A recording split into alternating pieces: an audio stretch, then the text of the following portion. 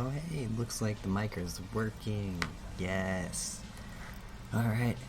Happy Sunday, people. I am here. I just had some good food. I just had some, great curry that I made over Christmas time. So now I've got curry in the freezer. I can just get it out whenever I want. So it's been a pretty good day of chilling out, having curry, cleaning the house and everything. But since it's Sunday, it's also stream day, so I'm gonna get to working. And I didn't really know what to talk about, so we'll just see what comes to my head. But I think it's gonna be a rather like chatty sort of stream, um, just kind of chill and finishing working on everything. I've got this commission that I've been doing for the past couple of streams. If you haven't been here for those, that's what I'm going to be doing right now. Just getting that commission all squared away, and then after that I have a piece that I started on working on my stream on Christmas that I'm hoping that I can get done tonight after I get my commission piece done, if I have enough time. I just really want to get both of those pieces done tonight, but I'm not really setting out any goals to finish anything. It's just like that would be nice. But I've started this thing with my art where I'm just like, you know what? I'm just gonna sit down and do art for 5 hours, and trying to get myself back into drawing regularly, twice a week with my streams. So that's what I'm gonna be doing. I'm gonna switch over to my painting panel here, and hopefully everyone can see that. I'm also got a couple new things with the panel that I added last stream, if you weren't here for that one. I've got a little bar at the top. I'm trying to get 100 followers by my birthday, which is in April. I know it's a long way out, but I figured I would just put a little bar at the top to get that started. And then I've got at the very top corner, that's all of the music that's going to be playing during the stream. I put that there because it's easier to know what artist is doing what, and because I generally listen to music off of an app, so it's just good to know what that music is. It'll also be showing up in the chat, so it's going to bombard the chat quite a bit with that music. But the only way for me to not have that in the chat is if I personally pay for a service, and I don't want to do that, and I also don't want copyright struck, so we're not going to do that until I have enough people to pay for that service. But for right now, we've got some non-copyrighted music. You can see the artist playing, you can see the song title, you can look it up yourself, it's all usable. So I put that there for convenience, and also so that you know what the artist is, because we all have to support good artists and stuff anyway. But I'm just going to do a real quick thing, check out my chat, make sure everything's going good on my second screen here. I will say that while I'm working, I don't really look at chat too much because I'm working on a different panel than chat. So, I like to make sure that while I'm working, I'm focused on work. So I'm not going to really be reading chat. If I do notice something that you say, I'll respond to it, but for the most part, I'm pretty quiet on my streams. I don't talk a lot, kind of a quiet person in general. I just stream because I like putting it out there what I do, and most of the time I'm doing what I do very quietly in my room by myself, and no one ever sees the process. So I just want to get, a little bit of putting things out there and showing, how I work. So we're going to do that. I'm going to get to working here, and we're going to start getting this show on the road. So I have this grayscale thing already out. I'm almost done with it. I did some extra work off stream, but I'm basically mapping out where all the shadows and lights are going to be in this piece. Real quick before I start working, I'm going to duplicate my window like I do every time.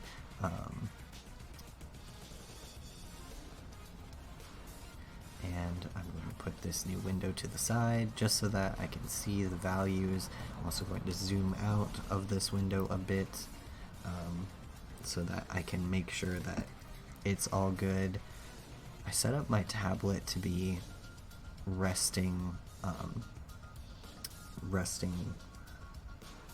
right-handed, and I'm predominantly left-handed. Well, I'm ambidextrous, but I predominantly do dexterous things with my left hand, so it's going to be a little weird doing zooming and doing the button clicking.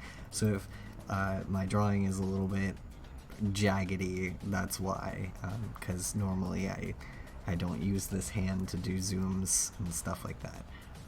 But you know, you live and learn. I want to set my tablet up this way so that I can, in the future, have an easier time with the way that my wires and cords go in my setup on my desk, because when I had it set up left-handed, the wires and cords kind of got all tangled and weird, and I had to loop them under my feet and things like that.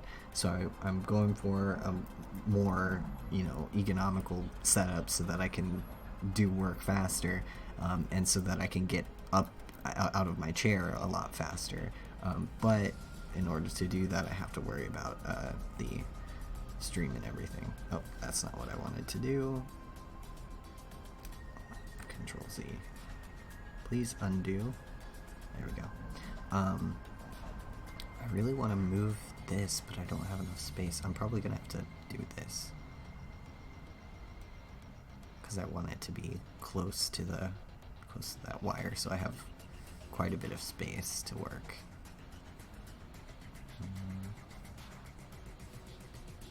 Setting this up is always what takes the longest,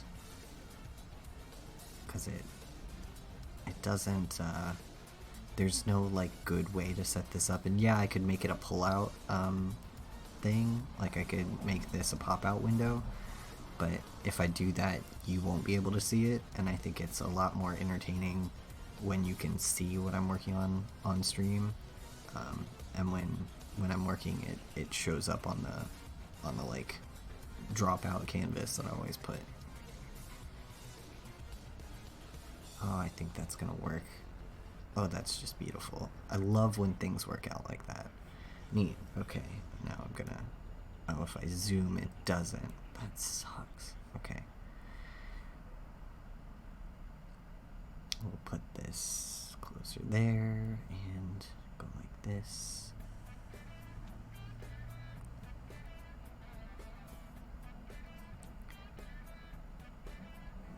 But, yeah, so last stream I found the Christmas station of this thing, and this like app that I use, and it was definitely painful to listen to. I really don't like Christmas music, so like halfway through I had to switch over to industrial. That's technically what this is. They consider it industrial music. I don't, but this is what they say is industrial on this channel, so I'm gonna let them, you know, do their thing. They can say whatever they want about music genres. It's free music.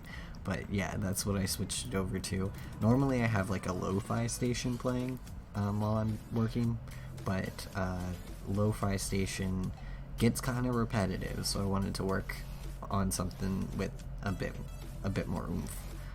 But yeah, anyway, starting up on some drawing stuff.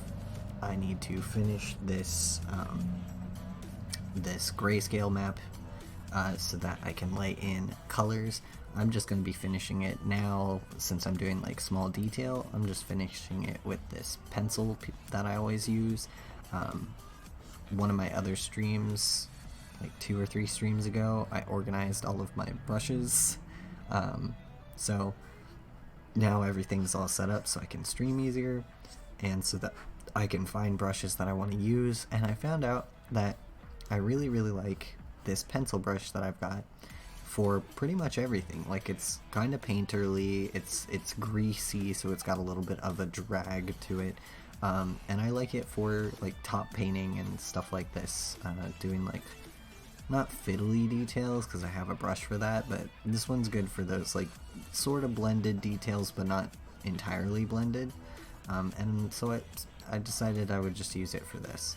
And I'm just going to be going in and laying in some more grayscale, some more tones, just to make this piece read a bit better before I put color on it. And the easiest way to do that is to just lay in a grayscale and lay in tones, and then lay your colors on top of those tones.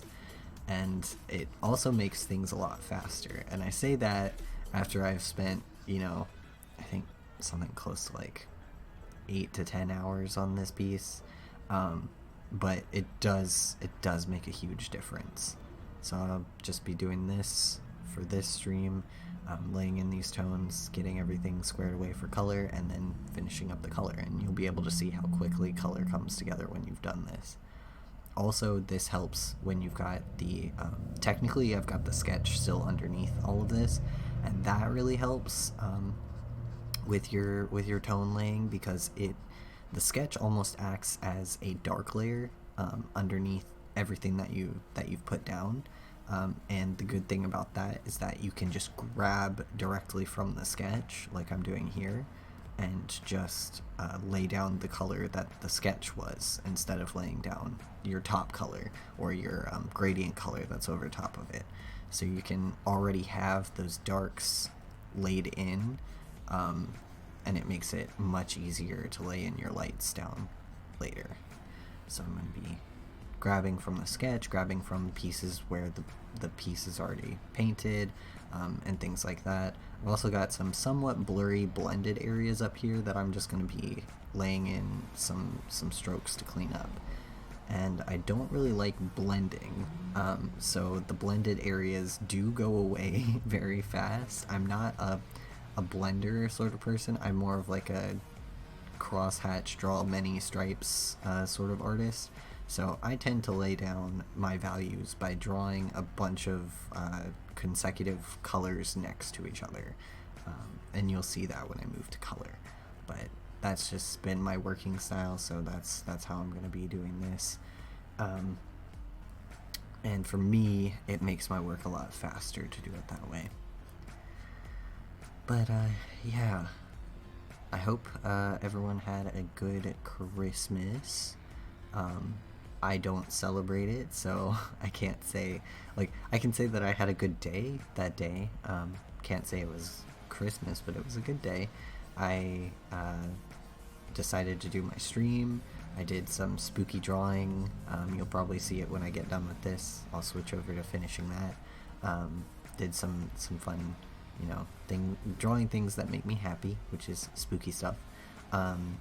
And I did some cooking and baking to have some good food for that day, because I knew that I would be not depressed, but just a little bit upset, because I don't celebrate the holiday, but it still kind of sucks to not be able to go see your friends or your family or anything like that, especially this time of year. It's like, this is the time when everyone is going to see their family, and it's not so much the holiday itself, it's more just being upset because I see other people bonding with their family and having a good time on social media, and I'm not. And it's just that, I guess, missing out on that, and missing family members and things like that.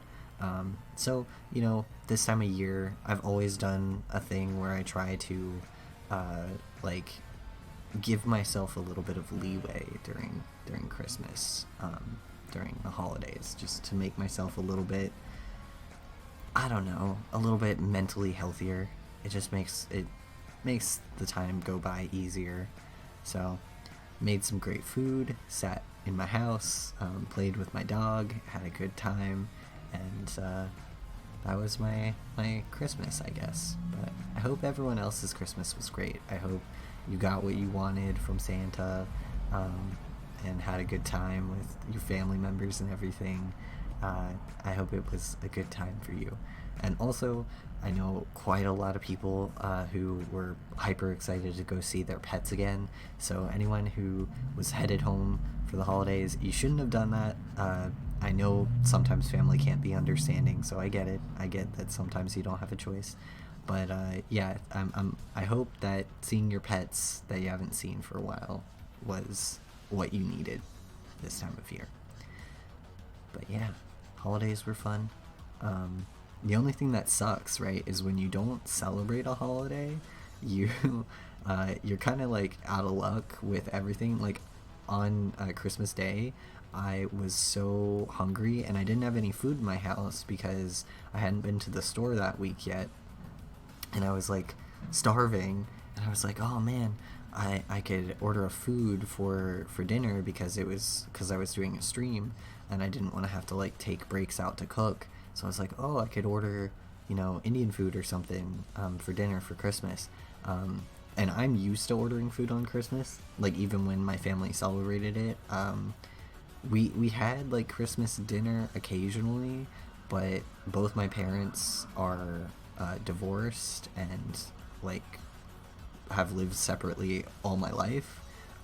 Like I don't, even when they were still married when I was a child, I don't remember them ever living together. Like they were technically still married until I was older, but they've been, divorced and separated for all my life. So I have like no memories of like a full family Christmas meal.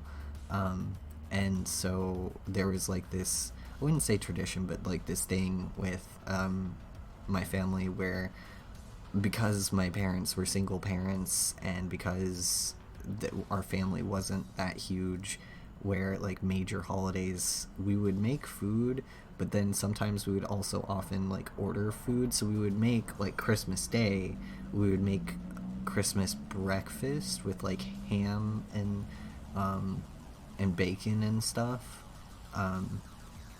But then we would go and order or go out for lunch. And my one side of my family is Catholic adjacent, and so they would go to like this Amish lunch place whenever I was with them. But that kind of thing where it's like we made Christmas food, but we didn't have like traditional like Christmas very often.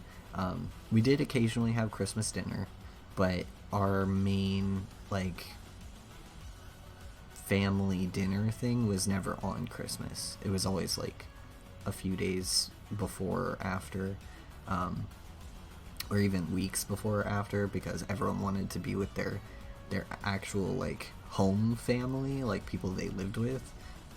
So my family, we had Christmas, but it was like we would call it like grandma Christmas because we would all go to my grandparents' house, which they had a big property, and we would go there and share food. Everyone would bring a dish or something, and that was like family Christmas. Like my family that I lived with didn't have Christmas. The family that I lived with, we opened gifts and my brothers wrapped them, and I stopped believing in Santa Claus very early because my brothers couldn't keep secrets very well.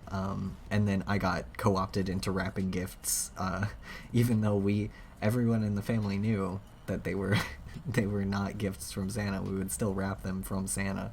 But it was that kind of thing where it's like you live in a house with like your mom and like your two brothers, and that's it. Like you're not gonna make this huge meal for an army if you live like that. So that was how Christmas always was for us. So, and my mom isn't particularly religious or anything like that. She's like I said, like my big family is Catholic adjacent, and she's on the tail end of that where like I'm aggressively pagan, and I think she has some pagan tendencies. She has some witchy tendencies, but she does follow kind of the Catholic traditions. Even though she's very witchy, she's still like she does things that are Catholic adjacent because that's the way the family does them. And I feel like a lot of people have that, especially in families that are like that have been religious for generations. It's like that.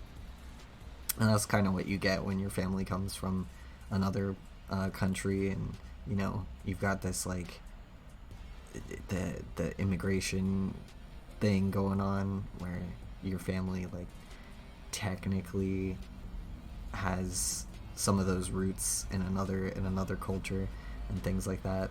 That's basically what it is. It's that that old European Catholic that is still seeping into our family.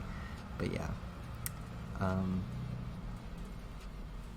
cool. So I've mapped out quite a bit of those grays. They're getting easier to merge and see for me. Let's see, what else is there? I did, the one Christmas thing I did do is on the day after Christmas, on Boxing Day, I went to, there's this really cute dog store that I live near, and it's called Wolfgang, like wolf, that's as in dog barking. It's absolutely adorable and I love it, and every year on my dog's birthday or on any special holiday, I go and get a treat that is shaped something like the holiday for my dog, because they'll have, like, for Christmas they'll have little snowman treats and things like that. So I went and got her a little Santa treat and gave it to her for that day. And probably on that day you'll hear me, like, talking to her quite a lot in the stream. And that's because she got that toy, not toy, she got that treat, and she was just going around the house being really rowdy afterwards because she knew she had gotten something special. But yeah, I went and bought her one of those little things because I don't celebrate the holiday, but I'll be damned if my dog doesn't have a good Christmas, you know? So yeah, I did that for her, and it gave me a chance to go walking and to see the city and, you know, walk around a bit. It's so surreal living in a very touristy town during the pandemic, during everything that's going on, because it's like everywhere else time stops. Like in other towns, they're very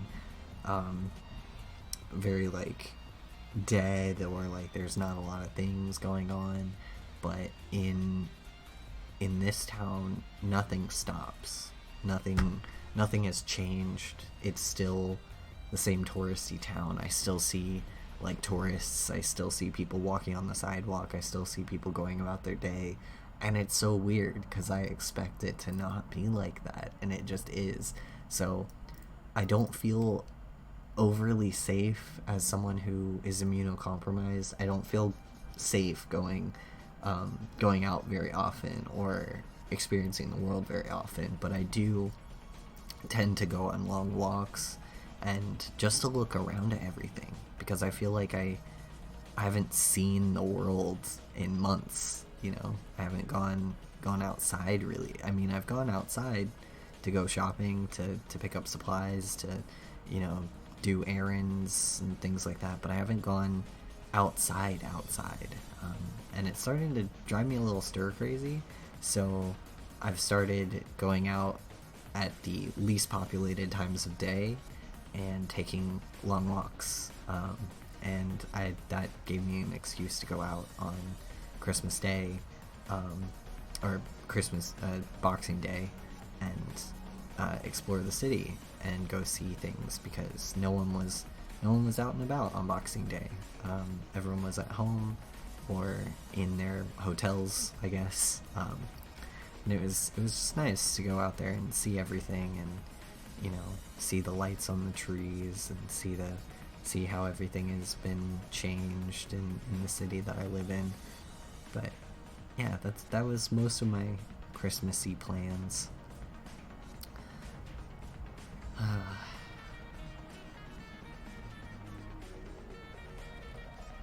a half hour has gone by in the stream already. Can't believe I've talked for a half hour. I always feel weird talking on stream when not like I know no one's here, but like when it feels like no one's here. It just kind of feels like talking to yourself, which I used to do a lot, but I don't do as much. I think probably because I talk to my dog a lot more. But yeah, being on stream and talking when you feel like no one's around does feel like talking to yourself a little bit. I just realized that I hadn't moved my car. I'm gonna have to do that after I stream. I have to move it back. My city has like a a zoning thing where you have to pay for parking, and like I'm technically out of that zone, but because I live in a really populated area of the city, the parking spaces up near where I live get filled mostly by, like, I live next to a grocery store, so they get filled by people either attending the grocery store or by workers who work there, and I like to not have my car out on that sidewalk, just one, for safety reasons, and two, because I know that, like, workers use those parking spaces a lot, and that people who live in the apartments adjacent to me who don't have parking use those spaces too. And my apartment, I'm lucky, does have a small parking lot in the back, but it's only big enough for the people who live here. And occasionally the people who do live here will have guests or have people over, and they'll fill that parking lot almost without, like, thinking about it. And it sucks because I actually live here and I can't get parking at my own place.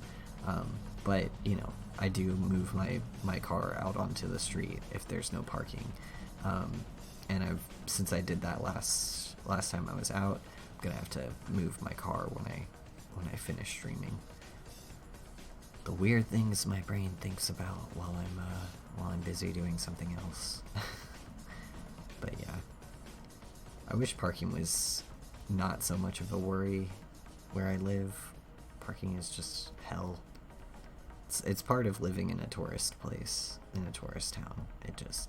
Parking becomes difficult. Like, there's almost never parking downtown. Never. You can't find it. If you do find it, it's a miracle, and don't ever leave that parking space. And it's been like that for years. I've lived here for almost 8 years now, and it's just always been like that. Like, I've never ever been able to, even when I worked in the downtown area of this town, I couldn't find parking. I would park blocks and blocks away, or I would leave my car and I would walk to work, and it's just always been like that. So that's been hectic, just trying to find parking every day. It's just so stressful. Like, I love having a car now, because when I started living here, I didn't have one. So I like the mobility of having a car, being able to go where I want to go, and being able to get, like, out to the outer skirts of town. Like, that's great. Always wanted that, but absolutely sucks to find parking. And then when you do find parking, you have to pay for it.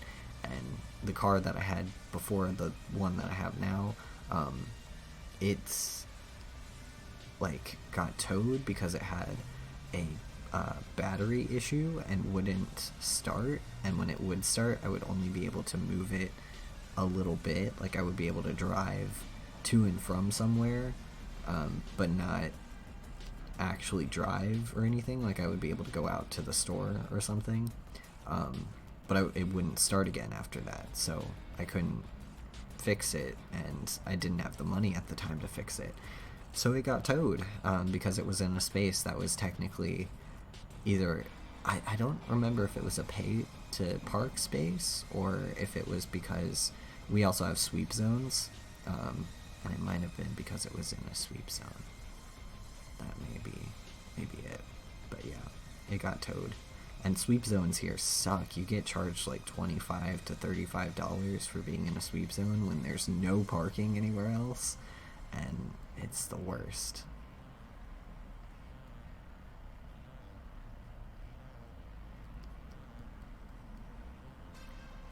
Alright, almost done with the bottom of this chandelier. Right now it's gonna look kind of blobby and weird, but that's just what it looks like when you're doing the grayscale stuff. I'm just trying to get in these chunks of colors so that I can, when I later do this, I can have those already in there.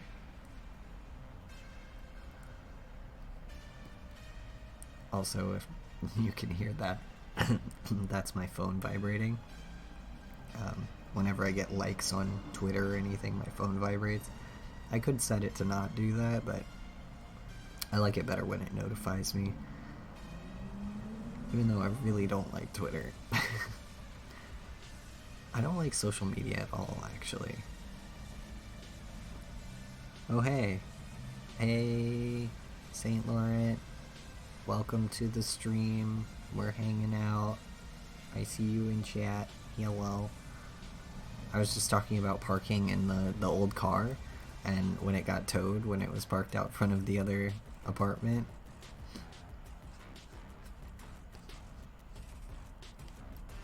Alright.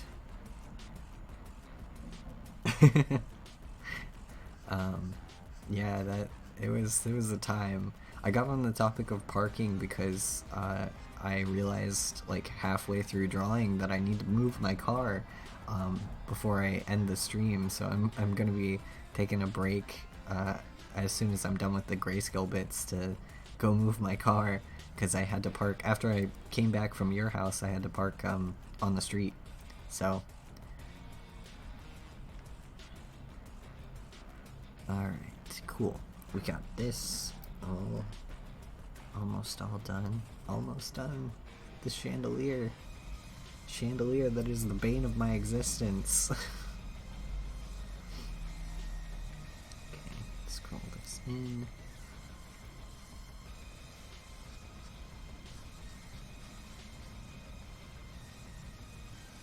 Alright. Cool. Okay.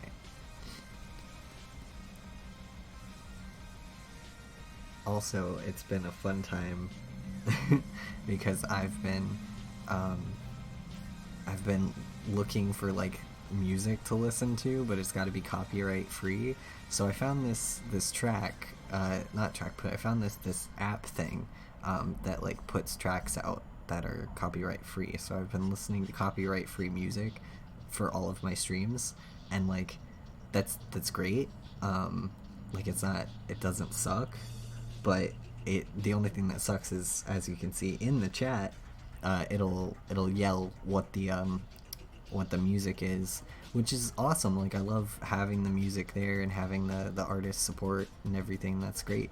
But this station is apparently the industrial station, and I don't believe them. Like, this isn't industrial music. This sounds almost like a Spyro game. Like, it sounds like a game from like the early 2000s and on, and I'm like, I don't hate it. Like, it is pretty fun to listen to, and it does amp you up while you're listening to it, so it's not bad. It's like, this isn't industrial music.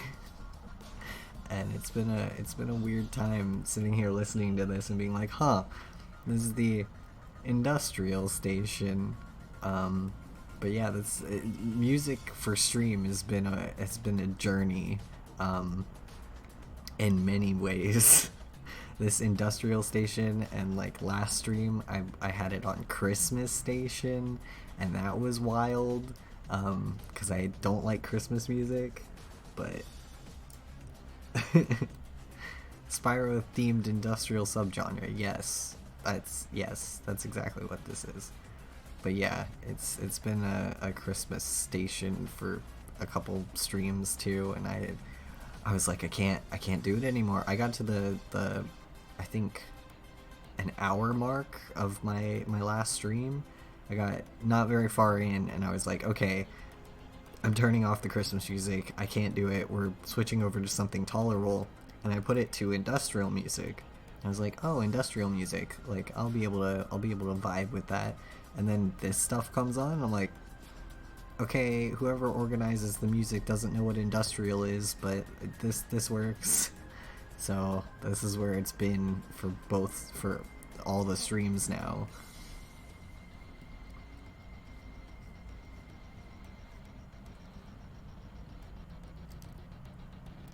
Alright, there's that. Starting to look better. Nice. Okay. I just really want to get this grayscale stuff all done. Once I get this grayscale done, I can actually start doing color, which is what I'm super hyped for with this piece.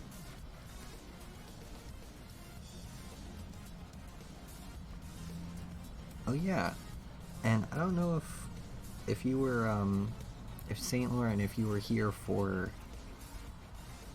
explaining what this piece is, but this is a piece for Mel. It's the one that Mel commissioned from me, so, and I've been working on it on stream so that I can finish it before the end of the year, and it's been a fun but difficult time, so I've just been doing this on all my streams.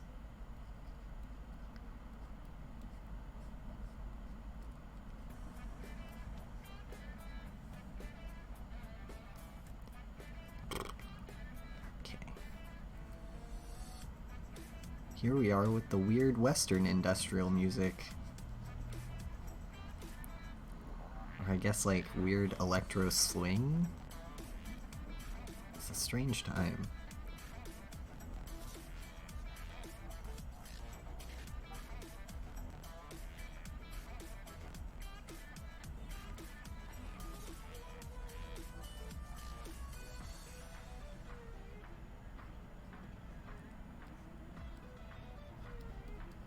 Yeah, last time, or not last time, a couple streams ago, Mel was in chat and got to see what this looked like, and I was very excited because he was very happy with it. And that's all you can want. If you make an art thing for a friend, for them to be super hype about it, it was very nice to hear. So, it's been a good time. Plus, this character and everything is really fun to draw. Like, I liked the face claim and everything.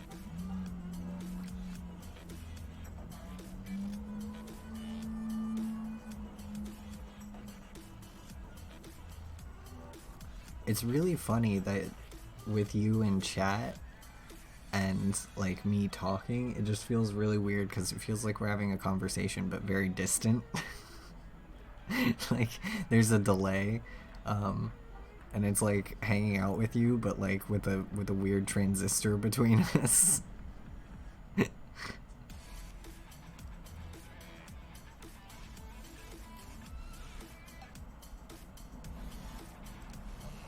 I think the perspective on this top thing is a little bit off. The barrier of computer, yes, you're right. You're right. That's exactly what it is. Because it just feels like there's some sort of clear window barrier.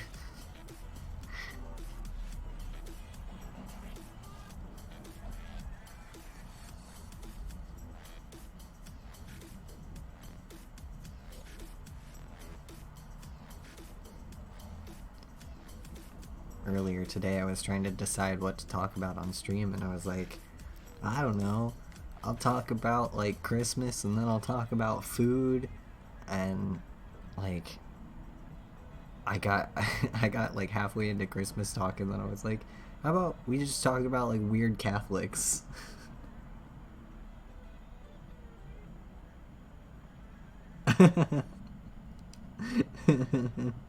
Yes. You leave your house and then like everyone just hears window shattering, and yes, exactly.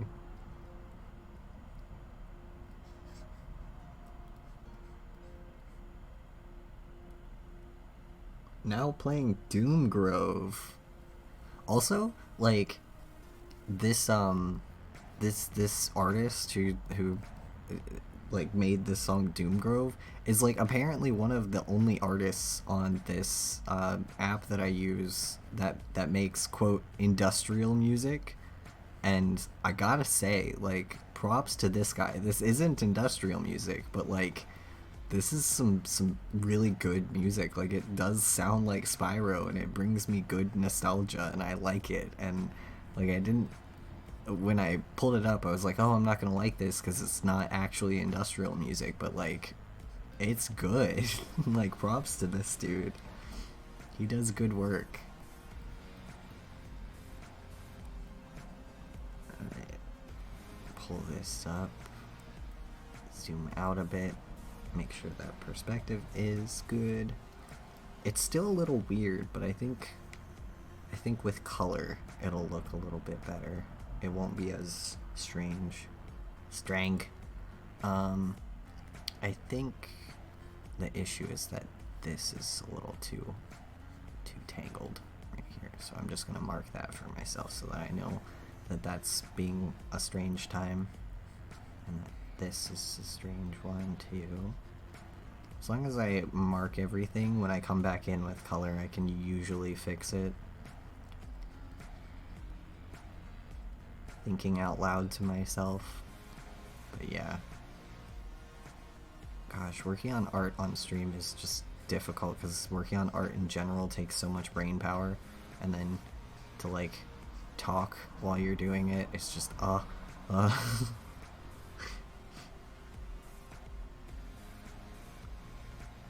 yeah, it's just like when I was at university, it was like this, where it was just like you would have to work in the building with like other people around, and I remember just not being very good at university for a while because I couldn't work with other people near me, and I couldn't focus on talking while I was working, and like I didn't understand how everyone else could do it. I was just like, how in the world are you guys able to work and communicate at the same time? And I don't know if that's just like an autism brain thing, but I was like, I can't work and talk. It makes everything take 20 times longer. Yeah, same. Dreaded work days. Work days sucked, and the professors would always give them to us because they were like, "Oh, if you work on your work days, you can get everything done and not have to do any outside work." And it never worked out that way. You would always have to do outside homework, even for like the little class exercises. Like class exercises, I always had to do outside of class, and my professors would always be like, no, you can do these class exercises in class. You can finish them in class. And I was like, you're lying. You're incorrect.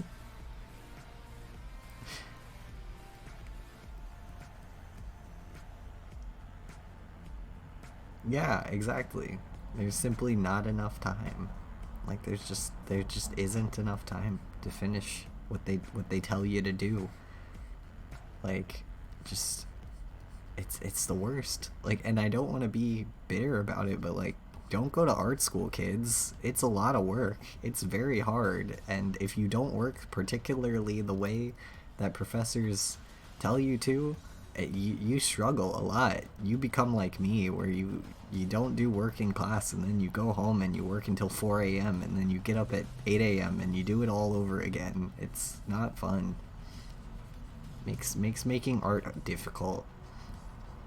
But yeah, like those work days, they were always the worst. And like for some reason, other people in the class wouldn't understand that it was time to work, and so they would like schedule a work day, and then everyone else in class would be like talking and doing shit, and I'm like, why are you speaking? Why make noise? It is time to work. Please stop noise. But they would just like talk while they were working, and I couldn't function.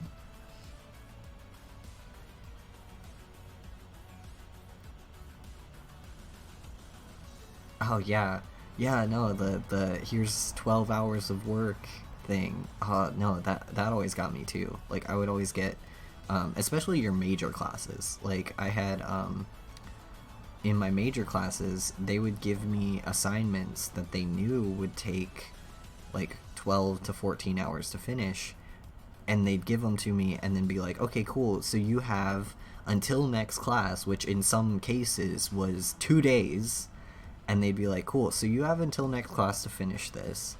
And then you would go to your minor classes, and your minor classes would give you the same amount of work. Again, you'd have 2 days, and they'd be like, cool, so you have next class, which again was 2 days later, to finish this one.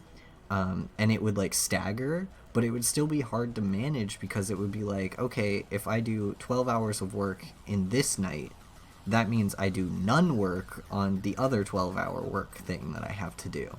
So you'd have to like strangely budget your time to where everything was just slightly not done. Like I would budget my time in a way that I would finish pieces up until the last like 20 minutes of work, and then I would get up super early in the morning and go to the class building and do my work before class. Like I had classes. I always set up my classes to be at 8 a.m. because I stayed up all night, and I would have classes at 8 a.m., stay up all night, and walk to class at 4 in the morning, and sneak into the building and do my work at 4 in the morning, and then at my 8 a.m. class, I would have everything ready for class, but I couldn't get it done on the nights that they, said we should work. And then, like, forget about it if you have a part-time job. Like, at one point during school, I had a part-time job, and, like, I would try to do my work during my job, and I had professors flat out just look me in the eye and say, like, oh yeah, if you cared about art school, you would get the work done. And I'm like, that's not how this works. That's not how school works. That's not how jobs work. That's not how buying food works. But they would just, there was like no compassion for that. And then you would get these lecture classes that would also take up time. And they would just like I remember my lecture class people, my professors in lecture would, like art history and things like that, would tell me things that, like, basically if I didn't pass their classes, that I didn't care enough about my degree.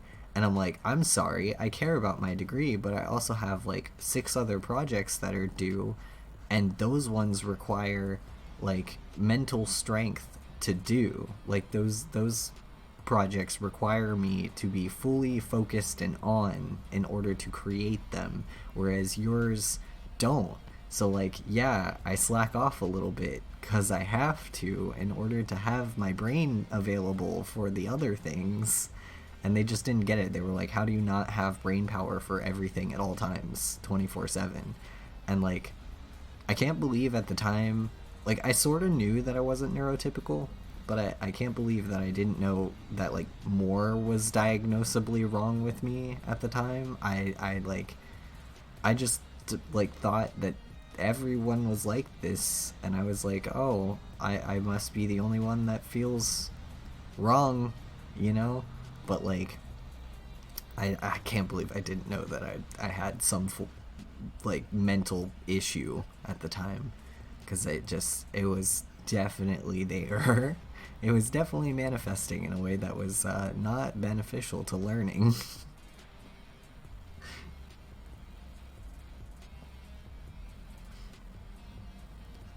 But yeah, art school was a wild time. I in some ways I miss it because it was like the real world easy mode for baby children. Now that I do like professional commissions and stuff, it's like, oh my, it was much worse than it's much worse than art school. It's way worse.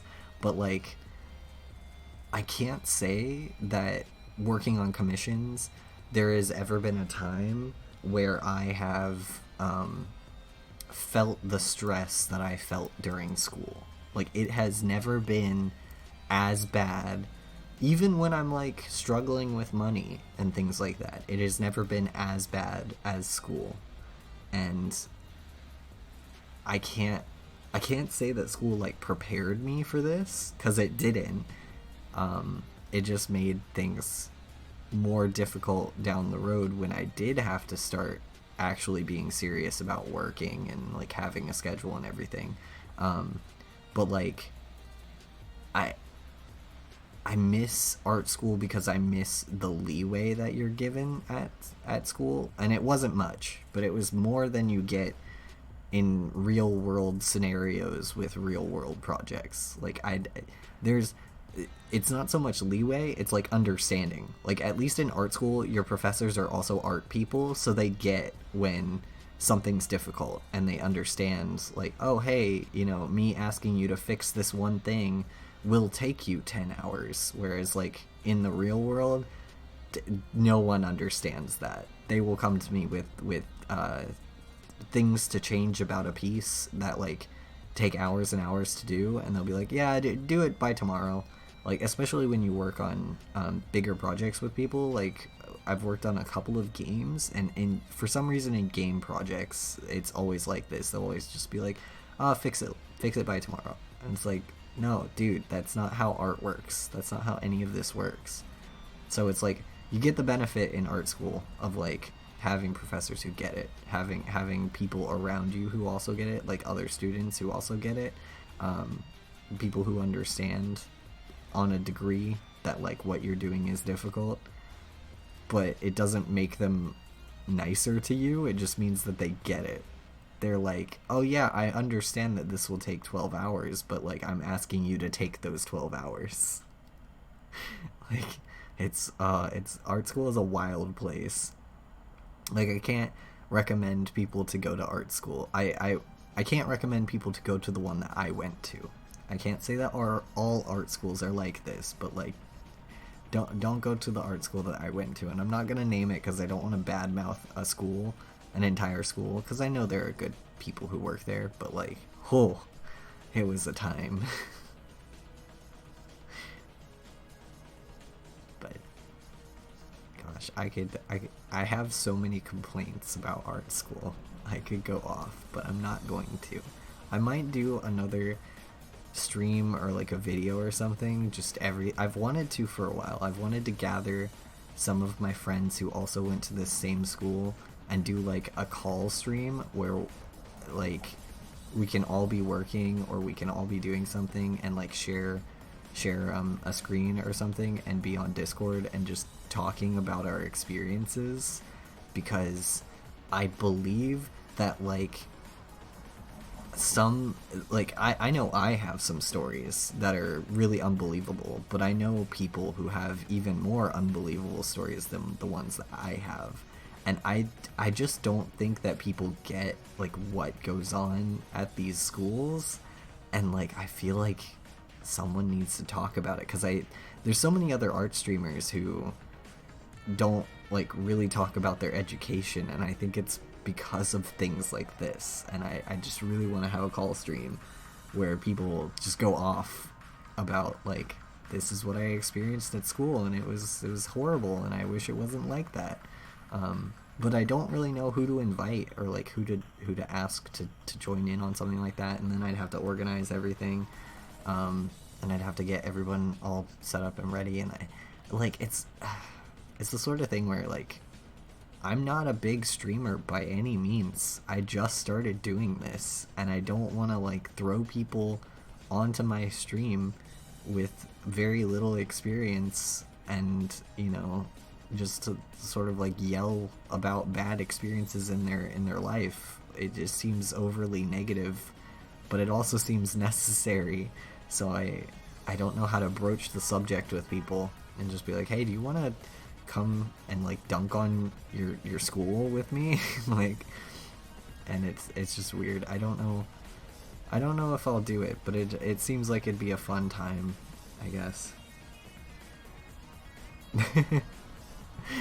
Saint says you'll do it. I mean, yeah, if you want to jump on stream at any point and just yell about school, like, I'm not gonna.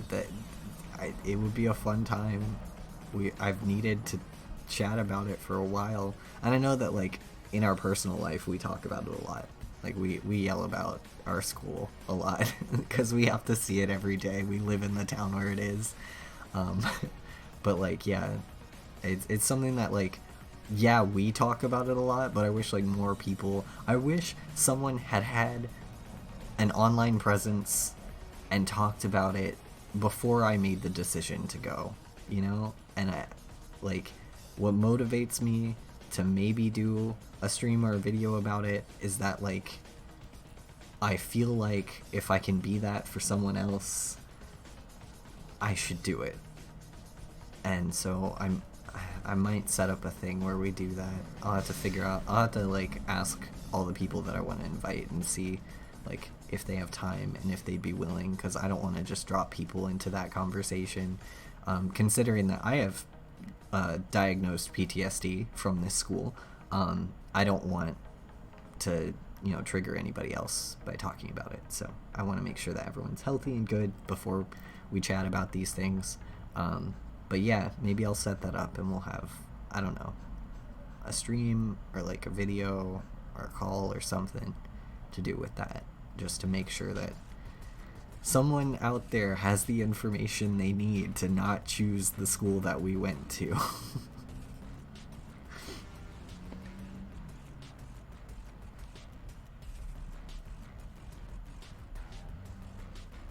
Alright. I think we've broached the hour mark, which is nice. We're at about an hour. I'm about a good like 2/3 of the way done with this chandelier, which is what I wanted to be at about an hour. So going good, getting a lot done.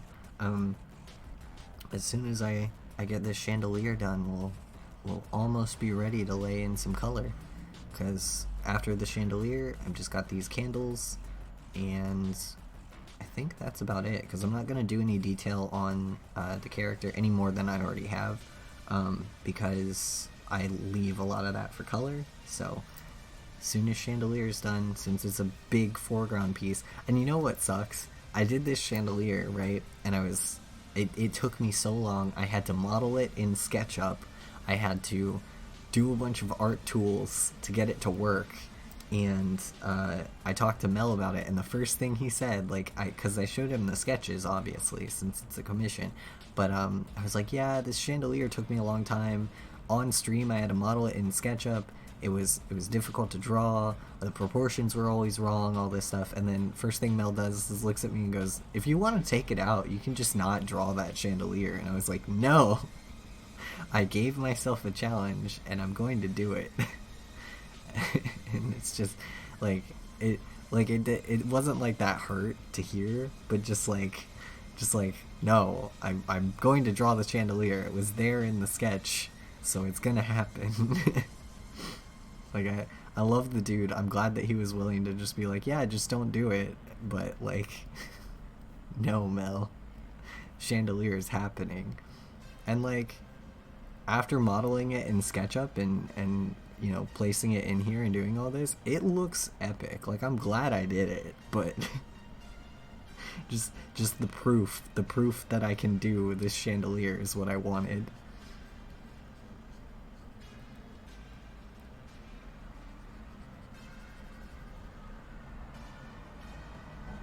Thank, friend. Thank for saying it looked nice.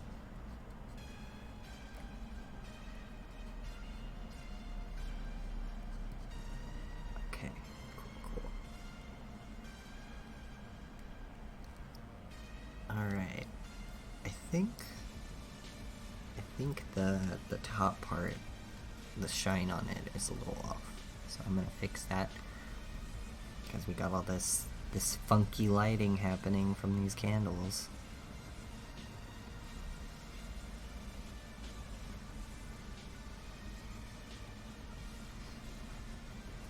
That's a little bit better. Gosh.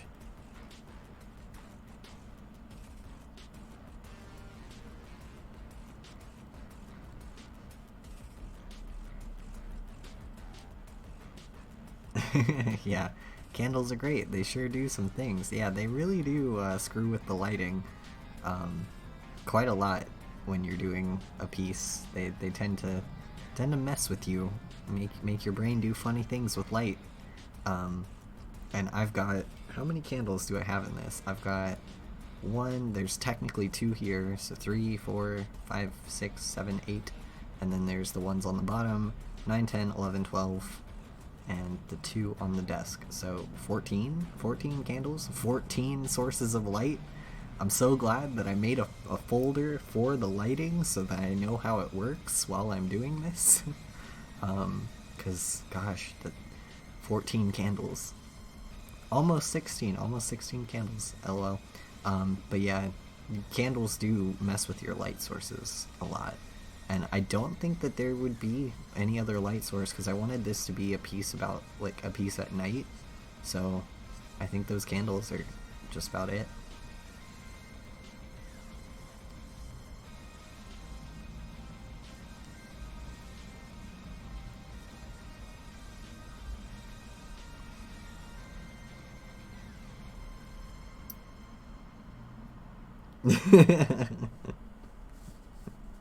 Apollo, that's too many candles. Yes. Oh, now I have the pudding thing stuck in my head. Making chocolate pudding. That's just me in my kitchen at all times. Just, what are you doing? It's 3 a.m. making chocolate pudding. This is what you get up to when you live alone. You just wake up at odd hours of the night and make random things.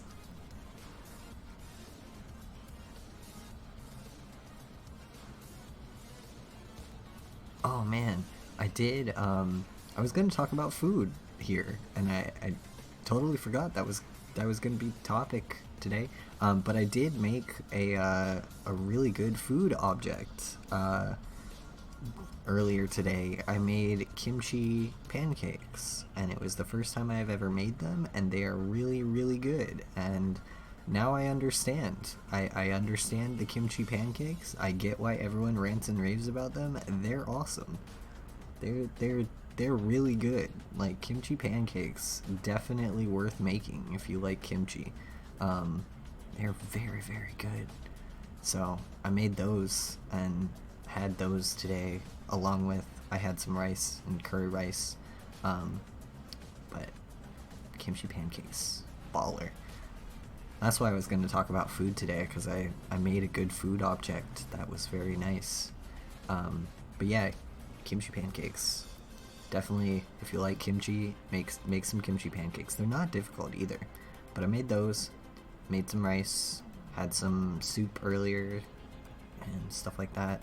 I really, really miss, like, I was talking about this with St. Laurent earlier, but I really, really miss Asian food, because the city that we live in has a lot of Asian restaurants. Yes, yes, make kimchi pancakes for Trent. Trent would love them.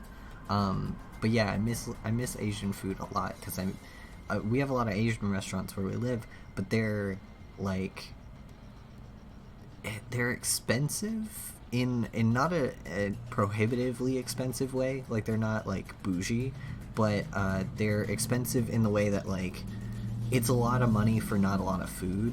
And when you're a poor person, it doesn't feel worth it to go there when you could do what I do, which is order like a butt ton of rice from the Indian restaurant, which is what I normally do. So, like, I haven't had legit, like, Asian food since probably the beginning of pandemic, since like May, um, because it's just not worth it. And, like, when I'm ordering food, I'm usually ordering, like, at my house, so I'm not, like, out somewhere getting food or, like, picking it up, because worry about germs. So there's, like, no point in ordering Asian food, and it sucks. Like, I miss Asian food a lot, so I've, like, given myself the goal of learning to make some of the things that I miss. So I made some really good Japanese curry, because I missed the curry from a place that actually closed down, that was on a street uh, near the highway, and I missed their curry so much, because it was like the standard, like, Japanese curry, so it was like a little bit sweeter, not as spicy as Indian curry, a little bit, like, more based in beef and, like, brown gravy sort of situation. Love that stuff. It's really good. Like, I love Indian curry too, but and also Indian curry, you have to worry about, like, coconut milk being used, because I'm allergic to coconuts. But, like, yeah, so I missed that. So I made some really good Japanese curry. Oh yeah, salmon skin and eel fried rice. Oh man, I miss eel. You don't get to eat eel unless you're, like, at an Asian restaurant, my dude. Like, that stuff, that's so good. And, like, eel good. It's really good. Like, it's a really good food, but, like, it's not worth it to buy it. Oh, you can't have eel anymore. F in the chat. That sucks. But yeah, like, it's not worth it to buy eel for yourself, because it's spency, and then, like, What are you gonna do with it? Just like make it and it's gonna be mediocre. It's not gonna taste like the restaurant makes it, and it's just it's not worth it. So the sauce is, oh yeah, the sauce, it has it's soy sauce, right? Or like it's got some sort of soy in it, so you can't, because it's beglutens. That sucks. Begluten sauce. That'll be the downfall of me. Like, I feel like there are a few ways that I am willing to die.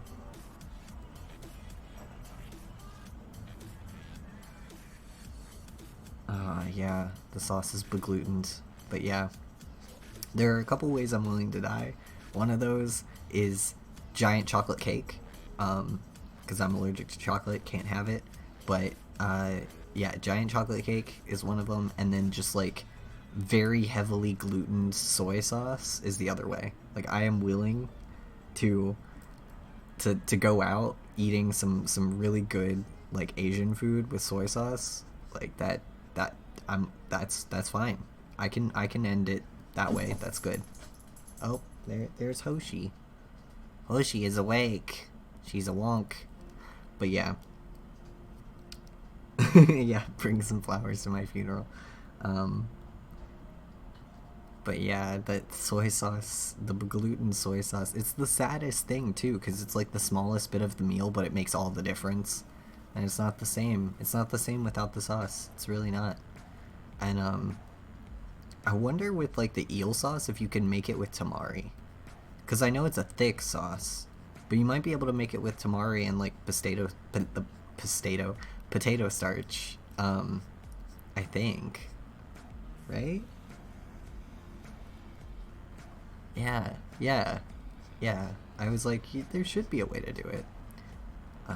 But yeah, it's sauce. Sauce gets to me a lot. I hate it. I can't have so many good sauces, and it's like, why would the Lord curse me this way? And I don't even believe in God, but why would he curse me this way? Is it because I don't believe in him? Is that why? Is it because I'm a shit ass and I decided not to believe in God? Like, this is the one thing that is good about the world that I can't have. Like, I don't want to say I like chocolate, because I don't like sweets. So like, giving up chocolate wasn't a big deal for me because it's a sweet, and like the thing that I like about chocolate, and that what I miss about chocolate, is like extremely bitter dark chocolate. Like, I miss being able to have dark chocolate. That's what I miss. But like milk chocolate and stuff like that, I just miss it when I want like sweet things. So it doesn't really bother me all that much, which I want sweet things very rarely. But you know, I will go out eating chocolate cake because it's like, that's a really good food, and I would give my life for a good chocolate cake. Like, who wouldn't do that? Yeah, I don't really like chocolate, but like, chocolate cake, good. So, but with that, it's like, I don't really mind not being able to have it, but I do mind not being able to have soy sauce, because that just means that I can't have so many restaurant Asian foods.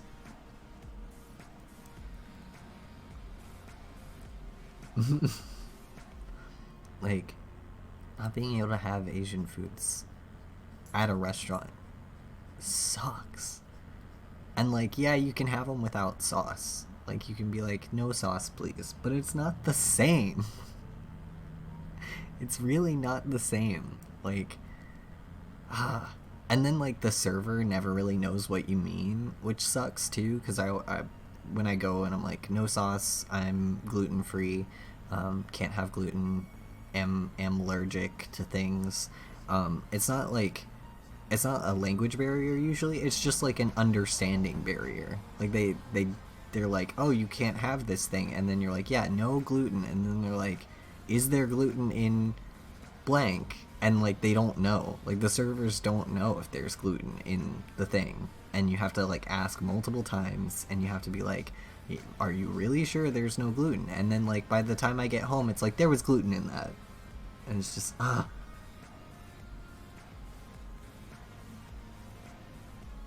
Yeah, yeah, you're right. A lot of people just do not know what gluten is. They have no clue. They can't fathom what it is. They don't know what it goes in, what it does. Like the way that I've started going about it is I've started telling I've got this thing where I tell people that I'm vegan because vegan foods generally, not all the time, but generally, vegan foods tend to be heavily health conscious, and therefore they tend to also have quite a few things substituted out for gluten, because most vegan foods will also be gluten free, just because vegans tend to make their meals very health conscious, or try to, because it's a health thing. Unless it's seitan. Yes, correct. But yeah, like I do go about things by being like, I'm vegan, when really I'm like vegan adjacent. I'll eat meat. I tend not to because I hate chicken. I don't like pork, and I love fish, but fish is expensive. And the types of fish that I like are different, like, because I don't like salmon. So, and salmon's one of the mostly readyable fish that we have in our area. Like, you can get salmon pretty cheaply, and pretty good salmon from the supermarket here.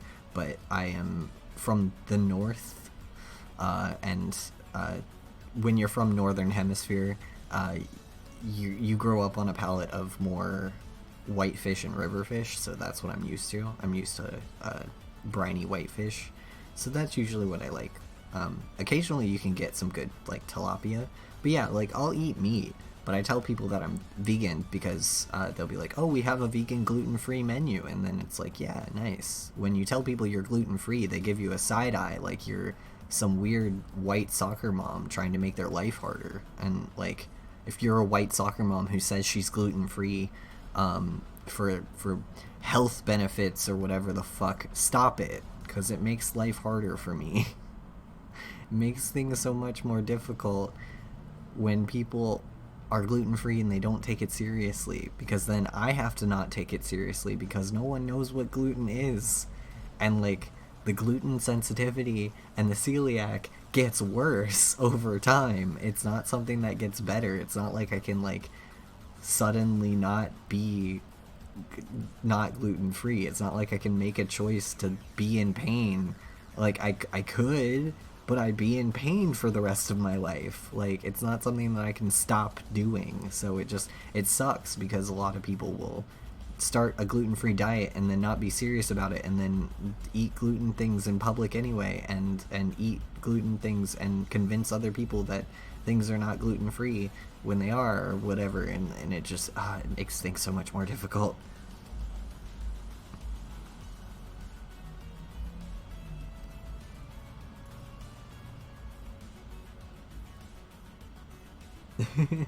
Yeah, exactly. I'd love to that I'd love to use my witch powers to make my allergies go away. That'd be great. But that's not how it works, unfortunately. But yeah, it's just it's a bad time. Being gluten free is a bad time. But yeah, that's just, it's contributed to the not to the not having and heavily missing Asian food in my life. Like, I just miss so many good Asian foods. One, because pandemic and food expensive, but also because gluten and Asian restaurants difficult with gluten, and it's become a hard time with getting Asian food, which is something that like I took for granted when I moved to Savannah, because I was like, oh, we have so many Asian restaurants, it's great. But yeah, when I moved here, I was like, I'll never want for Asian food again. And then now I'm sitting here like, oh man, I miss Asian food. Just want some good sushi. Want some real good some good curry that I can have. Things like that.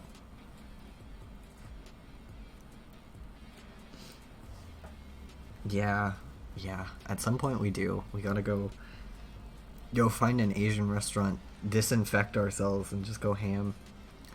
I mean, we could probably get takeout pretty safely, but like, again, expensive. And it's like, is it worth it? Is it worth it to get takeout from a restaurant when pandemic happened? Sapporo, you're right. F in the chat for Sapporo. Sapporo was this amazing Asian restaurant that we had in town that they they had all you can eat buffet on certain days of the week. That was like sushi and also like small dishes and miso soup and things like that. All you can eat, and you could go in there and sit and order like meal after meal, and they would let you. And it was like, I'm sure they had a limit, but like I never hit it, and I eat a lot. But they had such good food too. Like, it was way worth the price. The all you can eat price was something like 12-13 bucks or something during lunch, and then like 15 to 18 during dinner, depending on if you got a drink or not. But it was like so worth the price. Like, such good food, and like hand rolled sushi roll and stuff like that. Like, I would just go in there and get sushi, because like, where else can you get 5 hand rolled sushi rolls for like 12 buck? Like, and it was so good. And of course, like, that's probably contributing to them, going out of business, because everything was really cheap. And like, people in this town don't freaking tip because this is a tourist town. But like, yeah, their food was so good. Like, they had such good food. I miss them so much. I miss going in there and having hand-rolled sushi and just sitting and having good lunch with tea. They had really good tea too. Like, you could just get a pot of green tea, and it was absolutely amazing. That's why I started going to the other one. Which other one? There was another one? Is there another Sapporo?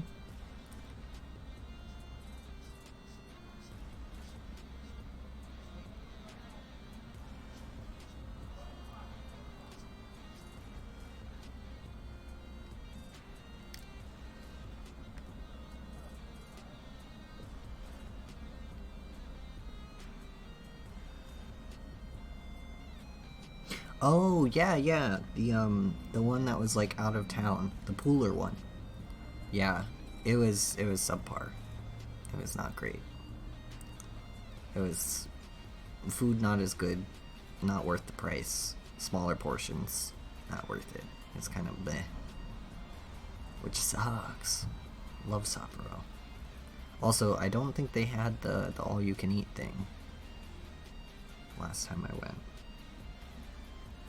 But that's why I've been when I still ate Asian food on the regular, that's why I went to Taka all the time, because Taka is a restaurant in town that has some real good food, some real good food. So I've been going in there a lot. Before pandemic, I used to go there all the time to get their bubble tea. Their bubble tea is awesome, and like, that's another thing I miss a lot. I miss bubble tea. Like, I love bubble tea. It's one of my favorite drink objects, and I miss it. I miss going into Taka and getting bubble tea, going in there and getting sushi, they also have like a real good eel dish there too, but they're a little bit more, unagi don, but they're a little bit more expensive than Sapporo was, especially for dinner. I tend to not go out for dinner anymore just because it's pricey. Like, dinner is just expensive unless you go to somewhere cheap like Zunzi's or something, which Zunzi's is primarily a lunch place anyway. But yeah, I don't go for dinner. Like, I'll go places for lunch. During pandemic, I'll go and I'll like pick up food for lunch, if I'm like out running errands or I'm like downtown. Like, every once in a while I have to go down and get my prescription and stuff, So while I'm downtown for getting my prescription, I'll go pick up a lunch or something, but I won't go anywhere for dinner. Even before pandemic, I didn't do that very often. Alright, we're hitting about an hour and a half in, so we're about a third of the way in. I'm gonna take a quick break, make some tea, kind of take a break on my eyes, chill out for about 5-10 minutes. I'll be back, but I'll leave the stream running. I'm gonna put up the be right back here real quick, and we will be back to do some more drawing stuff afterwards, hopefully. I'm gonna turn off my mic so that you don't have to hear me loudly sipping tea in the background. But yeah, I'll be here. I'm leaving on some music. I'm gonna go make some tea. Be back in about 5.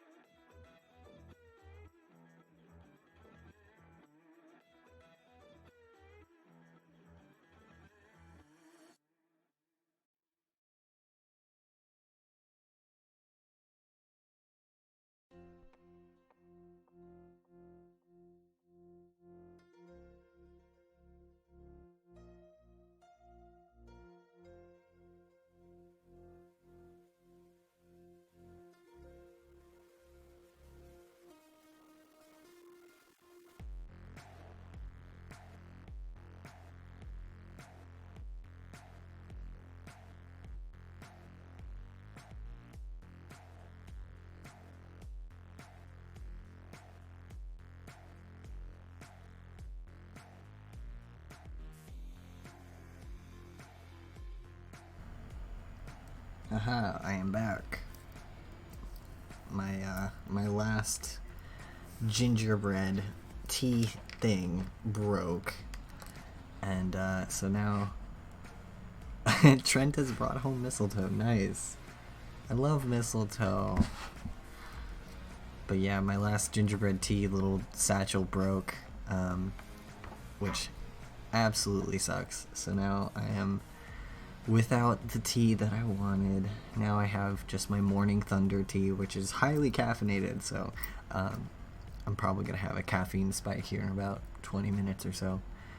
But yeah, I return. I'm going to get back to doing some painting.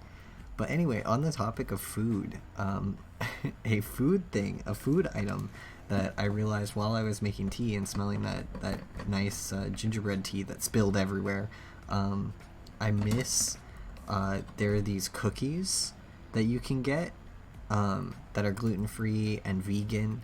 I think they're vegan, I'm not sure. The soft-baked ones, I forget what they're called though. Gosh, what are they called? What is the brand of those cookies? They come in like a blue box, but they're like, the box says soft baked on them. They're so good. I miss those a lot because I haven't been buying sweets since, you know, what's going on in the world. I've been not really rationing, but I've been, you know, like trying to not buy unhealthy foods and have them in the house, because a big major depression thing is that I will not cook food for myself. If I have unhealthy food in the house, I will just eat the unhealthy food. So I haven't been buying like sweets or any kind of snack foods. Enjoy Life. Yes, you're right. Enjoy Life, that's the brand. But yeah, those Enjoy Life cookies, I like smelled that whiff of gingerbread tea and I was like, oh, I want the snickerdoodle Enjoy Life cookies so bad. They're so good, and they taste really good. They're nice and soft, unlike most gluten-free cookie objects. They're so good. I might like break my own rule and go get a pack of them sometime this week, because I haven't wanted sweets or like cookies very much recently, but like those I will break every rule in the book for. They're so good. But yeah, I just had that like little thought, and I was like, oh, that's a food object that I miss a lot. But yeah, those cookies, man, those cookies. I would sell the soul of like a person standing next to me for those cookies. Like they are that good. Like they don't even taste gluten-free. They don't taste like anything is missing from them, and it's just the best thing. They taste like actual cookies. And like, as a person who wasn't gluten-free his entire life, you know, like who like had to find out later that I can't have gluten, and like knows what the world is like with gluten in it, you know, it's just so nice to have something not taste gluten-free, if that makes sense. Like, gluten-free has a taste, and if anything can make it not taste like that, they have my heart and soul, because I get so tired of the taste of gluten-free. This is why I go on like binges sometimes when, like, I rarely go out to get food, like I said, but I will go out to get coffee. And sometimes I make like a little exception for myself. Sometimes the coffee shop in the town where I live has this like beautiful everything bagel kolache that they put out, and it's only certain days of the week, but if they have it, I always get it, because I love everything bagels, and I can't have bagels anymore. And it's one of those things that I make an exception. I will be in pain for 2 months for that kolache. And like, if anything can substitute the flavor of something like that, I will love it forever because I love to be able to not taste the gluten free. Because, like, the only other thing I can have at that coffee place, if I don't get that and I don't torture myself, are these, like, energy bites that taste healthy. And, like, yeah, they're good. Like, they're not bad. They just taste healthy. They taste gluten free. Like, and it's like, it's not that like I'm averse to eating healthy food. It's just like I want things to not taste gluten free. So those gluten free cookies, man, those things, they don't taste gluten free. They taste like good cookie. They taste like the cookies that like your grandparents would make you. Like they're that level of good where they're just nice and soft and like gushy and like not, they're not hard like gluten-free cookies usually are, and they're not like grainy or brittle. Like they just taste so good, and it's just those cookies. I could sit here and talk forever about those cookies, but I'm not gonna. But yeah, that was just like a little miniature thought I had earlier that I was like, oh, the smell of this tea makes me want those cookies. I might, like, when I have to go move my car, I might go get my car and go get those cookies. Because that would be worth it. I don't even need my car to go get them. I think they have them at the grocery store next to me. But I could get in my car and go get them anyway. Drive 2 blocks to the grocery store that's right next door to me.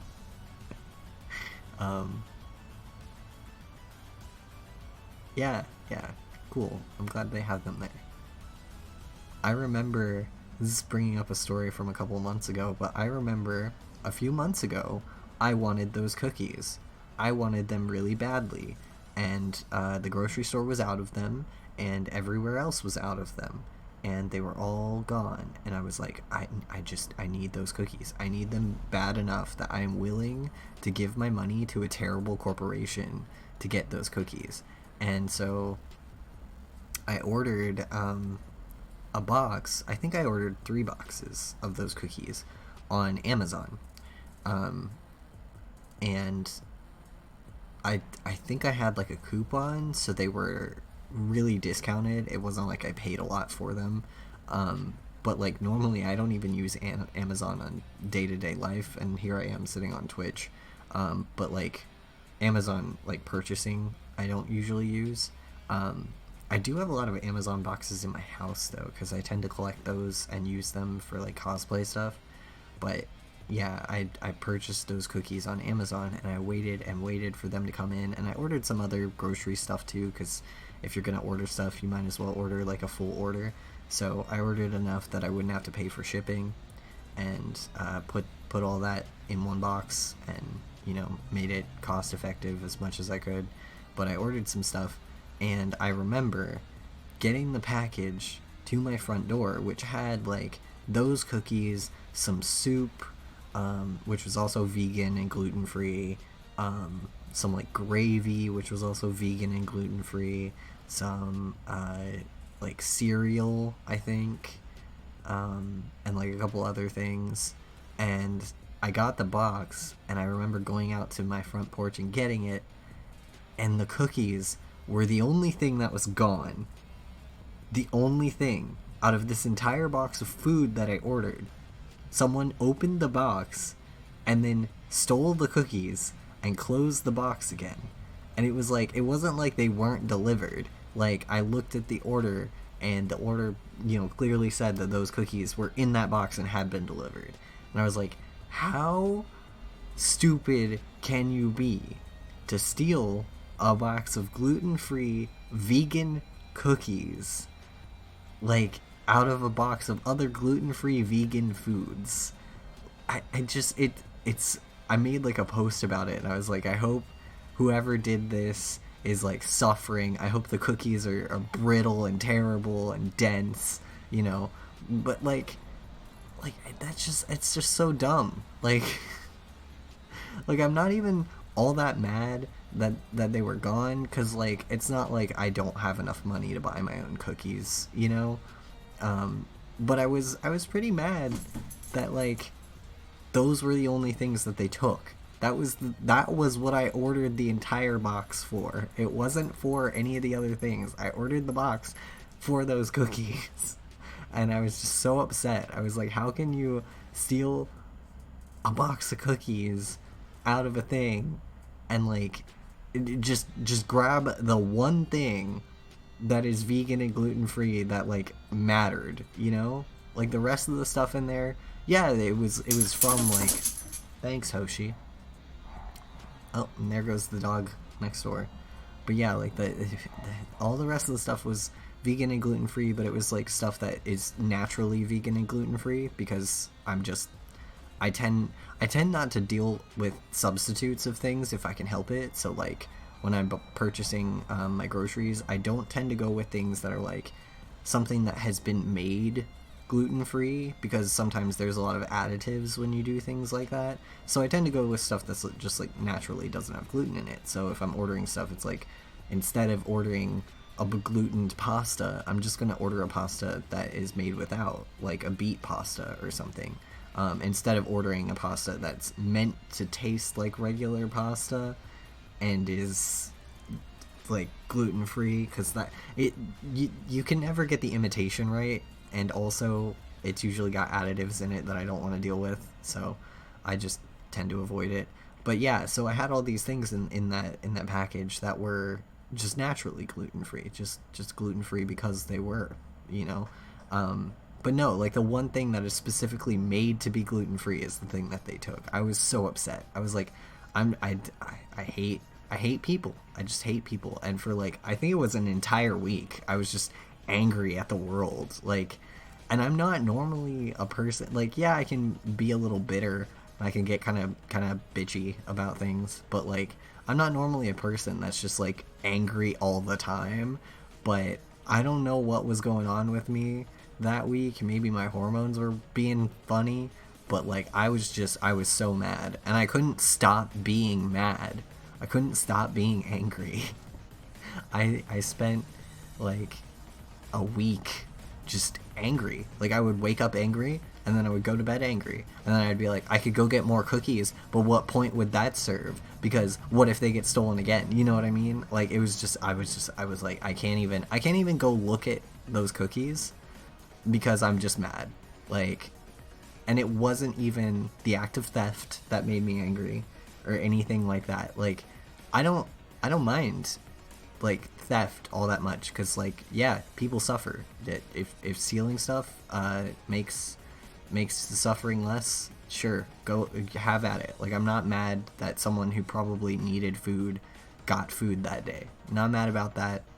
You know, I'm a little mad that it was my stuff that they chose to steal, but like I'm at a place where that didn't impact me all that much. It impacted my mental state because I was upset, but like it's not something that would have, you know, really hurt me, which I think it just in the long run, that's probably why they took cookies and not anything that was like a staple food, because it's, you know, it's not something that is a long run, you know, damage or anything. It's less likely to do any impact. But yeah, like it wasn't even the theft that bothered me. It was the fact that like that's all I wanted. I just wanted those cookies.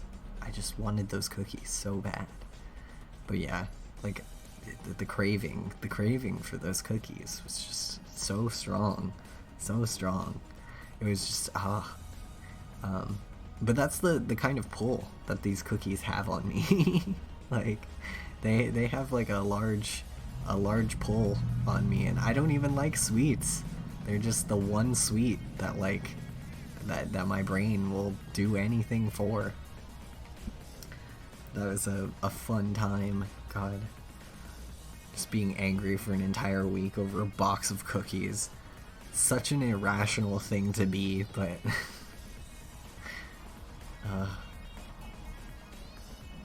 alright. Cool, I'm getting a lot done. Like, I'm kind of going along pretty smooth. I've got, like, the hiccups now. It sucks. Probably because I did have curry earlier, so it's probably messing with my stomach. God. I like I like breakfast tea, but that morning thunder is strong tea. Obviously, it's meant to. It's one of those teas that they make that substitute for coffee, which like as an avid coffee drinker, I'm like, you tell me lies, you tell me lies, but like,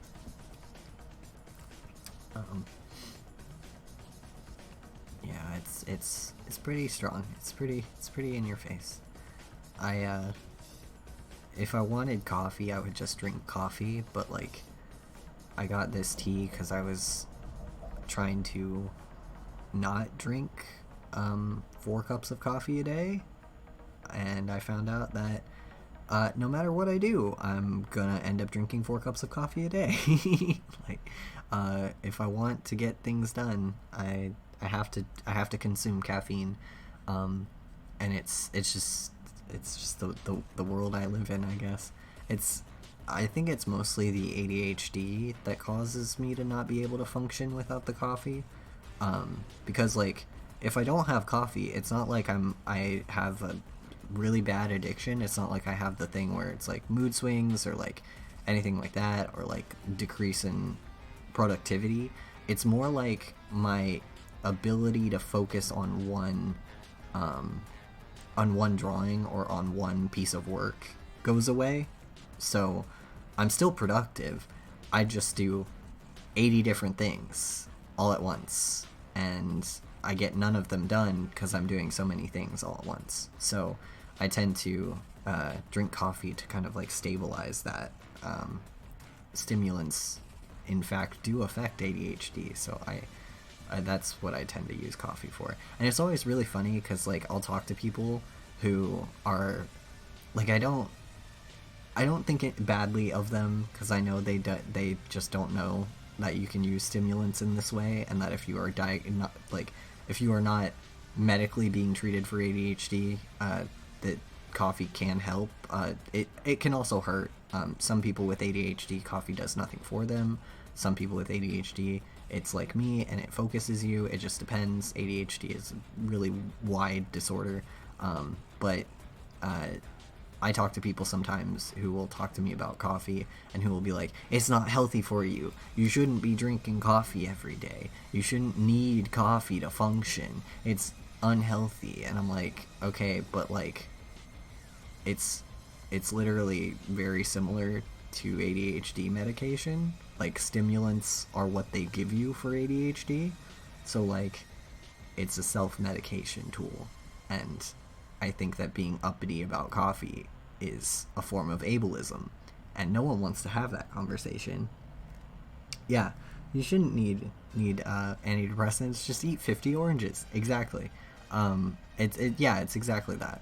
It's that subtle ableism where they think like, well, a neurotypical person shouldn't need 40 cups of coffee, so you shouldn't either. And it's like, okay, my dude, I need the coffee that I need so that I can get the work that I need to do done in the time that I need to do it. It's not like I won't ever do the work, and it's not like I can't function without the coffee. It's that I have deadlines imposed upon me by neurotypical people, which means I have to follow their rules, and in order to do that, I need the coffee.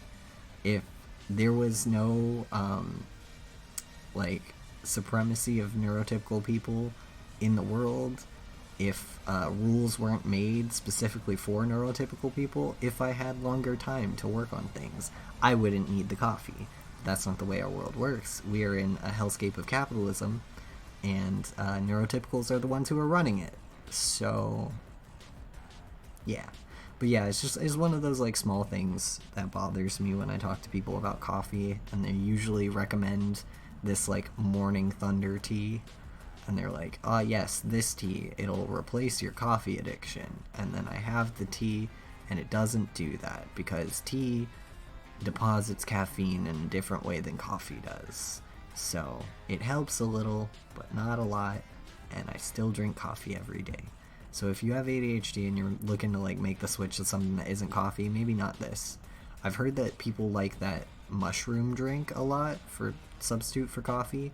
I haven't tried it because I'm allergic to mushrooms, but people have told me that that's a good one.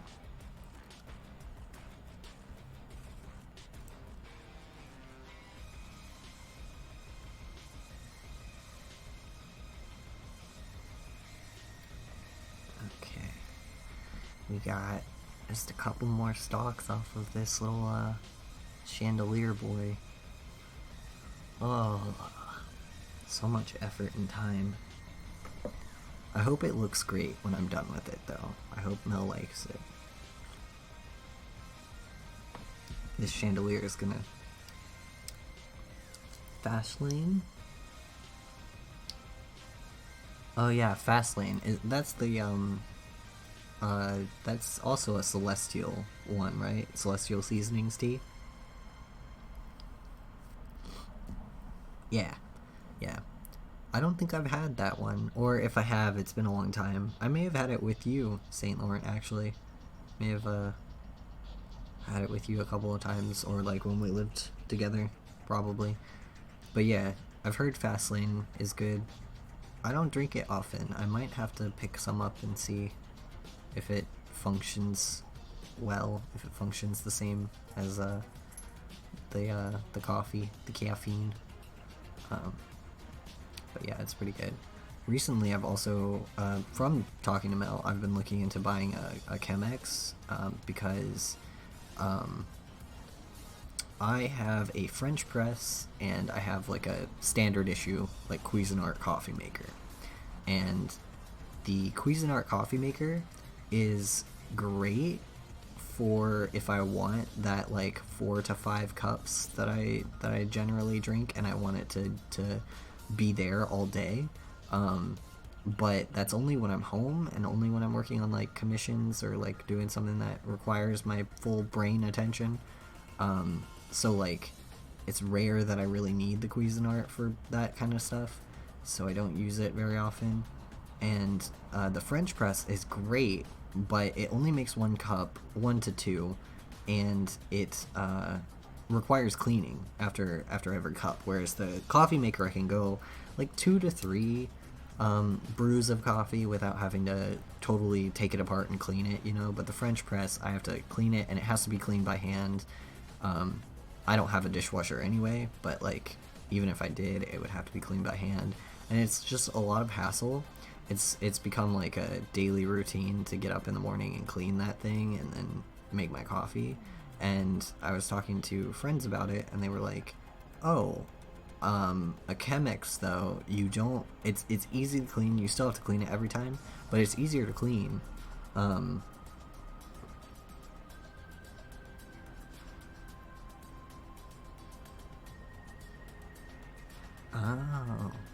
Oh, you have to order Fastlane through Canada. Gotcha. But yeah, the Chemex apparently is super easy to clean. Yeah, they do sell them at Foxy. That's where Mel got his. But yeah, I've been thinking about getting one of those because apparently Chemexes are really good, really easy to clean, really good to make just 1 to 2 cups. And then when I'm up in the morning and I only want a couple cups and I don't want to have my 4 to 8 cups of coffee every day, I can make my cup in the Chemex and then not have to worry about it, and then I can just clean it and make another cup if I want another cup, which I can't really do with the French press because it's so time consuming to clean and to do everything. I mean, it's really not, but like when you're a commission artist and like time is money, literally. I don't like having the French press because it's like I'm gonna spend, even if it's only 15 minutes, it's 15 minutes I'm spending cleaning a coffee maker when I could be doing art. Alright. But yeah, they do have them at Foxy. I'm thinking about getting one next time I go up there. Foxy, by the way, is, for anyone else who ever drops into this stream, it's a coffee shop. I don't think there's anyone else here, or if they are, they're not in chat, but yeah, it's a coffee place. There's a lot of coffee places where we live, but yeah, Foxy, good. I haven't had Foxy since we went last time.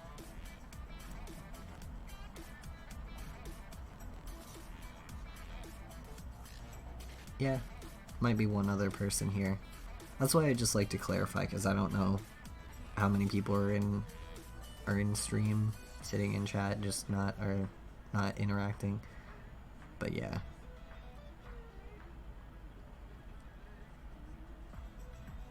It also might, like, the other person might be my mom. I don't know how often she watches streams. I know she has the link and she saves it, but I don't know, like, what her work schedule is or if she's awake right now. So sometimes she drops in. She won't say anything when she does. She just kind of, like, hangs out and watches, so it might be that. Usually when she's here, she has her settings so that everything's muted, so she can't, like, hear me, but she can see what I'm doing. And because she's usually watching it on her phone. But yeah, if she's in here, hello. If it's not my mom, hello whoever else is watching. Let's see, what else?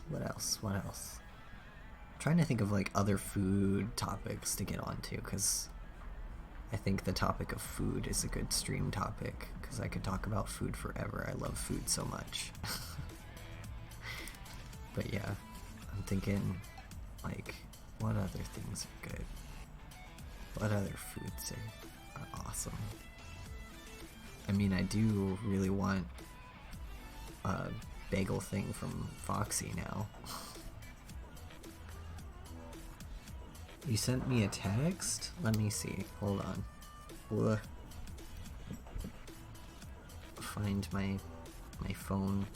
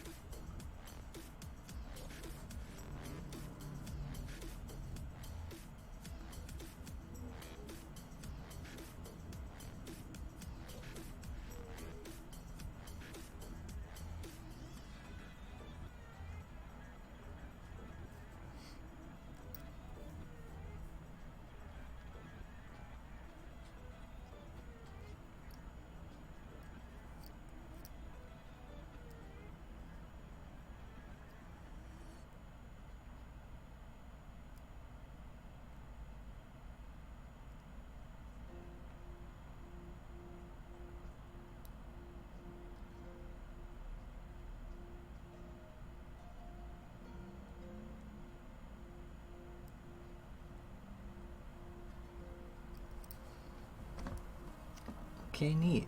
Alright, I'm gonna take a quick side break thing. I'm gonna leave the screen up, but we're gonna pull in someone else to chat, so just a second.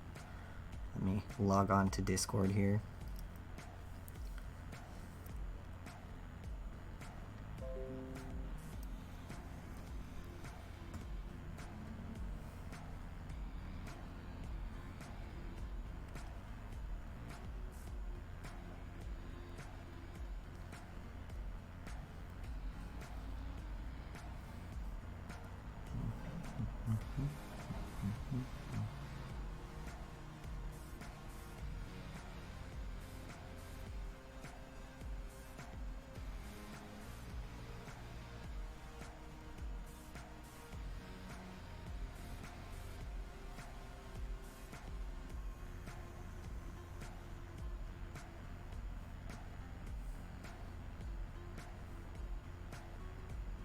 I think I might have it set okay, because I have it set to audio output, so it might just automatically capture my Discord anyway.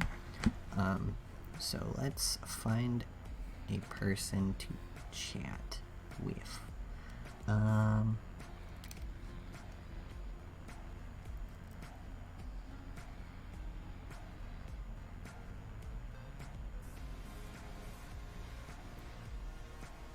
Ah, gotcha.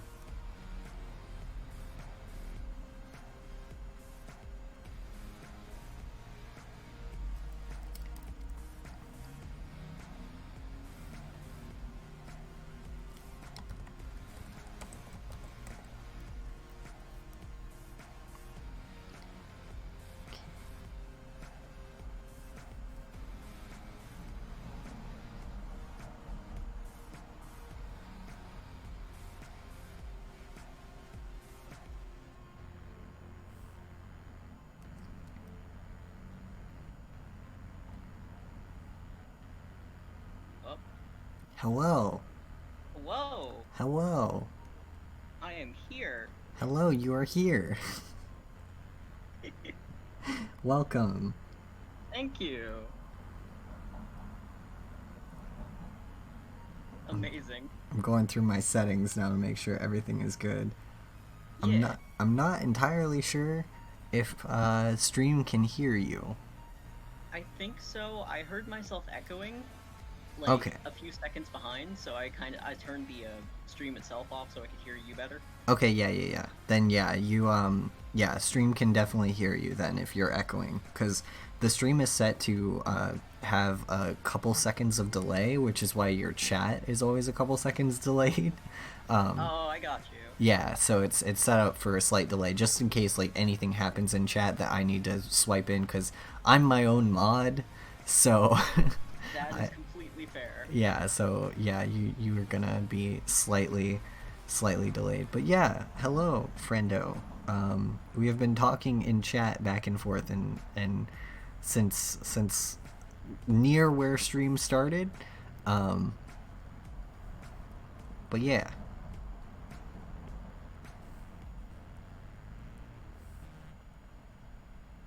hello, Hello? hello. Can you still hear? Yes. Okay, hold on. What? I am attempt to pop out of Discord because I'm not sure if you can hear me when I leave the Discord window. Oh, that's fair. Like, hold on. I'm gonna leave the Discord window and let me know if you can still hear me. I'm gonna keep talking so that if it cuts out, you can let me know. Okay? Yeah, yeah. Can you Sounds good. hear? Can you still hear me? Yes. Okay, cool. I just think Uh, Discord did a funky thing a couple minutes ago where it cut out. yeah, no, that's fair. Let me make sure that it still works if I close my window too. Okay. Can you still hear me? Yes, I can still hear you. Okay, cool. We're good. We're good. The rookie streamer things. Valid. But yeah. Anyway, yeah, we were talking in chat. We were on the topic of food a little while ago, but is there anything that you want to chat about? I was just that was just cool to continue with whatever you were gonna talk about. I just kind of uh was like if Apollo wants a chat buddy, then I will be chat buddy. Yeah, chat buddy is always great, especially when you're streaming by yourself. There's like not a lot to focus on and talk about. Like my other few streams tend to be rather um like they're rambly, but like I'm quiet because like I have little to say. And when there's someone in chat, like I tend to interact with them a little bit more, or at least try to, if I'm not like head buried in work. But it's nice to have like a conversation buddy while you're doing stuff like this. Absolutely. Yeah. And I just like I type too slowly for my own brain, so like I'll try to like say things and I get caught up in like just I will be typing a thing and I'll be three thoughts ahead of myself. Yeah. And like with stream too, especially in chat, like it since you're getting the stream slightly delayed, I'm continuing to talk as well, and it's just it like it gets to be a lot. I've found that when I'm watching other streamers, I'm not active in chat because I get ahead of myself as well. Like I want to say something, but I by the time I have the brain power to say the thing, the moment is gone. Yeah, that's a big mood. And so it's just like you just kind of sit there and you're like, well, Yeah, it's like I want to be supportive, but like, well, I want to be supportive. I really hope that me being a +1 in here does help. yeah, it does. It does. It's very helpful. It's good to have someone to talk to, especially like, because the other reason I started doing streaming is because I realized that I was in my house, cooped up for many days on end without speaking to anyone, and I attempted to go get something. Like, I attempted to go out of my house, I think for some sort of errand, and I had to talk to someone, like a store clerk, and I almost didn't have a voice when I spoke to that person, and they couldn't hear me. And like, I realized that I was going back to what I used to do as a tiny autistic child, where I just wouldn't speak, and I was going back into being selectively mute. And I was like, oh, that's bad. I need to be speaking on a regular basis so that I remember I have the speaking skill. Yeah, no, I completely feel that. I've just been like, I haven't been losing like my voice so much as just like I've just been going nuts, honestly. Yeah, Like I valid. just don't, yeah, like I don't know what to talk about or like to who, and just my thoughts are not. It's just not good. It's not healthy. No, it's really not. Yeah, that's why I was like, I'm gonna start streaming and being active online, because like if I don't, I'm gonna lose my ability to talk. And like, it's not that I hate talking. It's just that, like, if I am not prompted to do so, I won't. Like, as an autistic person, if there's a way that I can get in and out of a situation without having to converse with somebody, I'll choose that. And in some ways that can be good and helpful, and then in other ways it's like, oh no, oh no, I'm running out of the ability to speak. Yeah, running out of talking spoons. Yeah, and it's frightening when you run out of talking spoons in the middle of a conversation, the only conversation you've had that day. And when I realized that, I was like, oh, I've how did I drop all of my talking spoons on the floor so quickly? Like, Oh yeah, I fucking feel that shit.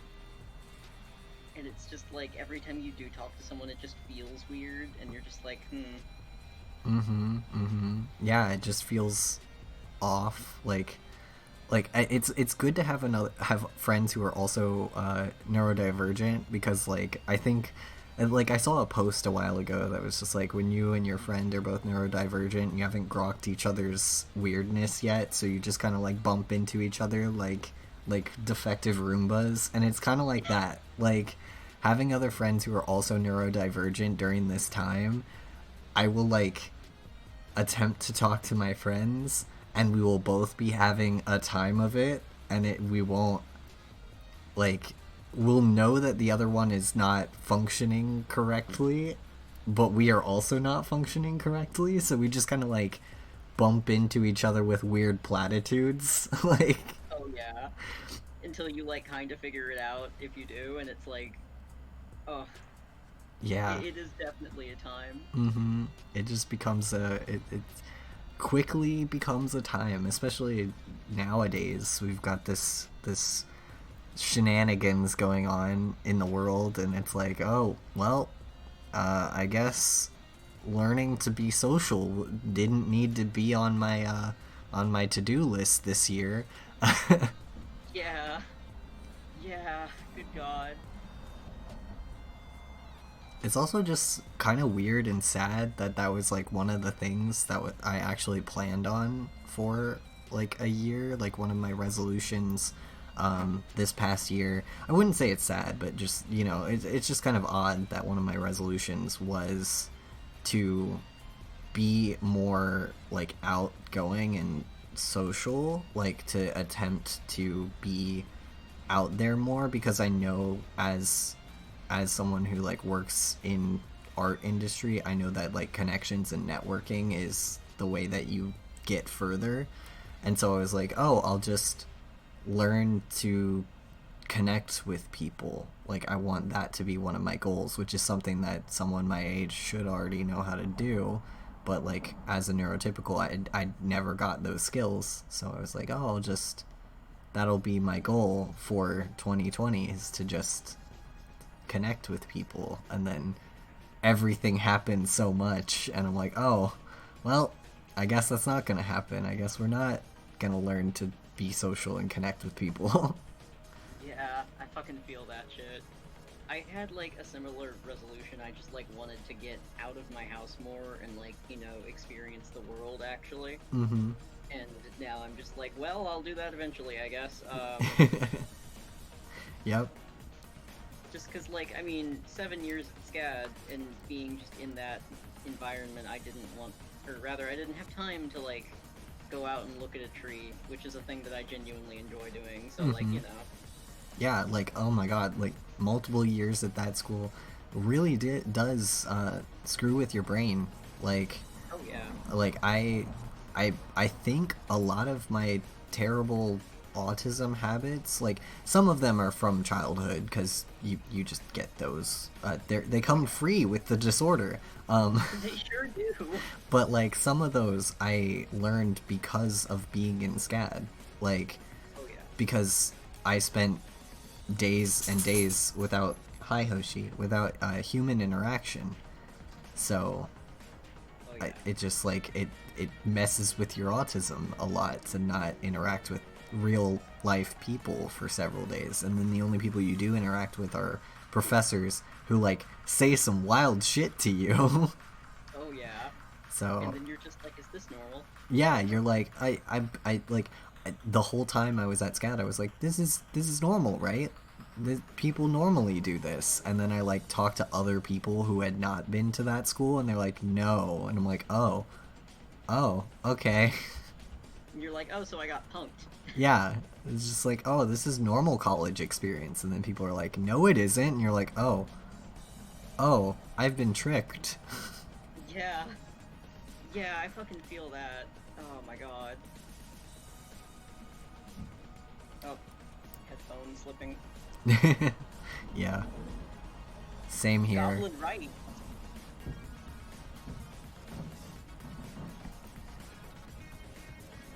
Here we go. The cursed Casimir chandelier. Yes, Okay. Goblin writes, "Hello. Yes, we are still on the cursed chandelier. Thank you. We are still here. We are still here. But yeah, We are sitting on it right now as we speak. yes. Me and Saint Laurent are just sitting here on this chandelier. But it looks good now. Like It it's very does. cursed, but it looks great. God, it looks so nice. Yeah, it's gonna take very long, but I'm loving it so far, so I'm gonna keep doing it. Valid. But yeah, no, SCAD's a fun time.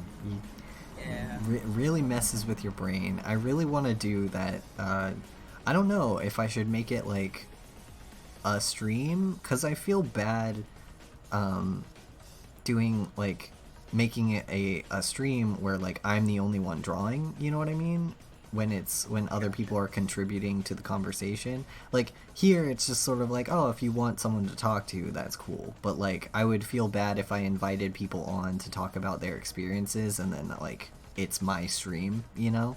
Like I got you. so I don't know if I want to make it a stream or if I want to make like a full on like video or if maybe like a Zoom call and we like record the Zoom call or do some sort of like because I also want it to be to do some like fun sort of drawing exercise stuff too because I know that a lot of my friends who have graduated have not really moved away from drawing but have started doing way different things than what they did during school, so it'd be Oh yeah. nice to like catch up with people, you know, Absolutely.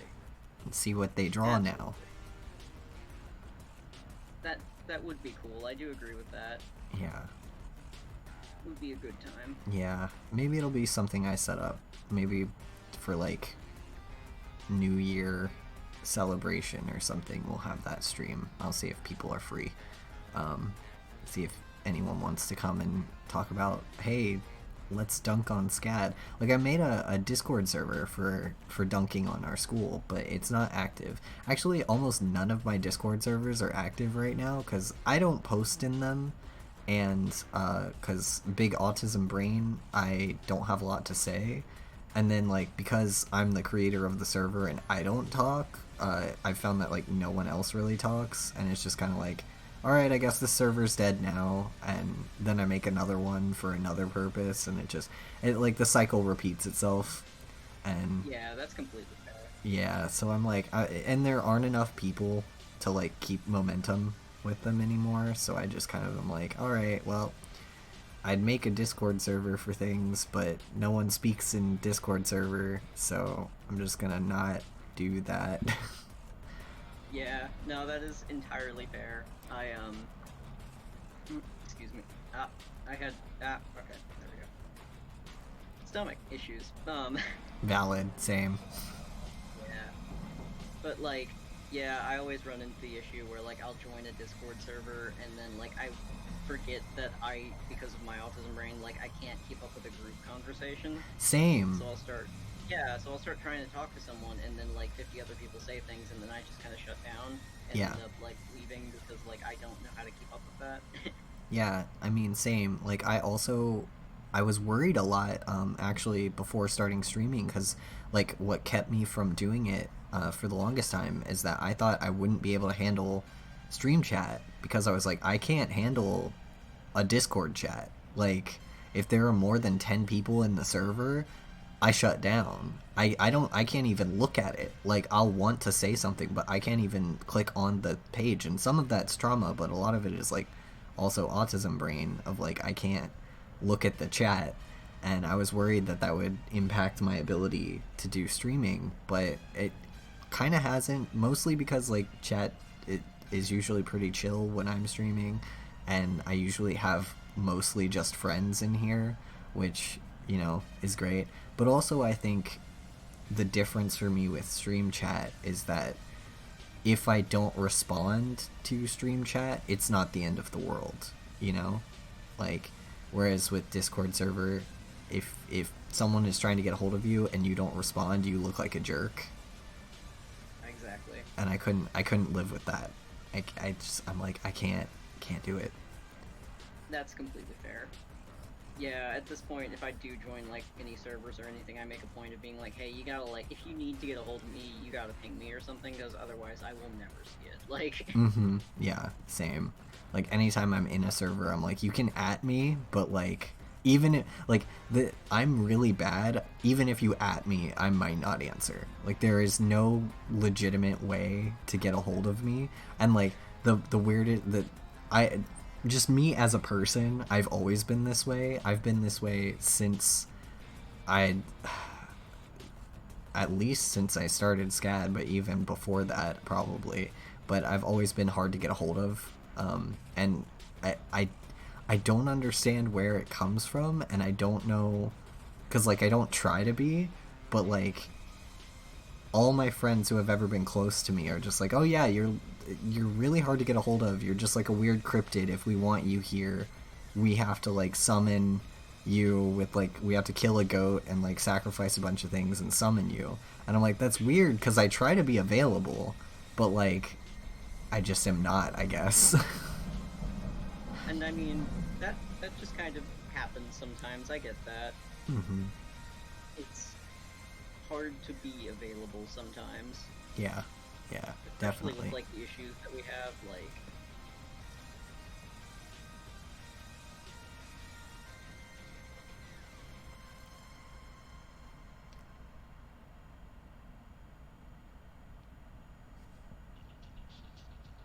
I've just realized that I have to move a thing. You have to move a thing in the image? Yeah, Oh. I have realized that this is in the wrong place. The piece of chandelier? Yep. Oh, no. Because it's not spaced proportionally. Oh, I see what you mean. Yeah, okay. Yep. Oh, no. Yep. Gotta move it there. Yeah.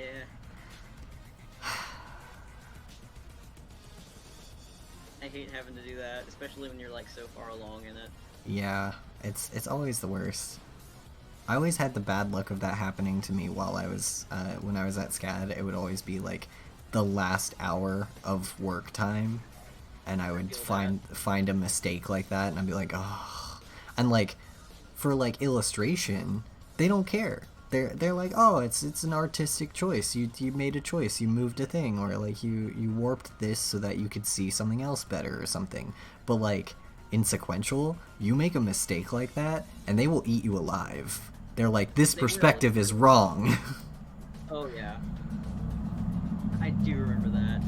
It actually, God, it's really interesting being on the illustration side of it, because like I started in Sequa, Mm-hmm. and then I switched over to illustration, and that was a thing that happened. We would get people who were just like, oh yeah, you just like made the choice to do that, and it always like really frustrated me, because like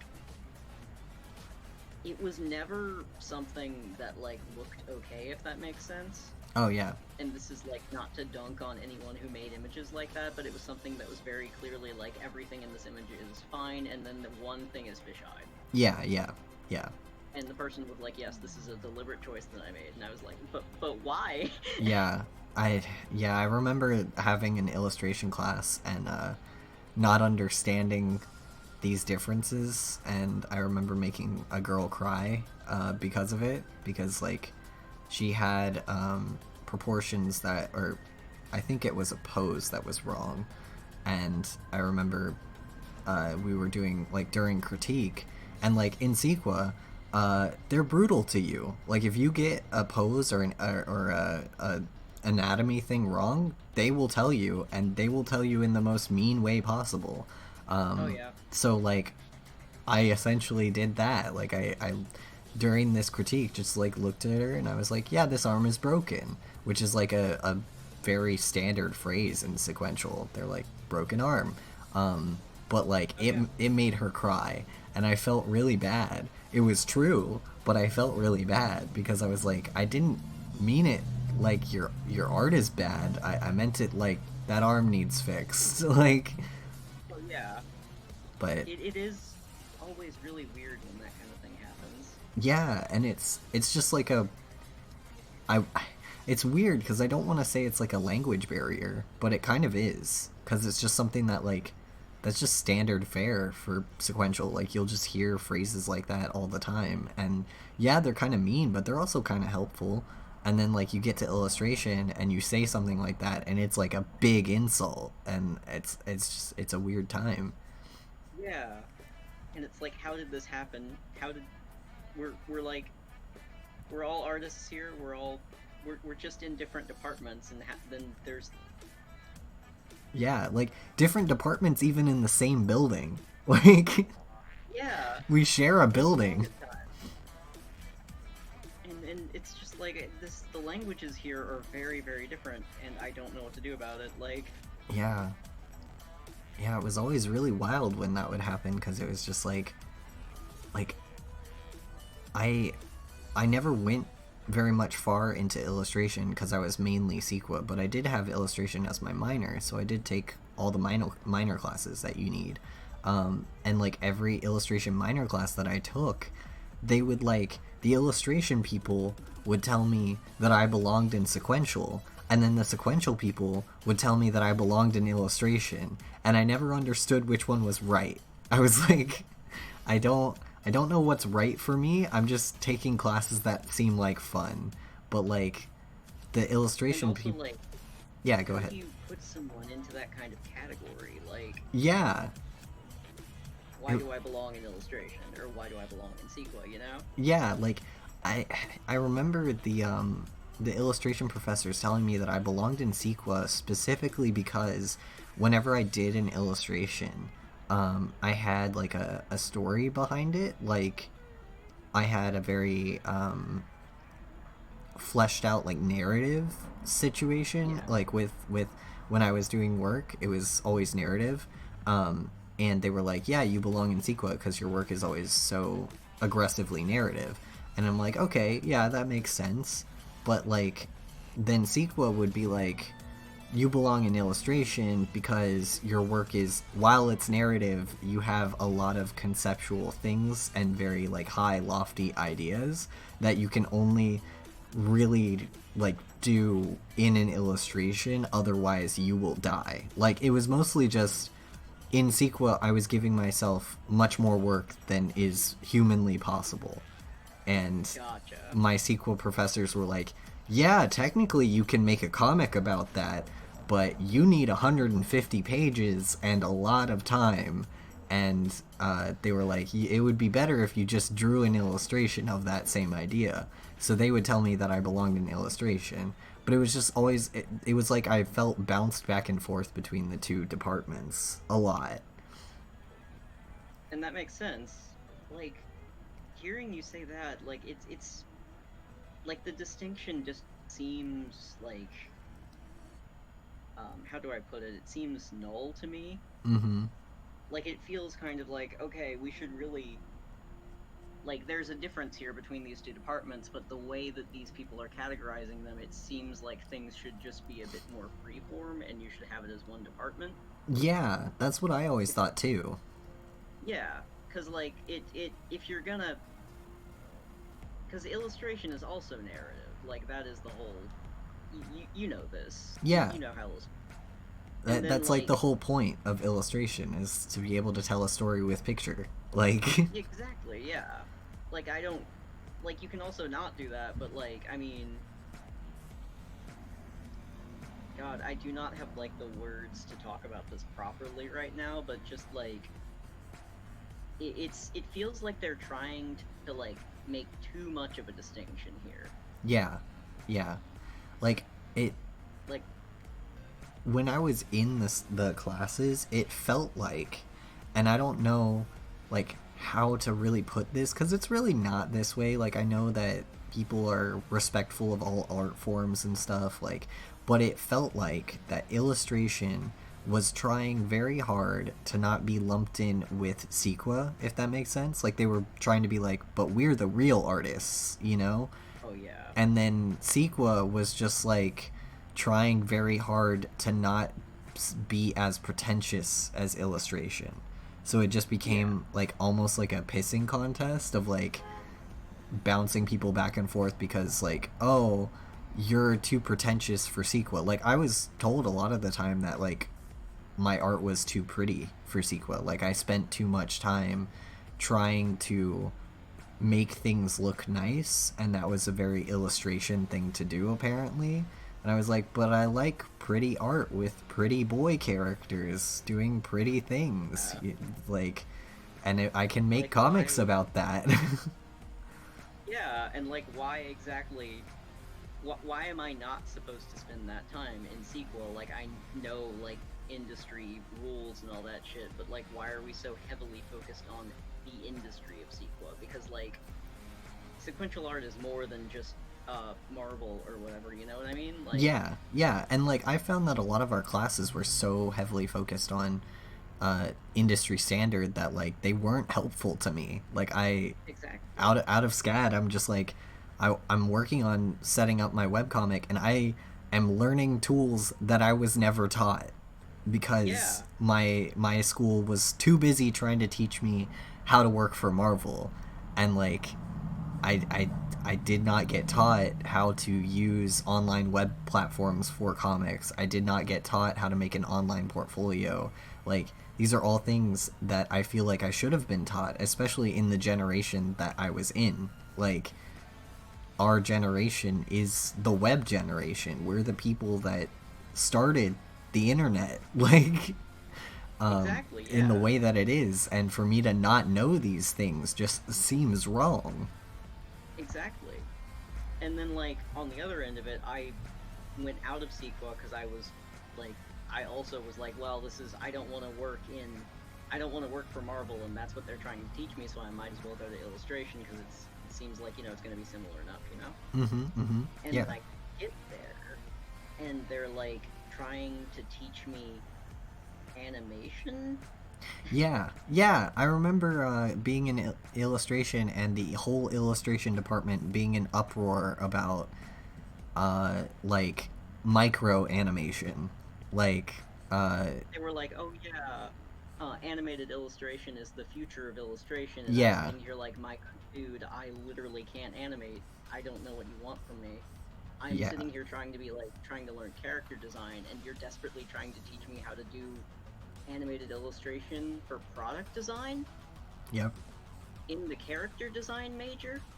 yep, yeah. I remember that. I remember the few illustration classes that I was in, I did do some animating. I hate it. I found out that I never want to animate in my life, and I will never go Same. back to it.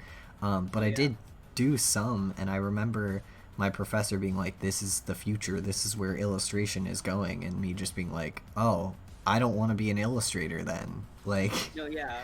this Me isn't being what I like, wow, I want." fucking hope not. Yeah. And that's just, it seems like a flat out lie, because, like, illustration, the way it has always been, has not gone anywhere. Like, I look Yeah. around, and I'm on, like, Instagram, I'm on Twitter, and honestly, illustration has gotten much bigger than it always has been, because it's, because of the rise, I guess, in like nerd culture, has made a place for illustrators to not be part of bigger conglomerates, and it's made illustration into a bigger thing. So, like, if anything, traditional illustration has gotten a lot bigger in the past few years, and it has moved away from animation because animation is a big industry house thing, and a lot of artists are choosing not to go into industries. It's not like fucking unionized or anything, so they're just gonna like work it out. Yeah, exactly. God, unions. We should do it. We should find a time to look up some good artist unions, because I need to join a couple. Same, honestly. I would love to do that. Yeah, I've been worried about it recently because I've just been like, oh yeah, that's right. The last time I was part of an artist guild was during SCAD, which was years ago. Probably should get back on that. Yeah, me too. Because like it would definitely be helpful, I think. Mm-hmm. Yeah. I need to like, what was Dion telling us the other day? AIGA? Yeah, AIGA. Okay, yeah. Yeah. I'll have to look that one up. It's one of the bigger ones. It's I think it costs more to join it, but you can look at some of their job postings for free, I think. Nice. I've been I recently just got on ArtStation. I haven't put any like work up yet, but I've been working on that recently. Just like getting my ArtStation set together so that when I do start posting work, it's all set up.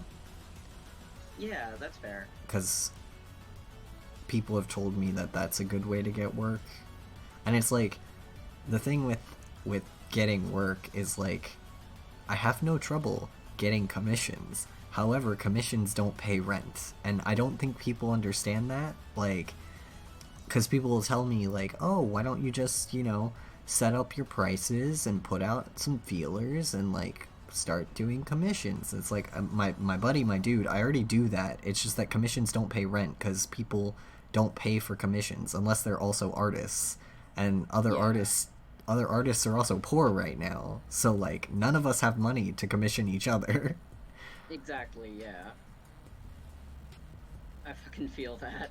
Oh, it's trying to survive in the world these days is a struggle. It really is, honestly.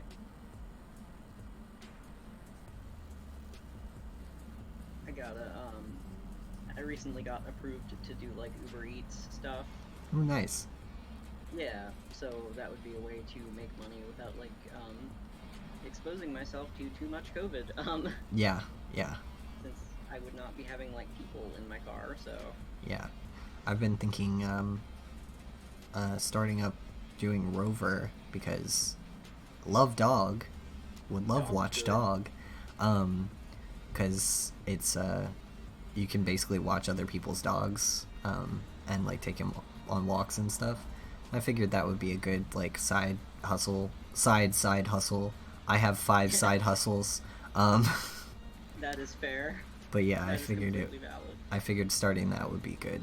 And it's also a thing that you can set your own hours, so I can set my hours around times that I need to have available, like stream time and stuff like that. Yeah, I think that's a good plan. Yeah. Considering I haven't been able to find like a steady job in the city that we live in, which Yeah. is wild to me. Because Yeah. it's not a small city, but for some reason work jobs, don't have them. Yeah. I keep applying to shit, and I keep getting just rejection letter after rejection letter, assuming I get anything back, you know. Yeah. And it's just like, good God, is it because I have not had a job before, which I can't like change now? Is it because of, you know? Yeah. I mean, for me, it's I get one interview, and then after the interview, I don't get the job. That's always what seems to happen to me, and I'm like, well, is it what is it? Is it the gay? Is it the autism? Like, because I'm fairly sure at this point it's things I can't change, but. And it's just like, no one seems to understand how difficult it is to actually get a job right now. Mm-hmm.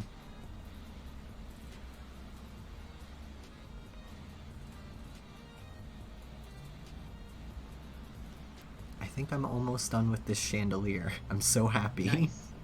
It looks so good. It looks so nice. The lighting, it works. Shiny. Big shiny. Big shiny. But yeah. The chandelier is a difficult time. Don't do the just be safe, kids. Don't do this at home. Like, you will be Don't up. do chandeliers at home, kids. Yeah, you will be up for several hours on end. You will stress about it. I had a nightmare about this chandelier. My dude. Oh no. Because I was so stressed that I wasn't gonna be able to make it work, and then I would have to fix the entire composition. Because, like, the other thing is, without this chandelier, this entire half of this piece just looks empty, right? Valid, and yeah. like I couldn't just take it out. Like I had a nightmare about it because I was like, oh my god, if I take the chandelier away, the whole piece is just going to be off balance, and I'm going to have to figure out a way to put it back, write it again, like put the balance back. But I managed to do it. Managed to make the chandelier work. Yeah. Oh, hi. We have Who a we friend. got? Oh, hey, hello, friend. Yes, Saint is also here. We are on Discord call. Yeah. Saint offered to be chat buddy because Saint was like the only one in the chat at the time, and I was running out of things to talk about. We got on the topic of SCAD, but yeah, we were just talking. Just chatting.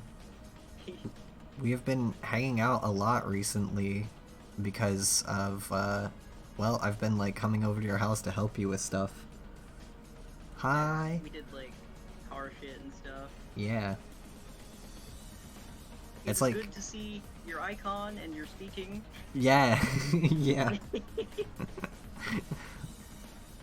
But yeah, yeah, it helped you with car shit.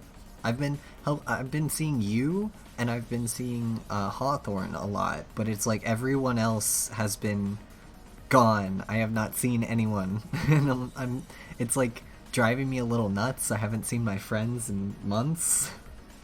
Same, honestly. I have been literally going insane. In this house, we love our friends. We love and miss our friends. We love and miss our friends. We give bugs. Give bugs. We are patting dog. We are patting dog. Amazing.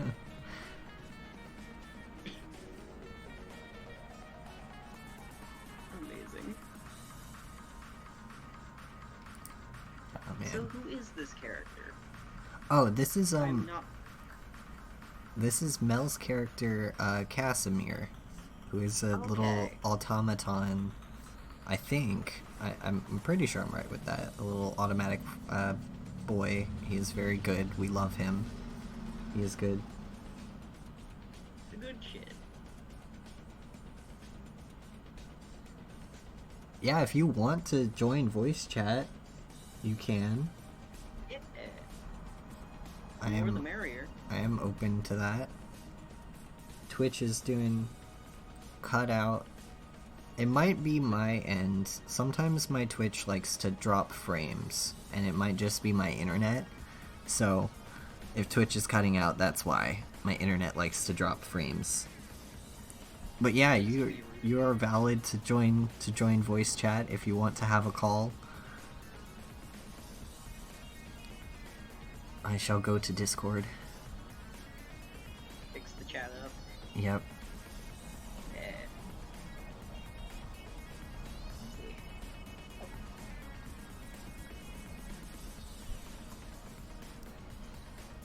We're at, how many hours has it been? Let's see, 5, 6.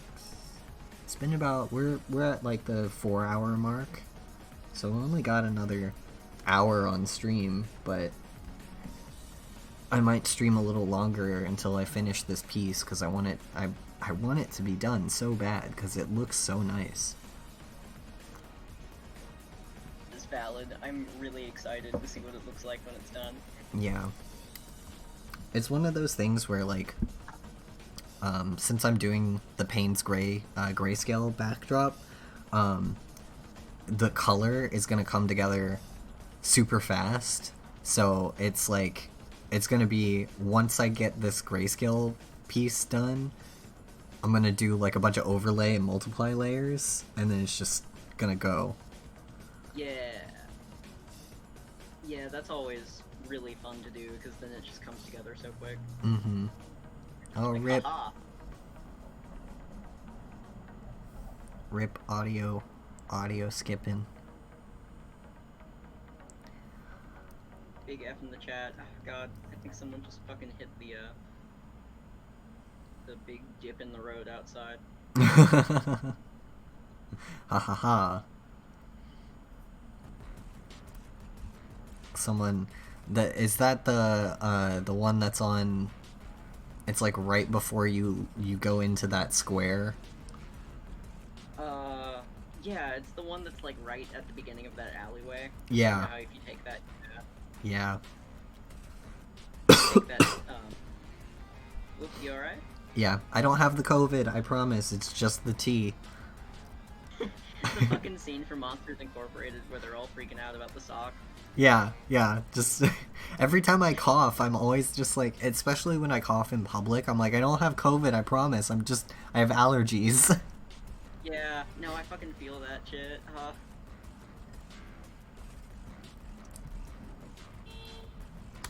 Beep beep. Beep. That's the only sad thing about living where I live and having issue with the people being loud outside is Oh, yeah. like trying to stream, and then like people will come by on their motorcycles, and I'm like, oh well, I guess I have to stop talking for a few minutes.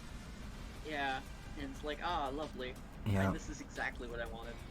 Hold on, let me go to Discord and add, how do I add person to call? Here we go. That is a really good question. Here we go. Found it.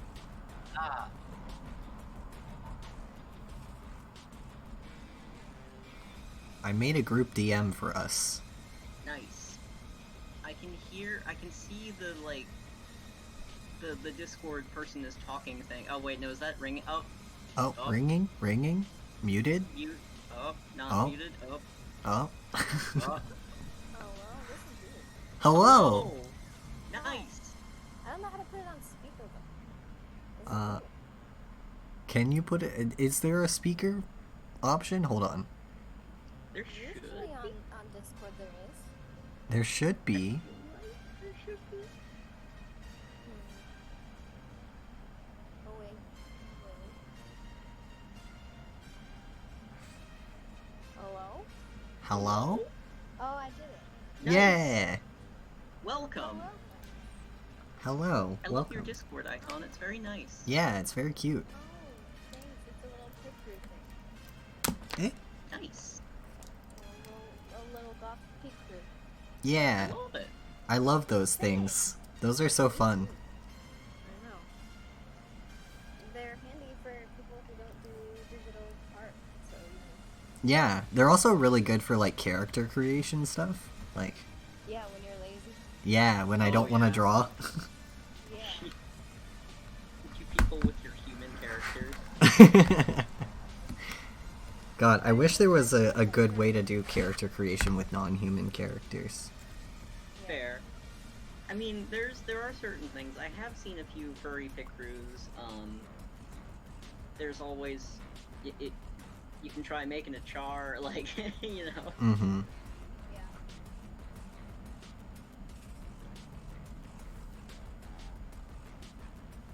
It's Yes. nice to hear you guys. Yeah, Yeah. it's been so long. Have I know. been. I think the last time I saw your face was when you passed by us in that car. Yeah. Yeah, Yeah. We're like, hello. yeah, it was really funny because that, It's been a whole fucking year. yeah, Yeah. that day, St. Lauren and I were just at Foxy, and then I asked Mel, like, were you guys headed to Foxy? And you were, and I was like, oh my god. Yeah. Literally just missed you. Mm-hmm. Yeah, we've Oh just my been going there or occasionally like Penny and picking up coffee and then leaving. Yeah. Yeah. Yeah. That is Yeah. valid. Just to be out of the house long enough to not go insane. Yeah. Yeah. That's what we've been doing too. Like occasionally, St. Laurent will just be like, "Need coffee, need be out of house," and I'll be like, "Cool, yeah, let's go." Yeah. Just be like, I'm going literally nuts, my dude. Mm-hmm. Yeah. Thankfully, like I was on another Discord server where I made some friends, so I've been like talking with them on voice chat, and that's kept me sane, which is really cool. That's good. Nice. That's great to Yeah. hear. Yeah. It's good. Yeah. Good to make Discord friends. I've been trying to keep myself sane with the 2 D&D games that I'm running right now, but they are a struggle to run. So like, it's like it keeps me sane because I talk to people, but also it keeps me not sane because it's a lot of effort and work. Yeah, That's fair. absolutely. God, I miss our campaign so much. Yeah. Yeah. One day. One day, One day. someday get it back. I thought about making doing like an online thing, but it's hard to get everyone online at the same time, and then it's hard for everyone's internet to work well. Yeah, Yeah, this is true. for sure.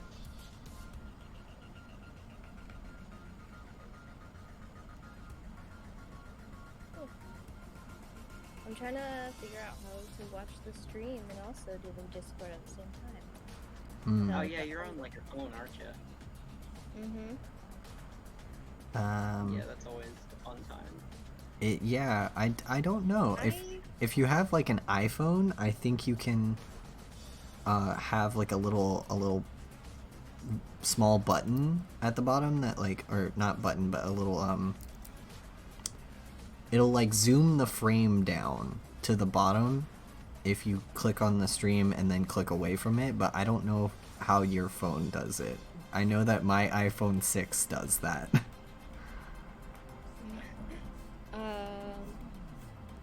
I don't know. I'm just trying to make sure like the audio from the Discord and the audio from Twitch don't like overlap in a weird way. Yeah. Oh yeah, I think you can mute Twitch. yeah, that's kind of what I had to do. I don't know how things work. That is fair. How does the internet function? I am an ancient being. Never heard of the internet. What's that? Yeah. I am a 2,000-year-old vampire ghost. Yep. Yep. This is how I always feel with like learning new things with how to use Twitch, is like I'm always like, please explain this to me like I have never seen the internet before in my life. Yeah. Right. I'm very new here. You have to. Yep. Like I've made a couple of Twitch friends, but like for the most part, they try to help me with stuff, and they're like, yeah, so you just do this and this, and I'm like, I have no idea where any of that is, and even if I did, I don't think I could do it. Yeah. Yeah. It's just like, yeah, you've just told me to, like, open a portal to the Twitch dimension, and I don't know how... What the fuck are you talking about, man? Yeah, exactly. Right.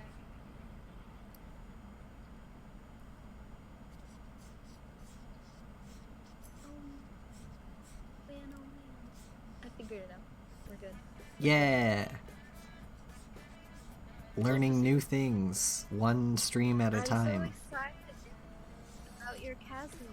Yeah, Yeah. it looks great. I'm hype about it. That's why I keep streaming, doing like finishing this, because I'm just like, I'm hype that this looks good. Like, It looks so fucking good. I was really worried when I was doing some other parts of the grayscale, because I was worried that Mel wouldn't like it. No, it's perfect. I love it. Good. In the Discord that we are in, I mean, we kind of roleplay with them all the time. Hmm. I got fed up because I was like, this character needs to have somebody that will actually like care about him because I love him. Yeah. And one of our friends, Lena, was like romancing him a little bit, but then was just like destroying him emotionally, and I was like, nope, fuck this. So I brought my fucking vampire OC from my Chandeliers campaign over, and I was like, he's coming over to research medicine in Rexendrum, which kind of tracks because he's like actually searching for like meds to help manage his fibro in our Taldori campaign, but also how to like reverse his vampirism because he is a follower of the Raven Queen, but was excommunicated as soon as he was turned into a vampire. Mm-hmm. That's really unfortunate. Yeah, so we were like, yeah, he's in Rexendrum trying to figure out how to make medicine happen because, you know, it's a really fancy hospital. So, and then I know Saint Laurent doesn't really know much about crit roll, but so Apollo knows like Casimir is working for Transdicathon, right? Yeah. Yeah. So I know that Crit Roll is a show. yeah. Yes, it is. Damn. So we basically figured out that like, so Naptej is working at the hospital as a nurse at the moment, and Casimir bothers Igathon all the fucking time because he wants his attention all the time, and Igathon is like, I'm busy, oh my god, please go away. Stop coming into my house and staring at me while I'm sleeping, that's really weird. That is a really weird thing to do. Yeah. And Mel's here. Mel's here. Hey. Hello. Ship reunion. Yes. So Igathon hires Naptej essentially to be like an escort for him, just to be like a hired companionship, like in Victorian times. Mm-hmm. And then it ends up becoming a little bit more than that. So it's a fun time, but it's also like the more Naptej learns about like what's actually going on in the hospital, the more he's just like, I don't know what to do. Aw. Because of valid. all the fucking experimentation and shit. Yeah. It sounds like a fun RP. It's a good time. I'm sorry, Mel just said simp trash bot in the chat. Mel. Yeah. Mel, I thought you were doing the Among Us.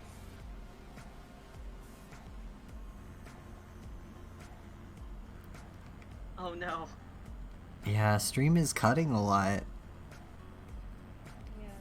It's been weird. I don't know why it's doing that, because I've got all my settings for, set up for, performance, so it shouldn't be cutting out. It might just be internet being weird. Should we invite Mel to the Discord voice chat? Yeah, Mel, do you wanna be on call with us? Do you wanna join the Naughty Children call? Do you want to help ruin Apollo's stream now? Yeah. Come ruin my stream. It's okay. I'm giving you permission. I'm not sure if he is supposed to be playing Among Us with his sister or not. Ah. But Yeah, he mentioned the other day that he had to drop out to play Among Us. yeah, I don't know what's going on. Among Us. Among Us. I love Among Us so much. It's so fun. You were telling me about that when I was in your car last. Yeah, it's so much fun. It's one of the most fun games that have come out of this year. Valid. That's a good time. Yeah. I still have yet to get it, but we should all do a play of it sometime. Yeah, we should. We should set it up so that all the friend group can do an Among Us. Yeah. And Apollo, then you can all I'm see sure. just how bad of a liar I am. Mel, come do the fucking thing. Apollo, are you good at the impostering? Yes. Apollo had I fun hate it. with it. I hate it so much. It stresses me out. I love being imposter. I'm very good at it. Two, like, I am very... I wouldn't say, like, I'm as good at doing the strats for imposter as I am at getting out of people blaming me. Like... So, I'm good at being an imposter, mostly because I am very good at manipulating people to not blame me. I am the opposite of that. I don't know how to lie on the spot, and so my strategy is to just not say anything until somebody asks, and then I'm just like, I don't know, I'm just vibing. It's usually a giveaway. God, no, like, I've found that my strat, is to be, and I'm gonna tell you guys this, and then we're gonna play a game, and you're gonna have to, you'll know my secrets, but I'll tell you anyway. But, like, my strat is to basically, be as absurd as possible, and, that way when somebody, like, confronts me, I can just continue to be a weirdo, and then I get this reputation, especially in, like, anonymous rooms, because I just go into random rooms and play, but in anonymous lobbies, I'll just go in and I'll get up this reputation with several plays of just being a weirdo, and then people, if I am the imposter, people just assume if I'm acting weird, they're like, oh, he's always like that. And then they never know if I'm imposter or not because I'm just always acting like a weirdo. Yeah. It's the best strat. It's the best strat to do because no one can blame you because it's like, but I always do that. Like, people are like, why are you just standing in the middle of the thing? It's like, because I always just stand here. This is my standing spot. Yeah. Hi, Lucy. Lucy! Lucy? Just barged into the bedroom. What do you want? Everything. Discord. Oh no. Where Discord? We gotta invite you. Hold on. I shall invite. We are all old fools here. It is okay. What is Mel's Discord name? Oh, found it. Undercore gore enthusiast, I think.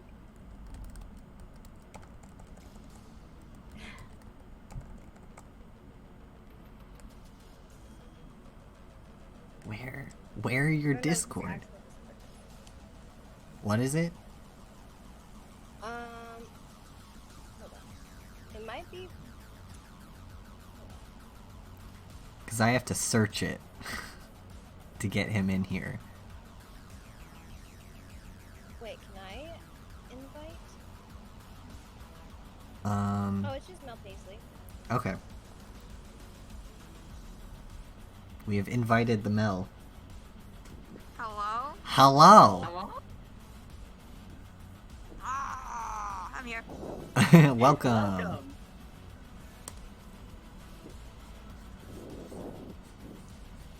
Party time. I will be right back. Cool. It's Discord party time. I love it.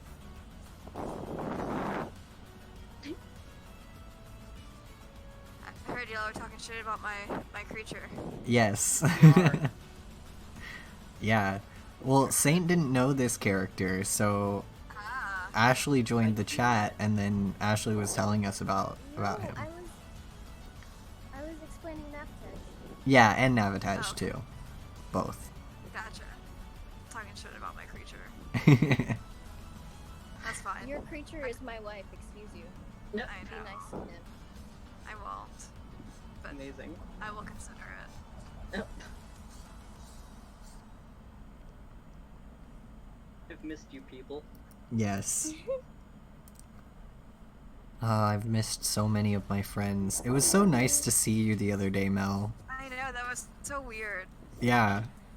It was a wild time, but it was like just exactly what was was like, oh. necessary. Yeah, it was great. It's so funny to have, like, surprise interaction. Like, oh shit, I know who that is. Yeah. Yeah. Because that's something that's been so alien to us for the past, like, several months. Yeah. God. Yeah, I think the only people that we've really run into are people that I used to work with. Like the first 4 months when I would see Aaron every time I left the house. Yeah, No reason. yeah. That was strange. And then my former manager's roommate, who works at Nathan.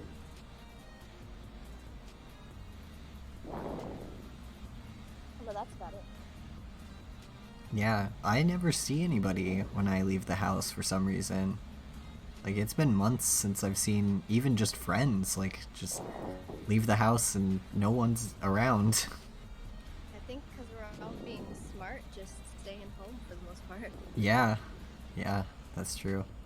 Like, I'm glad that everyone's staying home. Please don't make me sick, but Yeah. Yeah. Don't make yourself sick either. yeah. It's just, it's just been so much to deal with. I know. Melatonin. Yes. Were you supposed to be doing the Among Us? I'm going to be getting on at 9. I just came to see what y'all were doing because I heard you talking in the room. Oh no, you should stay. But I am technically supposed to be working, so I was gonna work till like 9 and then be around. Do a work. I'm going to do a work, so I might mute you guys just so I can focus. Valid. That's valid. But Yeah. but I will be here in spirit, Thank you. so I'm We still appreciate here. it. I can still feel you, but I. Thank you, Mel. Oh yeah, before Mel mutes, we were talking about possibly doing some sort of Zoom slash something meeting where we talk about our SCAD experiences, and I was wondering if Mel would like to be a part of this, basically a Dunk on SCAD stream. If he has already muted, I will hit him. Thank you Yeah. for hitting. Mel! Yeah, he probably has. He's I'll probably already muted. Yeah, I'll ask him another time. But yeah, we were gonna do that and have it be a fun Dunk on SCAD kind of stream because I One- love shit talking. That sounds like a lot of fun. yeah, well, one, therapy is expensive, and two, I feel like it's just something that Yeah. needs to be like put out there because like For sure. I see a lot of people who are like super excited to go to art school, and I'm like, oh buddy, oh no, and it worries me because I have a lot of friends on social media that are like younger artists, you know, and they're like super hype for art school, and they'll like post about it. And I'm like, oh no, I don't want to tell you not to be excited, because like, yeah, you should. Like, Yeah. getting accepted to art school is great, but then at the same time, hey, maybe don't do that. Yeah. Yeah. It's so unfortunate. Mm-hmm. It really is. Especially like now with degrees meaning like, essentially nothing. Yeah. Yeah. And then, like, I feel especially bad for those who are, in SCAD during COVID, the pandemic and everything, not even being able to go into actual classes. Yeah, I mean, like, I took my final classes this year. I graduated in May, so like, it was wild not being able to use any of the, like, I had multiple times with my assignments where I couldn't use the scanner. I had to wait until I could go somewhere to use a scanner, and our professors had to kind of work around it. Yeah. Yeah. Yeah, that's cool. And they were still like charging full tuition and everything. Mm-hmm. Yep. I had to pay full tuition for my final quarter. That's ridiculous. Yeah, and it was hell because I was like, for some majors is probably not that big of a deal, but for sequential, when you're drawing on 16 by 14 paper, and like, who has a scanner at their house that can scan that, Yeah. Right. Presumably like professionals, but like the whole point is that we're not yet professionals. Yeah. Yeah. Yeah. And even then, like, a lot of professionals don't do that. They just kind of have to cobble shit together. Yeah, I know like quite a few professionals who just have what I have, which is a little 9x12 scanner, and just cobble things. Yeah. Mm.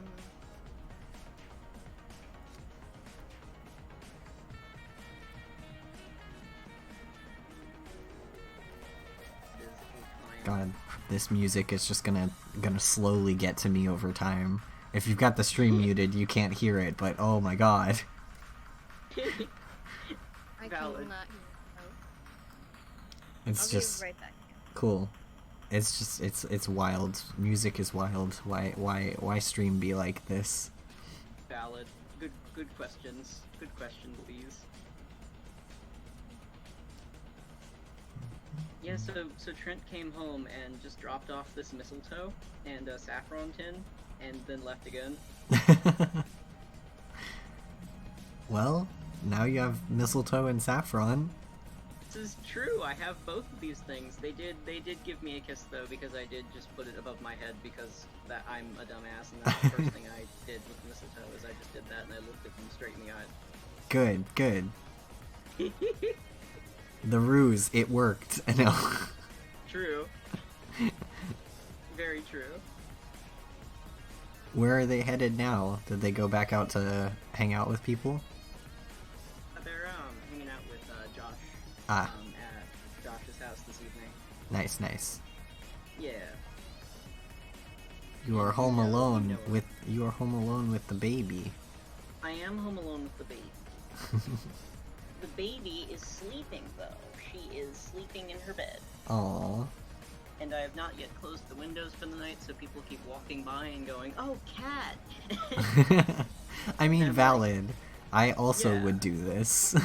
Oh yeah, it's completely valid.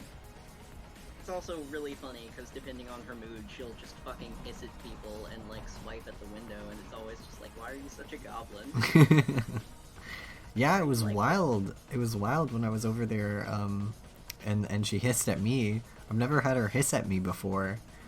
Yeah, I think it's just that the quarantine is getting to her too. She hasn't we don't have people over now, so Mm-hmm. her level of interaction has been greatly reduced. Yeah, she's also dealing with social isolation as well. Yeah, and she's just skittish baby. Yeah, she's very good though. We love her. We love her here. We love her. We love she. We love she. Oh man, I wish I had, before I gave the thing to Trent, I wish I had looked for or gotten like measurements so I could find out where to get a frame for it. Oh yeah, that's fair. Because I didn't have time to get one, but I would like to help with frame if I can. That's fair. I mean, if nothing else, we could always get a frame at Blick, because I know they do, like, custom frames and shit. Yeah, they do. They're expensive, though. Fair, yeah. Yeah, because I got one for my, my Hello Phone, my, signed, Orium Dragon piece. Uh-huh. And that, I don't remember how expensive that was exactly, I just remember, like, looking at the price for it and being like, okay. Yeah. Yeah. But I think it was, like, not as expensive as it could be, because I found, like, one of the generic frames they just have for sale in Blick, and yeah. then, like, the only thing that was custom was that I wanted the special, like, protective glass on it. Mm-hmm. Yeah, I mean, I'm sure you could do, like, a matte frame. Like, you could get a frame that's already built and then just have the piece matted so that it fits the frame. Yeah, we could probably do that.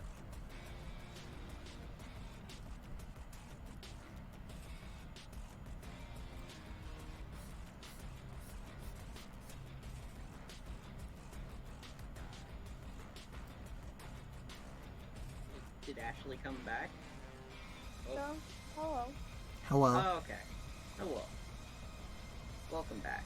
Welcome. You got what now? I got cookies. Oh, nice, nice. Aw.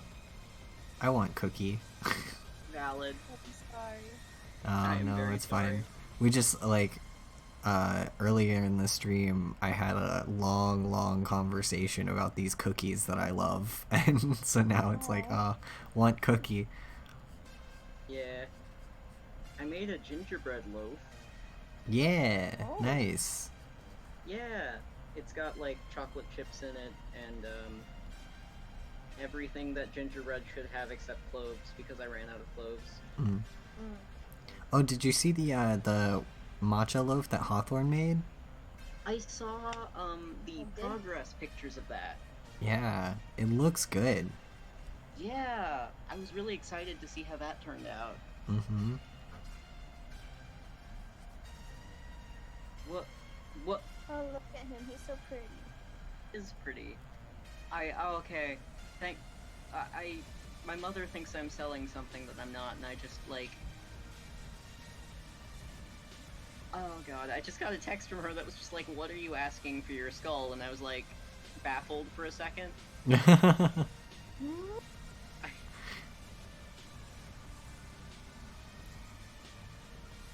raccoon skull or the skull from your actual head? My skull, no. I'm painting the poor skull right now that I have, and I might be selling it. Oh, nice. Yeah. But I'm not sure for what yet.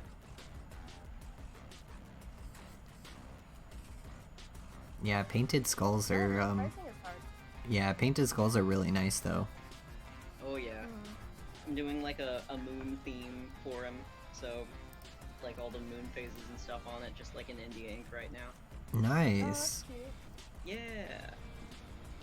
And I'm not sure what all I'm gonna do after I'm done with the India ink, but I might do some like, I have that special like gold ink stuff, Mm-hmm.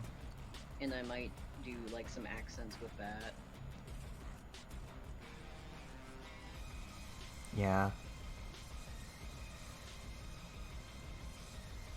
I've been thinking of doing painted sketchbooks as like a sale item, since I haven't been able to go to conventions very often recently. Yeah. Obviously.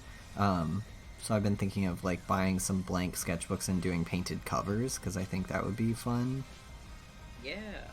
That would be super cool. Yeah.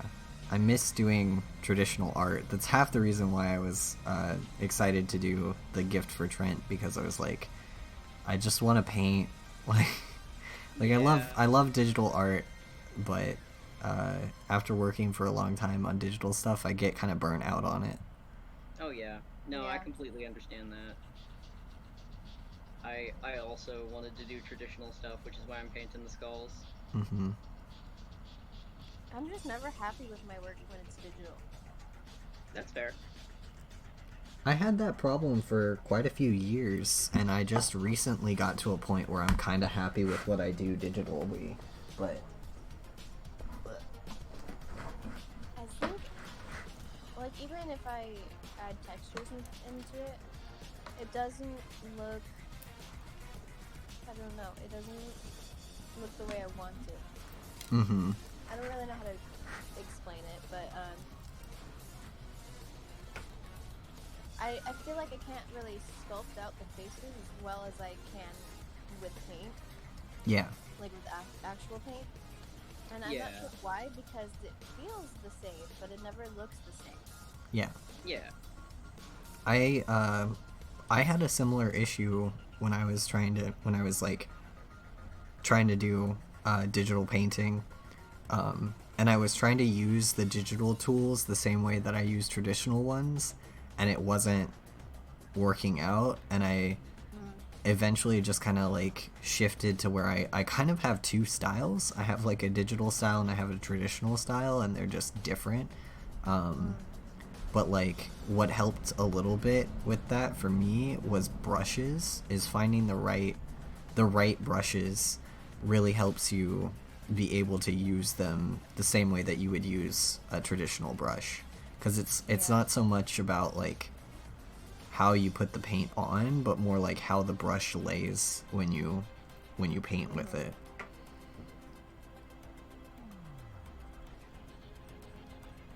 Like, that is actually a pretty big deal, yeah. Mm-hmm. This is why I got so OCD and started building my own brushes. That is fair, Oh, yeah. yeah. Because you have to figure out... Yeah. Because you gotta figure out, like, okay, what do I like about this brush? Mm-hmm. Because for me, digital art's, like, fairly easy, because, like, I don't like a lot of texture in my work, so I'm just like, yeah, I use the hard round brush, and that's it. Like... Yeah. Yeah. I think I struggle because I'm not a big line art person, and I am more of a rendering person. I just like render the shit out of everything. Mm-hmm. And so it's easy to lose where the bones of the drawing is. Yeah. If that makes sense. Yeah. I mean, Absolutely. I struggle with that a little bit too.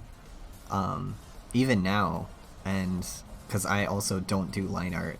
Screw line art, it's the worst. Yeah. And so I now pretty much just render right on top of my sketch. Like I combine all my layers and just paint directly on my sketches. And people tell you not to do that, but it's the only way that I've found that makes digital art easier. Yeah. Things to ponder. Yeah. Do I want more gingerbread? Lucy, Yes. come on. Yes. I do? Yes. I do want more gingerbread. I am Yes, you I am do. your conscience. Your conscience says yes. Gotcha. I'm gonna get up and get a little piece of gingerbread real quick. Nice. Why are you so loud, Lucy?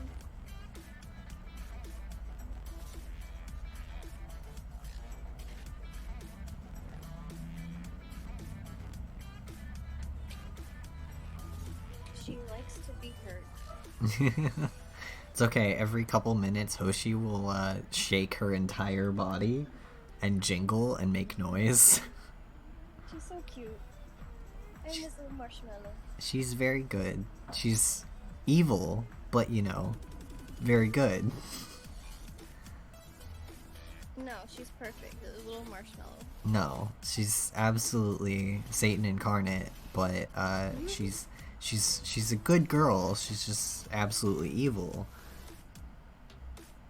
No. No, she's not. I refuse to believe that.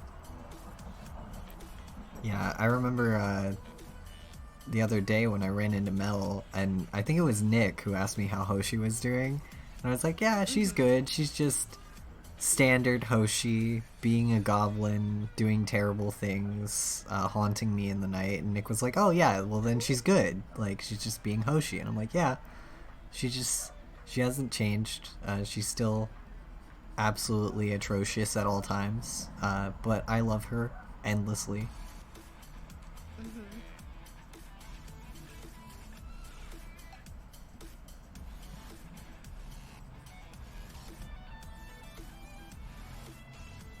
Man, that hand on the far right is so fucking good. Thanks. That hand took a bit. Actually, the far right. Yeah, that one is a stamp that I made. That's a hand stamp. I got so fed up with drawing hands that I made stamps so that I never have to draw the hand poses again.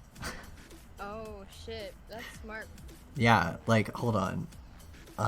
Where are they? Well, I'm probably not going to be able to find them now. But yeah, they're like I was like I never want to draw this type of hand ever again. I'm just going to make a stamp of it. And now I have like I think something like 12 different hand stamps and different styles so that when I need them, I can just whip them out, have hand already drawn, done. You're too So- powerful. I have acquired gingerbread, and the first thing I heard was so that I can just whip him out whenever I need him. Welcome back. Thanks. I was talking about hands because I don't like drawing hands very often, and I made these stamps on Clip Studio that are just like different poses for hands. So I never have to draw hands. I can just stamp them, and like I will draw over them. Like it's not the exact stamp every time, but like when I'm doing the sketches, I'll stamp a hand in and just have like a I guess placeholder for like the type of hand that I want. Yeah, that's really cool. Yeah. I Yeah, like that that's idea. Handy. Wow.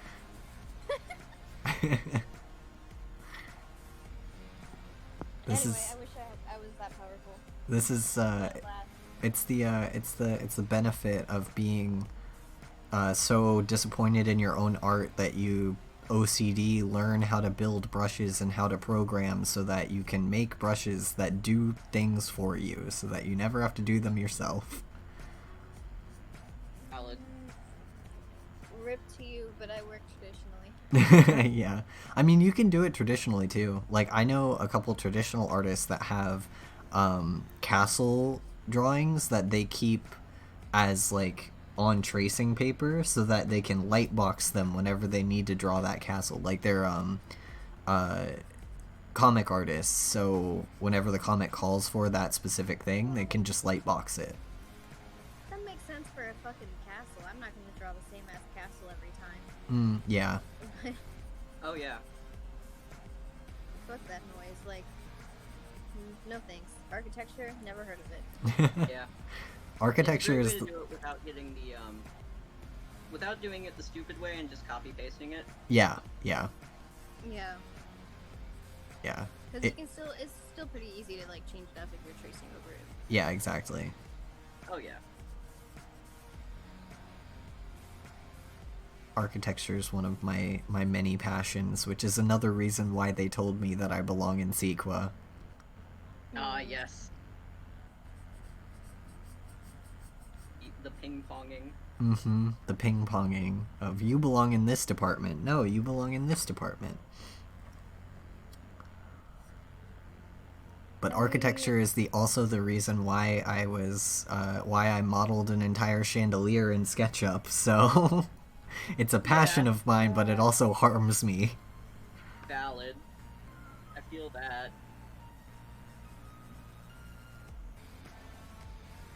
No, we learned perspective one time in high school, and ever since that time, I never went back. I was like, fuck this, I'm never doing it. Yeah. And now I'm kind of like kicking myself in the ass for it, but it's fine. It's fine. I mean, that's fair. Yeah. The issue with perspective is, like, sometimes the way they teach it, especially if you're, like, neurodivergent in some way, is really not, like, super great all the time. Yeah. It was At least- too math heavy for me. Yeah. Mm-hmm. I ran into a similar issue. I also just, like, I cannot process the, those particular kinds of lines in that quantity on a page. Mm. Yeah. Like, it just makes things really, like, overly confusing for me. Mm-hmm. Yeah. And so, like, I can't actually focus on, like, doing the piece, and so everything I do that ends up in that where I use that technique, it ends up being really bare bones, because I just can't focus on doing anything else, you know? Yeah, makes sense. Yeah. I have similar issue with perspective, but slightly different, where I like drawing architecture because I don't have to think about drawing it, because it just comes to me, because I don't see in dimensions. I have horrible depth perception, and because of the being a tetrachrome, I see depth as color, so my brain reads depth as like blocks of color, so I lay in the blocks of color and I can really easily do the perspective. But I can't do it the way they teach you. Like, I can't do it with the lines. My brain also doesn't process it. Yeah. And, like, I think we've had this discussion before, too, because, like, I can freehand a perspective pretty well. Mm-hmm.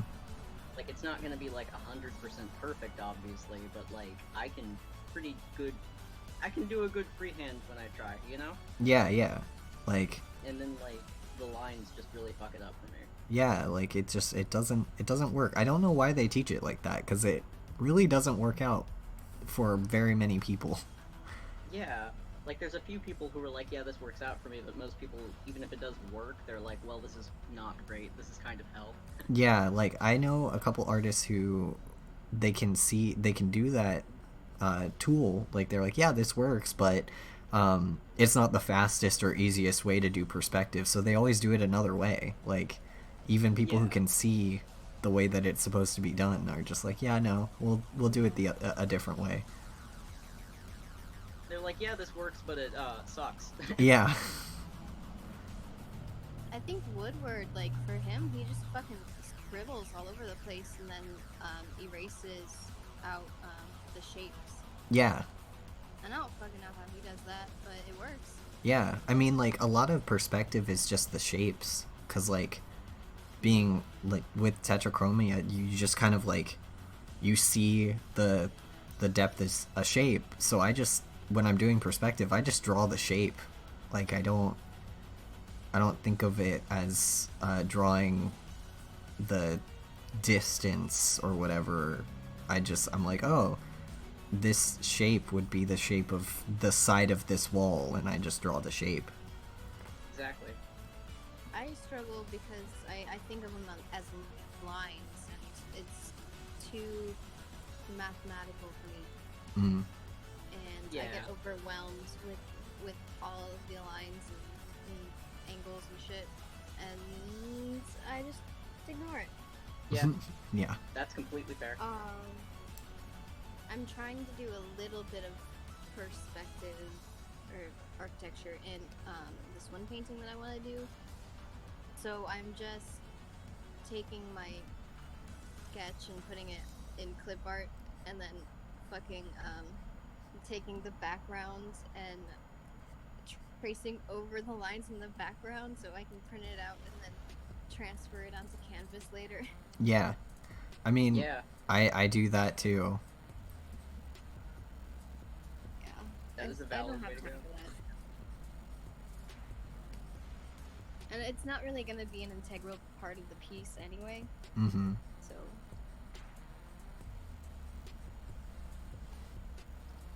It's fun.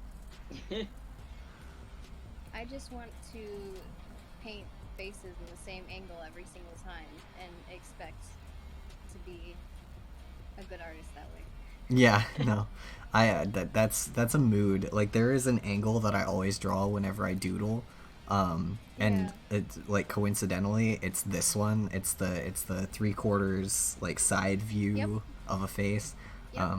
constantly, and I I.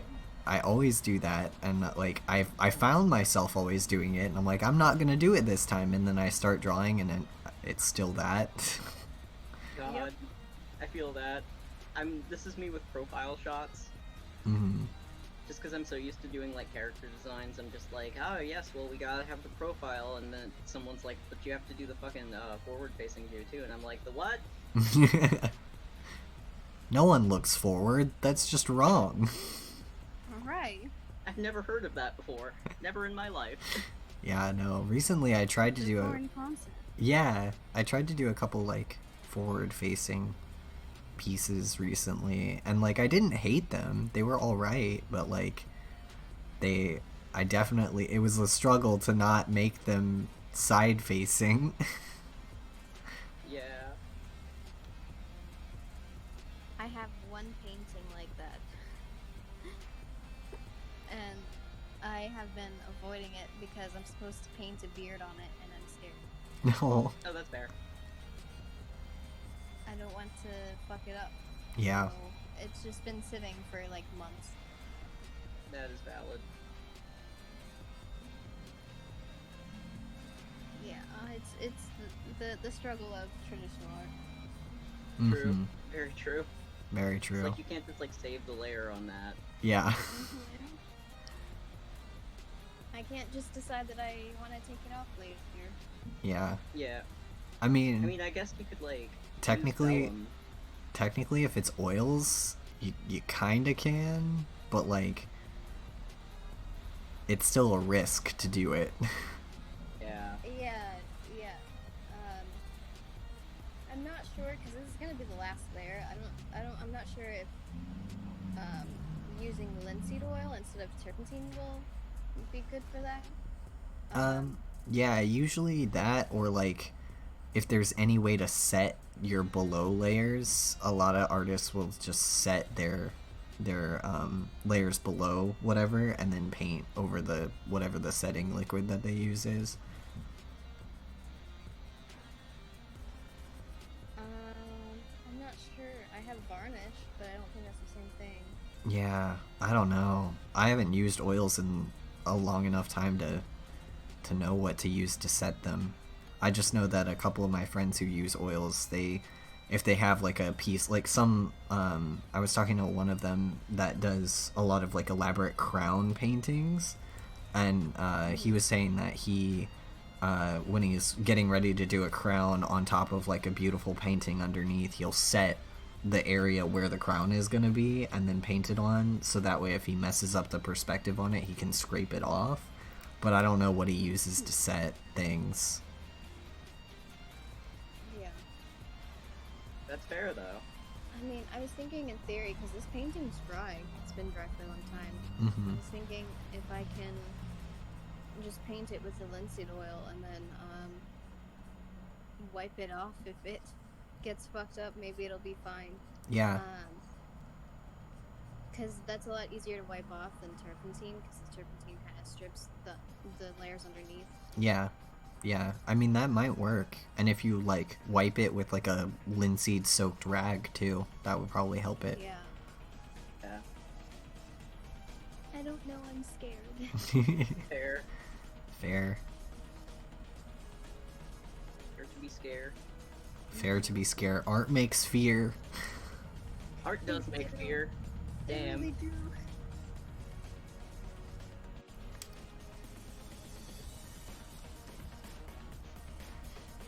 I love when Clip Studio takes forever to do the save function. Yes. It's like, save. Yeah. And I'm like, you've been saving for like 5 minutes, my dude. Yeah. Like, Or I'm- it just randomly decides to freeze. Yeah, like, I'm glad that, like, it has these functions built in where it saves your work every so often. That's great. Thanks for programming that, whoever programmed Clip Studio. But, like, I hate that it stops my progress. Yeah. Mm-hmm.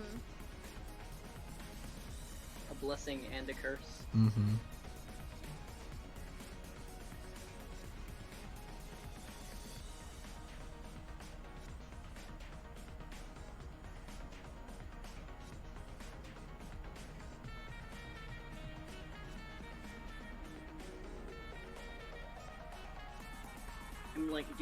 I'm like drawing my own thing in the background here, so I keep like looking up after a while and being like, lighting, good.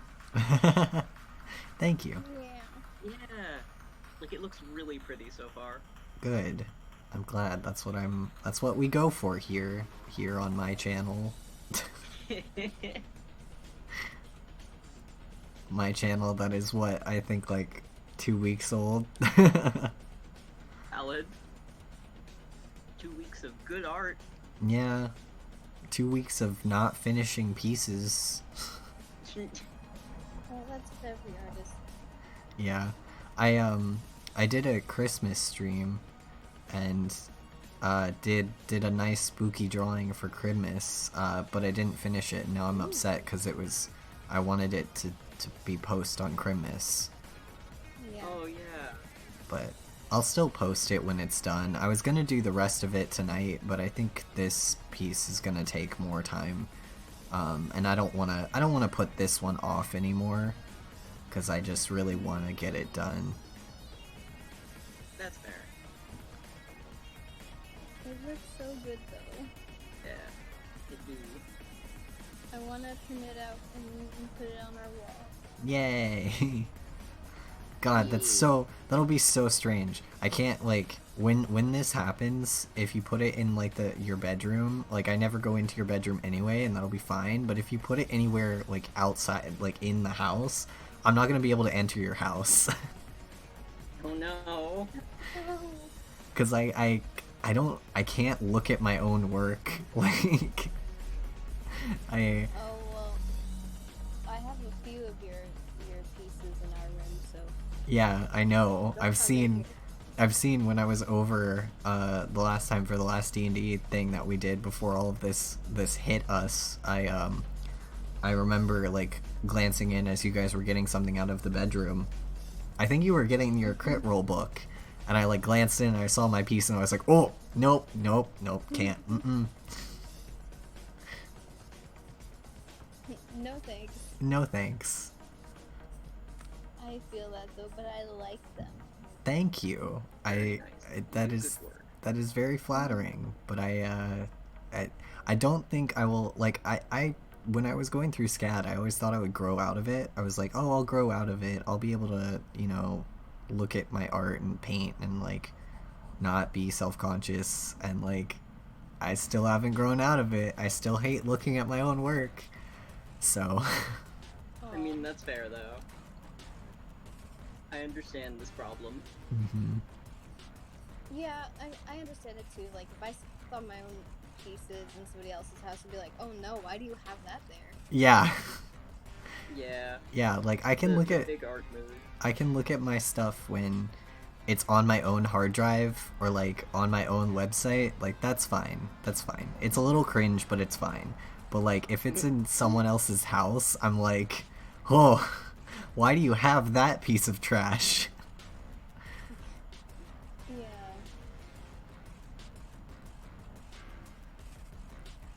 I do A have big move. some of my own hanging up in our room though. Yeah. And I still have that piece you did of, the little sketch you did of Lucian hanging up in my house. Oh yeah. Oh, I forgot about that. Yeah. Yeah. I forgot about that too. I don't want to see it.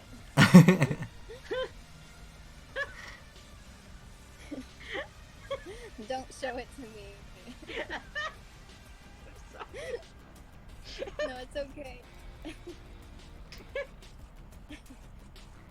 Apollo, I understand. Yep. It's a valid feeling. It's a feeling that we all have Yeah. deep down. Wow. Incredible. I'm so glad. I wasn't sure, but now I am sure. So valid. God.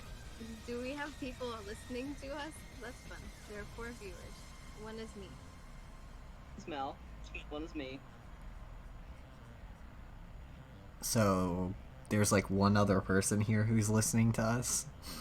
Yeah. Hello, one Who other are you? person. Make yourself known.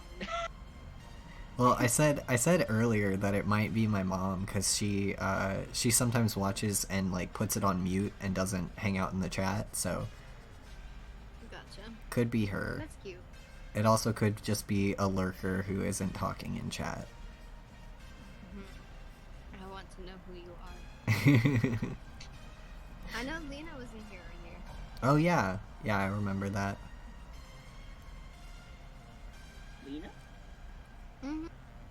She's one of our mine Mel's Discord friends. Oh, okay, cool. Yeah, Mel dropped her into the chat a while ago. Nice. And she's the one that made the character that was destroying Casimir emotionally, and I was like, nope, fuck you. Amazing. Beautiful. You ruined your opportunity. Amazing. I'm like, no, I'm going to bring in this character whose father is a grief counselor who is going to therapy this robot's brain. We Valid. therapy the robot. Yes. We And care make for him his well-being. we make him feel better. Yeah.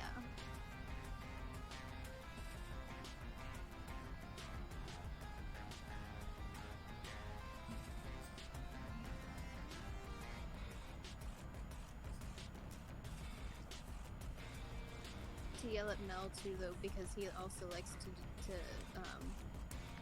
make Casimir's life worse, and I'm like, excuse you. Good. Can't He do calls that. it wife crimes. A Wife man after my crimes. own heart. Yes. He's like, I'm doing wife crimes, and I'm like, I will make you sleep on the couch. Amazing. To be fair, that does sound like a Melism. Yeah. Wife Yes. crimes. Oh man, a man after my own heart though. I also like to make my characters suffer. Amazing. I'm in Ashley's camp here, honestly. Yeah. It's just like, let them be happy. I mean, they'll be happy Well, like, eventually. No. None of Mel has anything to say. Like, I understand torturing your character to make them learn how to not be a dipshit. If it's for Lucian. like personal growth, then it's fine. But this bitch has suffered his entire life, and I'm like, just let him be happy one time. Fair. That's valid. But yeah, no, I get that. See, like, that's what I do with Lucian in, like, the story that he actually comes from, like, he gets the shit kicked out of him, but, like, not for no reason, you know? Yeah. Yeah. He gets the shit kicked out of him, and it also kicks the shittiness out of him. Yes. Mm-hmm. Valid. Yeah, I like tragedy. I like writing horrible, horrific, sad things that my characters have to go through. Valid. That's fair.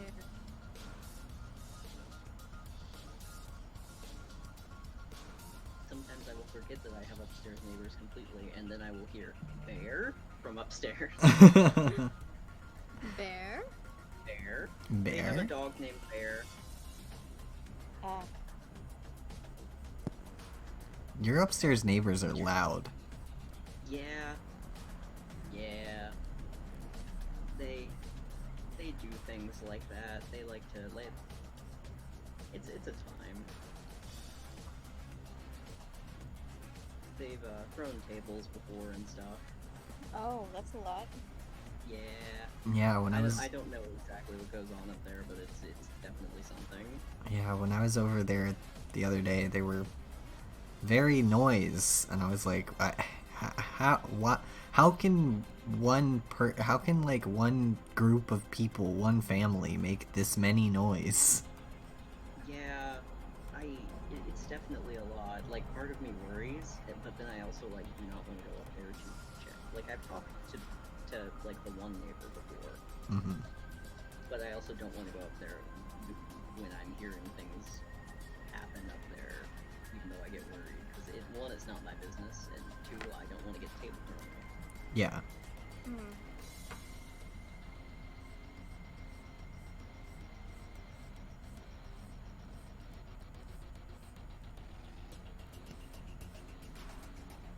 Yeah, meanwhile, I'm just sitting here with my noisy neighbors that are mostly drunk college kids. And, like, they make a lot of noise, but I'm always awake at 4 a.m. when they're awake, so I hear them making noise and coming home at odd hours, and I'm just like, you kids get some nice sleep, alright? Like... Yeah. That is also valid. Like, I think if anyone else were to live in the house that I live in, they would be upset about the noise, but it's just the fact that I'm up at odd hours anyway, and I'm always working on commissions, and, like, usually have headphones in and don't really care, that it just never bothers me. And then I run into them in the hallways, or, like, getting my mail and stuff, and they're like, oh, were we too loud for you? And I'm like, technically you're too loud, but I'm not gonna say that, because, like, it didn't bother me. I got you. Yeah, and I mean, that makes sense, too. It's also nice when they, like, ask and are not jerks about it, too. Mm-hmm. Yeah, like, all the people that live where I live, they're relatively nice. There's, like, a couple of them that I don't get along with, but it's just because, like, our personalities don't mesh. It's not that they're, like, mean people. Yeah. And, like, that's fair. Yeah. It'd be that way. Yeah, because, like... Oh my gosh. Oh. Straight lines are gonna be the death of me. Oh, that is valid. Straight lines are a pain. They really are. I set up my tablet so that I can turn the canvas, but the tool isn't working right now. Oh, yeah. Oh wait, I got it to work. Ha ha ha ha ha ha. Nice. I am a genius. Good shit.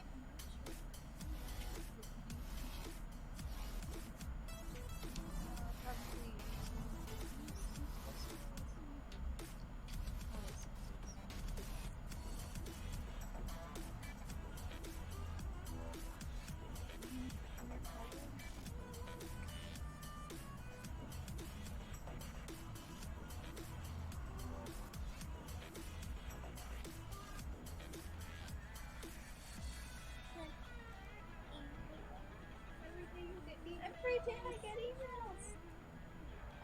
Also, a very next door of mine is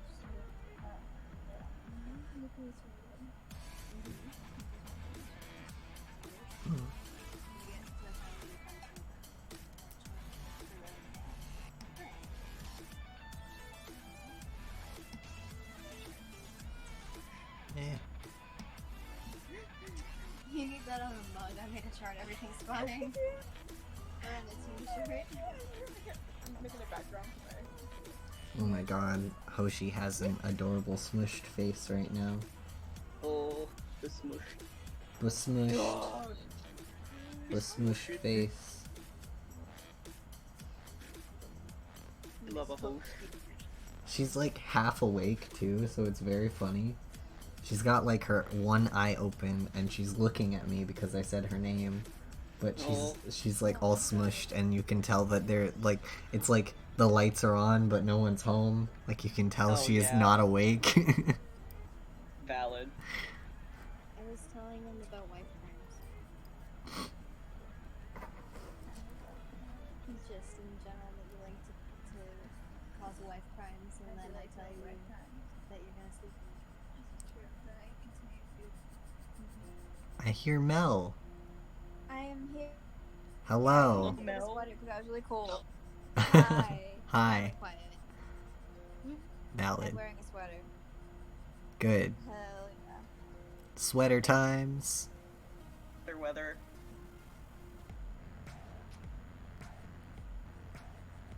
Weather. Yeah. It was getting Hey, really it's cold. So... it was getting really really cold like yesterday and the day before, and then today it's a little bit better, but it's still kind of cold. Yeah. Yeah. Yeah, it's really nice. I'm really happy about it. Mm-hmm.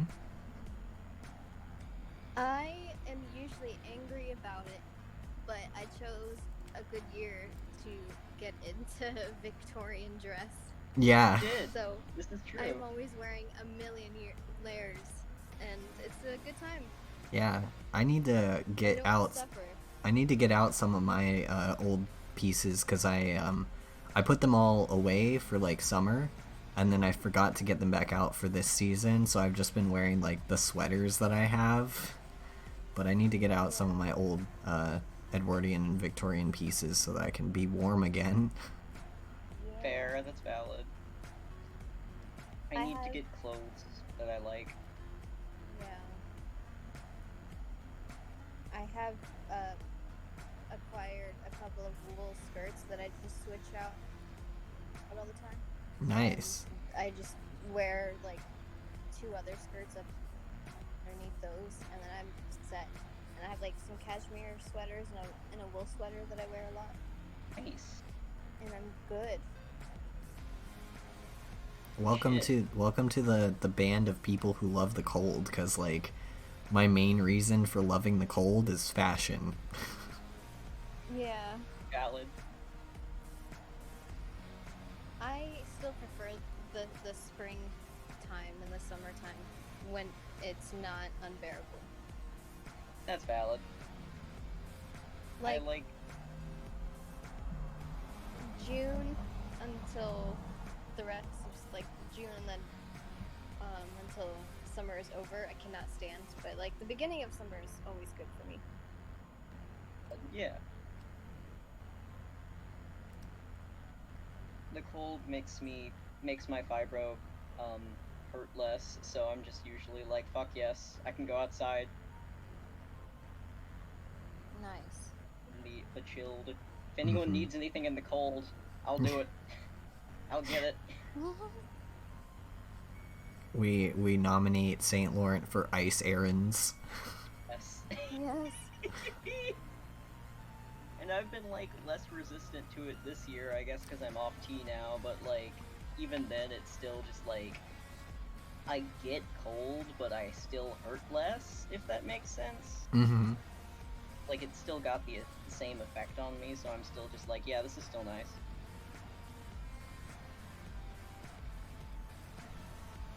Yeah, I remember us going out to Tybee. It was very cold that night.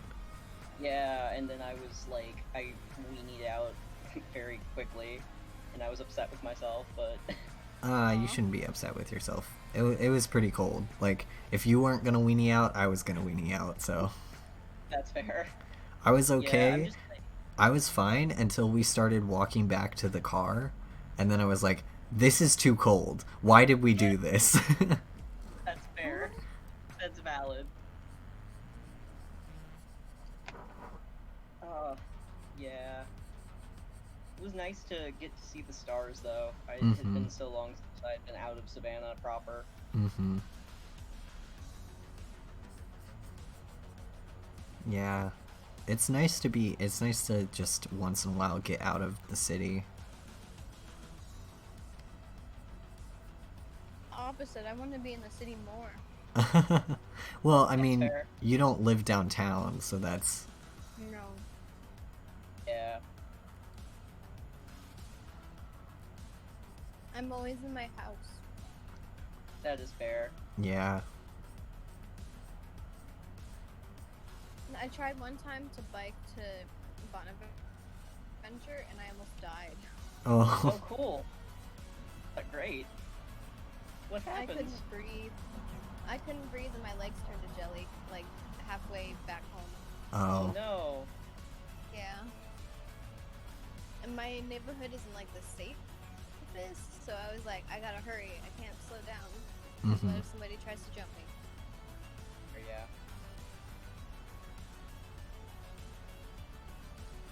But yeah, if I had more stamina, then I would be biking to Bonaventure all the time. Mm-hmm. Yeah, it's pretty out there. Yeah, it's a nice place to hang out. I It's accidentally really went out only there a once. 20-minute bike ride. Accidentally. Yeah, I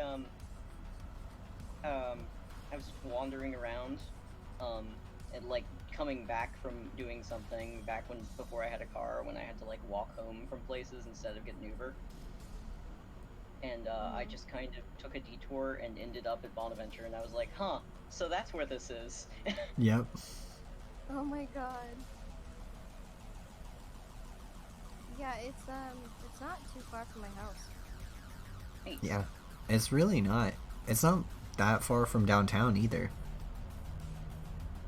It was definitely like, if I had a good day, I could definitely walk there. It was just also like interesting to just kind of stumble in on it. Mm-hmm.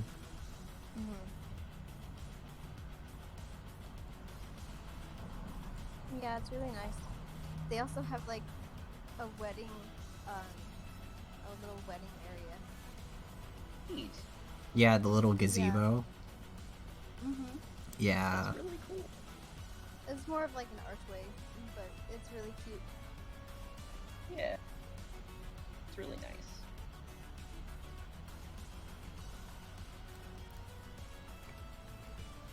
Close kind of early though. They close at like 5. Yeah, so does the cemetery downtown. Yeah, Yeah. they close super Yeah. early. I always get upset because it's like I want to hang out in the cemetery at night. Yeah, I know. Oh, big move. that's the point. I just want to be like, well, I'm friends with Bonaventure Dawn, so I should be allowed to hang out here. That would be fun for sure. Oh, did I tell you about the one time I was on my way to work and I was dressed in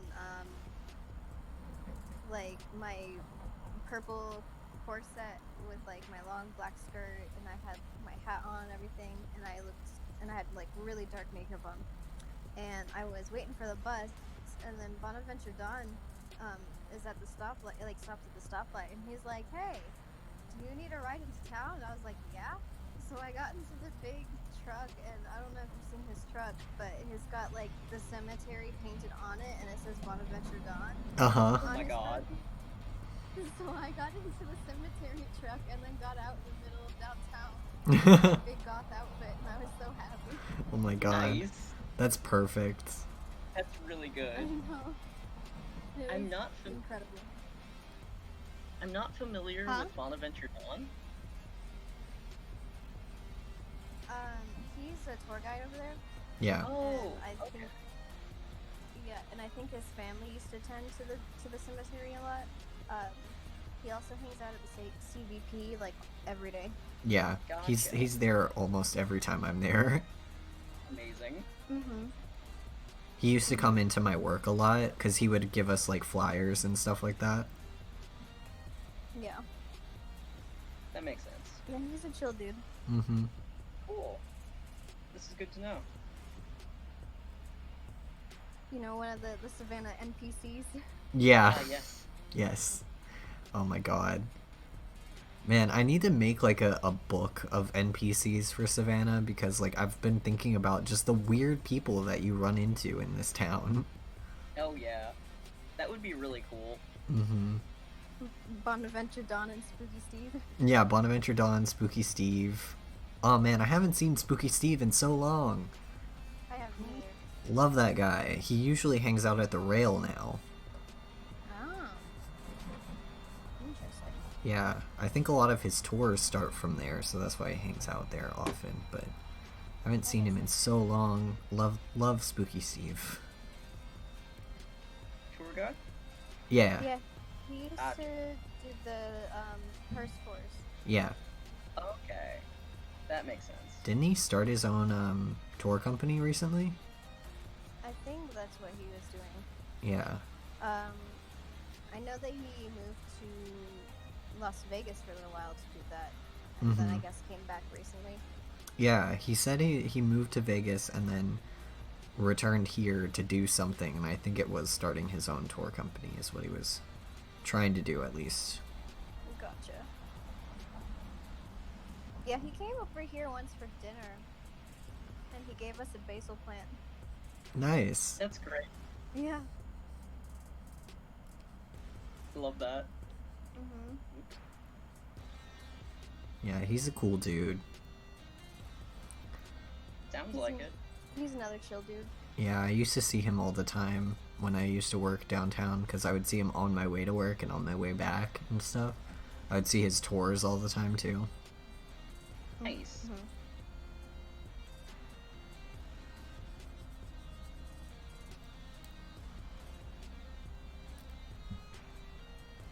I'm just thinking about like the Savannah NPCs I know. Trent saw Cottontail today. Oh, Cottontail, I love Cottontail. Baby. She's baby. Orb. The round. The roundest cat I know. Mm-hmm.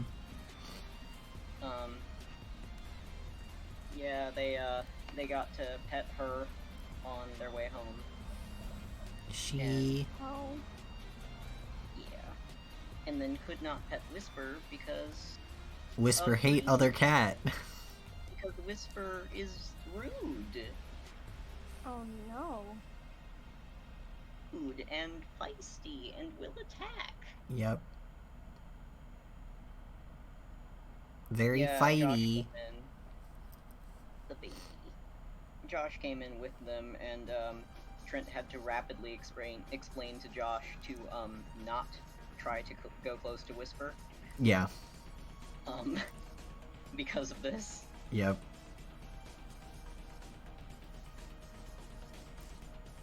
Trent, by the way, I saw them briefly at Tea and Spice Exchange.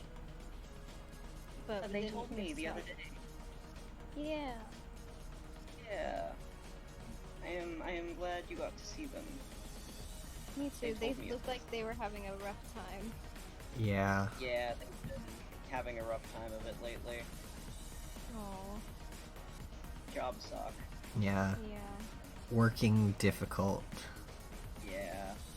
And Miss or Sandy has been you know. Yep. Yeah. I felt bad a little bit because I was like, I don't want to be that guy that's like in for Christmas or whatever, or like on Christmas Eve or whatever. But also, it was nice to see them. Yeah. Yeah. No, they were glad to get to see you guys. Oh, good. Yeah. Yeah, they told me about it and they were like, yeah, I was glad to see them. I was like, cool, nice. Good. Yeah, it's so wild to, like, have friends that live in the same city as you and then never see them recently. Yeah. It's just, it's like, ugh. So when you do see them, it's like this rare, happy moment. Yeah. Cool. I was hoping that would be the case. Yeah. I just can't wait to get, like, vaccinated and stuff. Mm-hmm. I know. Give us the vaccine. I know. Cure us. Cure us of plague time. Yeah. Yeah. I would Mood. like to be able to get another job at some point without worry. Me too. Yeah. Same. Yeah. Like, I've applied for a I'm couple, really but thankful. Yeah. No, I'm really thankful I'm still getting unemployment. oh, good. Yeah. That's really good. Yeah. I'm glad.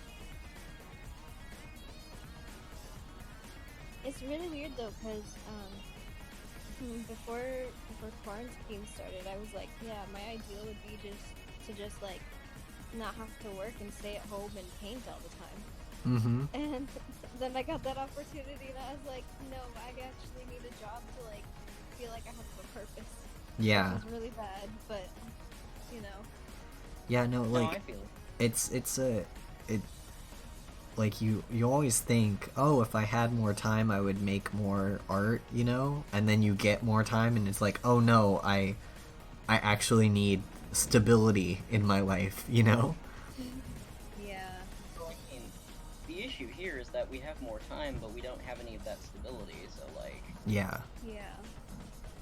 because if I had like monetary stability and also the ability to see my friends when I wanted to, like we weren't in quarantine, this would be perfect. Like if I was not Yeah. absolutely poor and I could see my friends, I would have no problem with not working. But it's just right now I need the money and yeah, I can't talk to Yeah. anyone and I have no purpose and no reason to get up in the morning.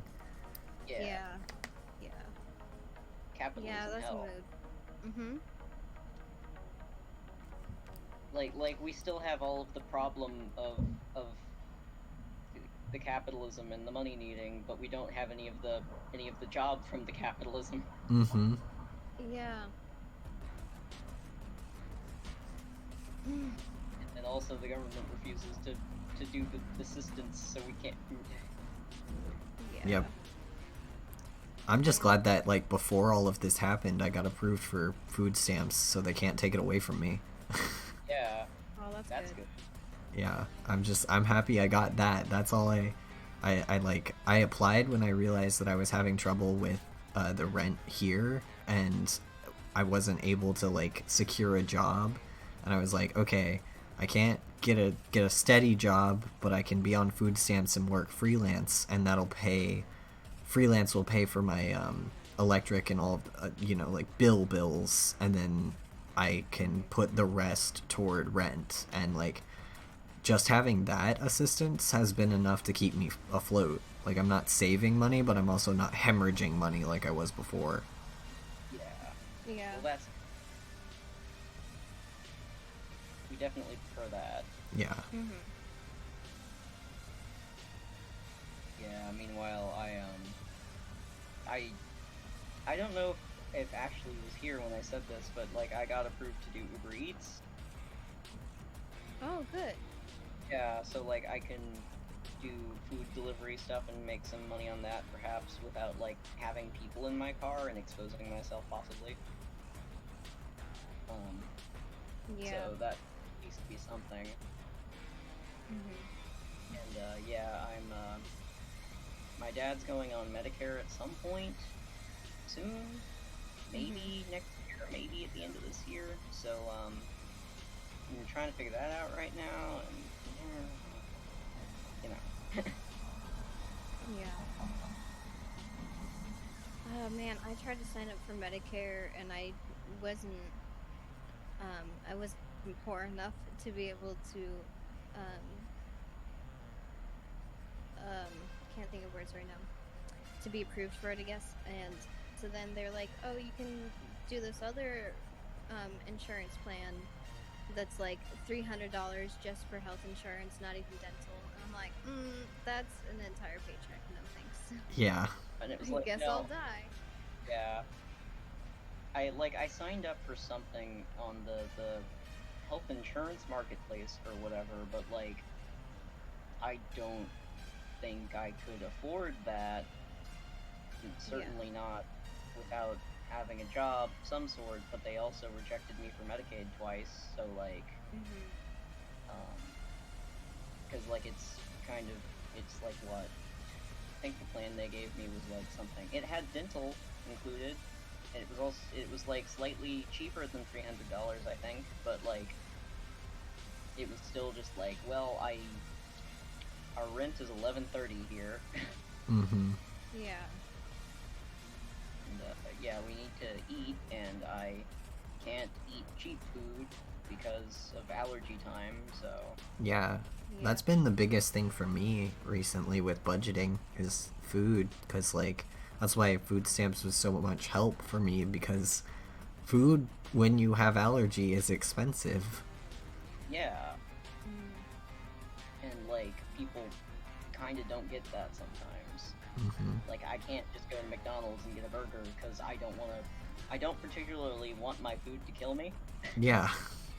Yeah. And also, the thing that people don't get, at least on my end, is with food, is like, if I go to McDonald's and get a burger, right, the food stamps only cover food. So if I use that to get a burger, yeah, I'm saving money on that, but then I don't have energy to do the work that covers my electric bill. Yeah. So it's like, McDonald's burger.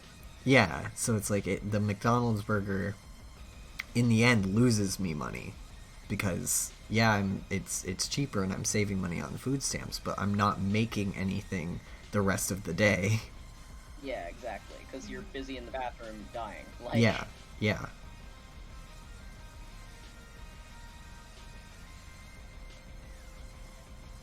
Fun time. Money times, money struggle.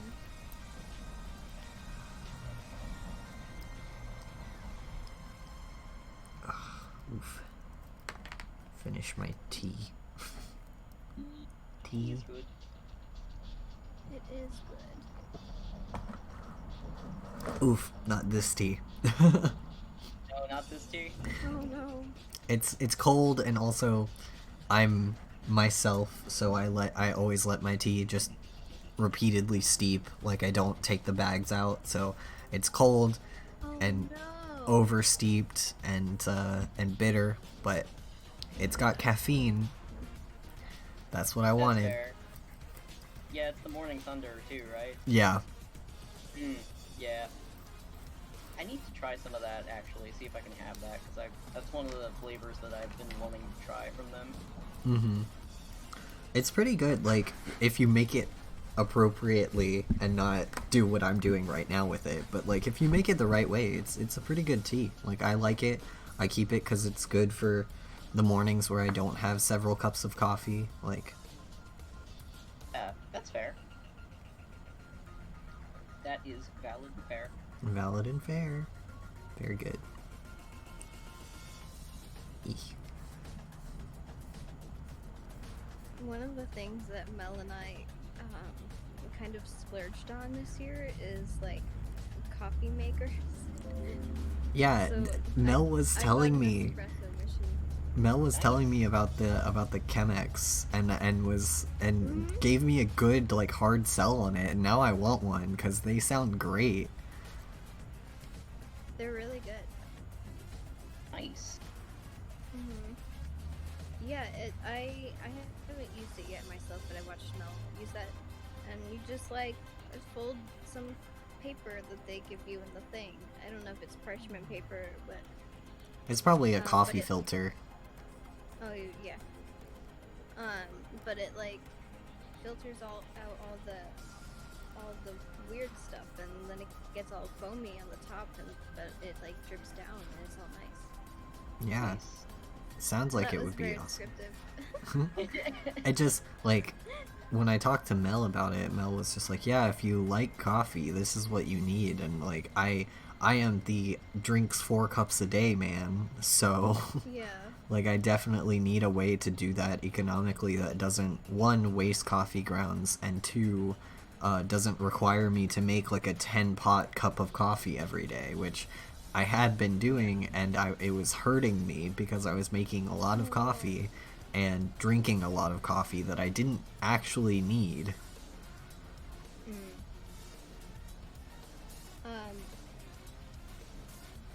For me, because I like the espresso, the Chemex isn't it's not dark enough, Hmm. but I have like a manual espresso machine that I like a lot. Yeah. Is it like a French press machine? Sort of. We have a French press, but I don't like it. It's hard to explain. It's like this thing where it has like 2 levers that you Oh, pull yeah. up, and then you push it down really slow. Mm-hmm. Yeah, I've seen those before. I love it a lot. It's really good. Yeah. I have a French press that I like, but my issue with French press is that you have to clean it, Yeah. and if you don't clean them, your coffee tastes gross, so I'm just like, I need something that I don't have to repeat it. Like, if I have to clean it, I want it to be easy to clean. Yeah, like with this espresso machine that I got, I just have to pour like boiling water on the thing and then just like, push it out of the coffee maker and then it's pretty set. Nice. And then I just wipe it down. Nice. Yeah. Nice. Need something with better upkeep than my coffee maker, which is take it apart, wash every single part, let it dry, like hand towel it and all that stuff just to have 1 cup of coffee. And then it like burns the coffee anyway, so it's like why bother cleaning it if it's just going to burn my coffee? Yeah. Right.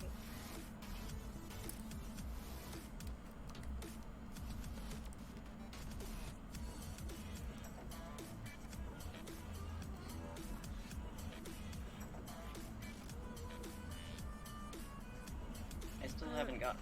Oops. Sorry. Go ahead. I still haven't gotten my singular allowance of 1 cup of good coffee this year. Oh yeah. Your No. singular, usually you get a pumpkin spice latte for that. Yeah. Because I'm white as hell, apparently.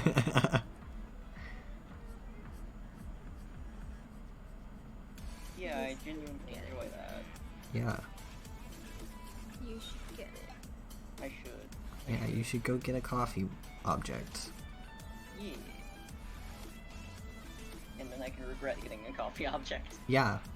You get a coffee object and then immediately have regrets. It's Yeah. the way that coffee works. This is true.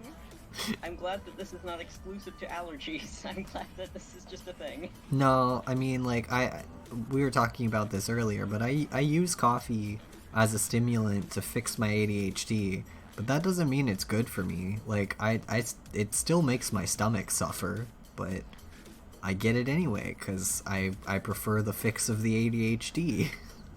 Valid. And unfortunately, they won't just give people ADHD meds. Yeah, they won't prescribe me with stimulants, so I make my own. Yeah, Oh, man. store-bought is fine. For me, it just gets rid of my brain fog, and then if I don't have coffee, then I get really bad headaches. Yeah, that's valid. Valid.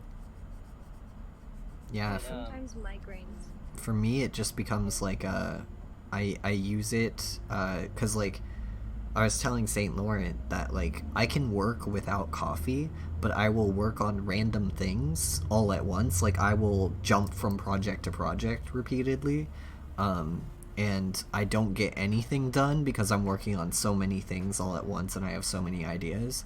And coffee just makes it so that my brain sits down and focuses and hyper focuses on one thing, and it's That's nice. it's valuable for hypercapitalism, which is what we're in now. If I wasn't in hypercapitalism and I just had all the time in the world to work on whatever I wanted, I wouldn't need the coffee. But it's just when I have deadlines, I need the coffee, because otherwise I'll draw 8 different things when I only needed the one project done. Yeah. Yeah.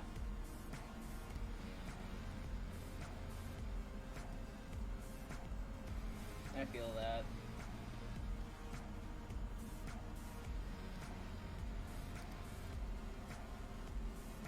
I just like when I don't have it, I feel really bad. And not only like brain fog, but I just don't. I can't think properly, Mm-hmm. and it's a whole time. Sounds like it. Yeah.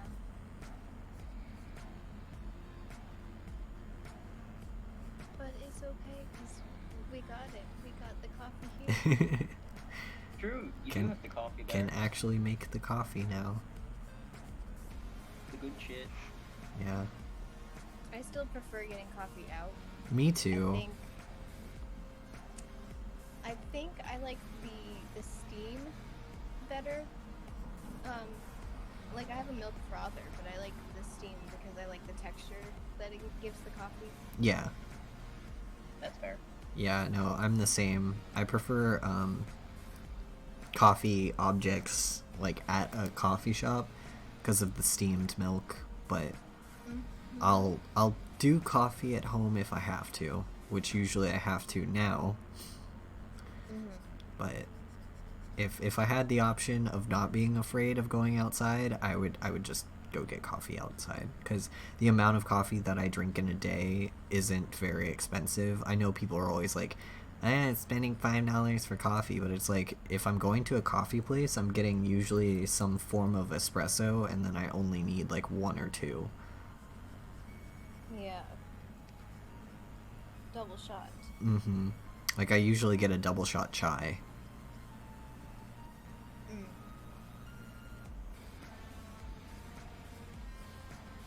I think I've found recently that Gallery has my favorite coffee. Yeah, Gallery's coffee is the best in the town, I think. Yeah. Other than maybe I Cup agree. to Cup, but that's... Gallery's, I think, still, for me, above that. I didn't know until recently because I, used to drink a lot of sugary drinks and only that. But recently I've just been getting things that don't have any sweetener. Mm-hmm. So I can actually like taste the flavor of coffee. Whoa. And I found that I really like Galleries the most. Yeah, because, like, this is going to be blasphemy for a lot of people who live in this town, but I really don't like Foxy's coffee, which is why my order at Foxy is always a double shot chai, because I prefer not their coffee. I prefer to get my espresso in a form that is easy to drink. But at Gallery, I will actually get standard coffee. Usually I just get like a cafe au lait or an Americano or something. Because I like Gallery's coffee so much more. I like getting the breves from them. Oh, yeah, those are good. Breve. With a double shot, it's just a really good time. Mm-hmm.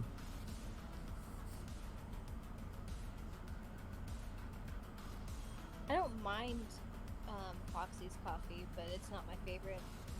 Yeah. I really don't like it.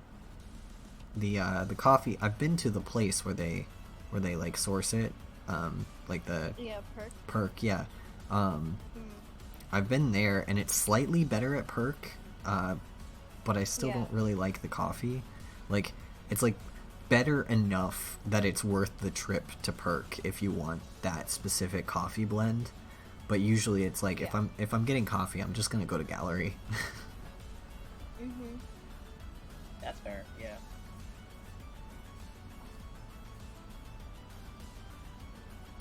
Yeah, I mean, we usually go to Foxy because it's closer. Mm-hmm. But, man. We have been buying our beans from Found Familiar. I don't know if you know about Yeah, that. the D&D coffee. Yeah. Yeah, They have really good coffee. they do. I have I forget which bag I have, but yeah, I've got one bag of beans from them. They're a little pricey, but they're way worth it. We have the regular Knoll espresso right now. Nice. Yeah, I really love their coffee.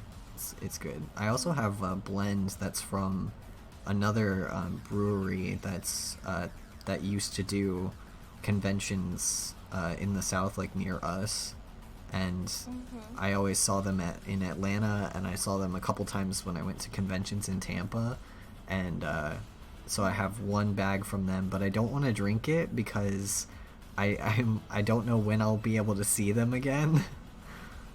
So I don't want to run out.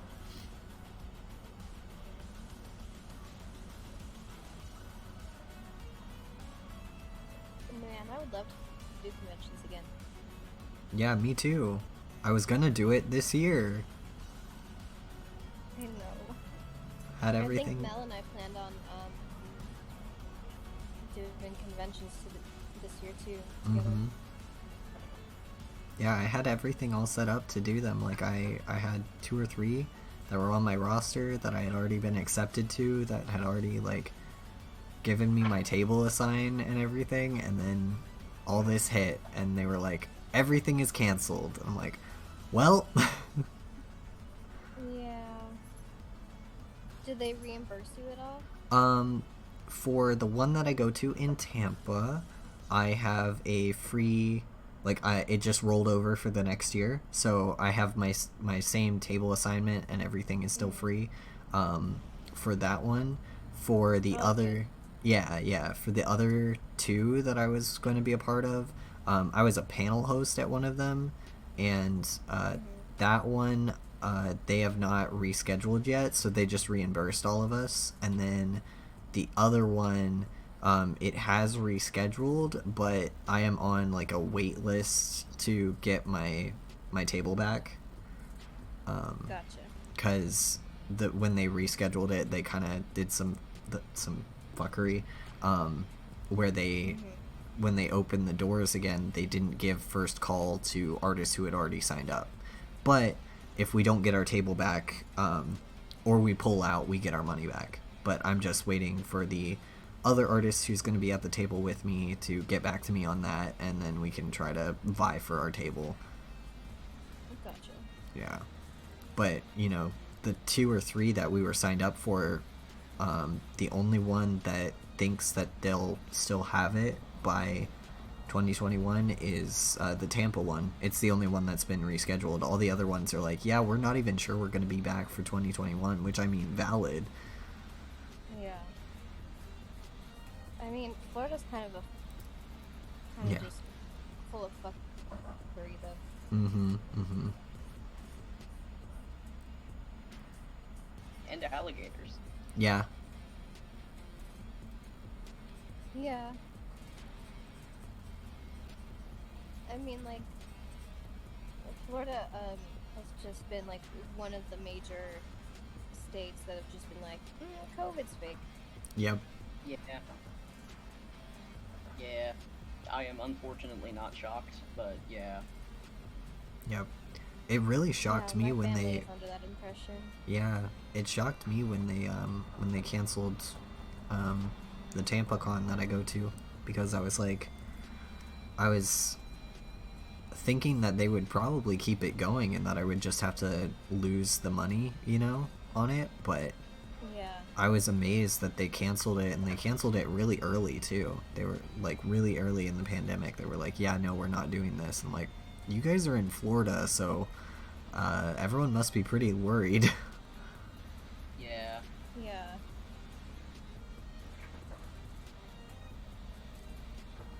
I'm glad they did cancel it, though. Me too. Oh yeah, They definitely needed to.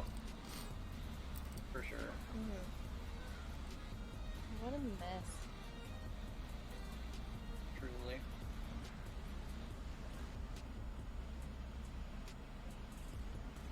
It's been quite the mess indeed.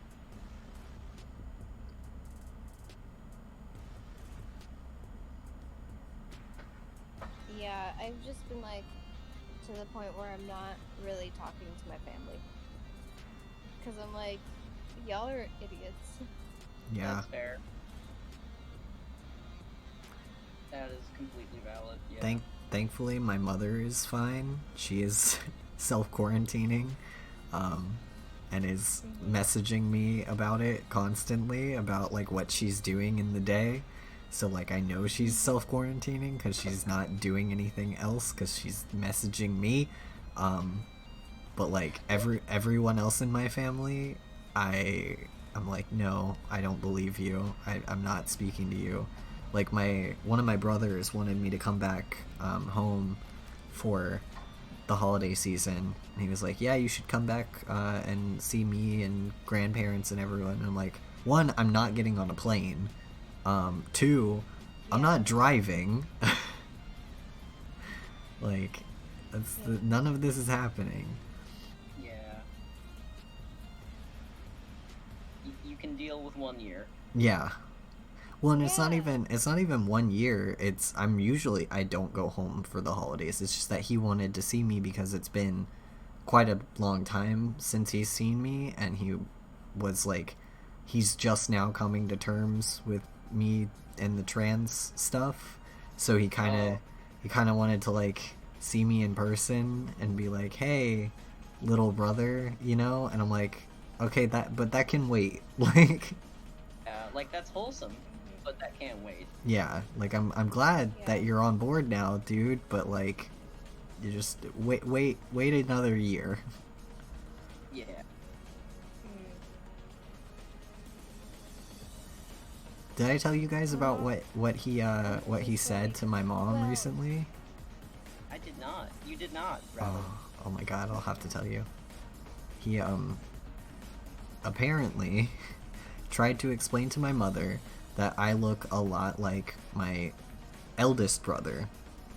But the way he did this was by telling my mother that I am, in his own words, the limited edition version of Dan, my eldest brother.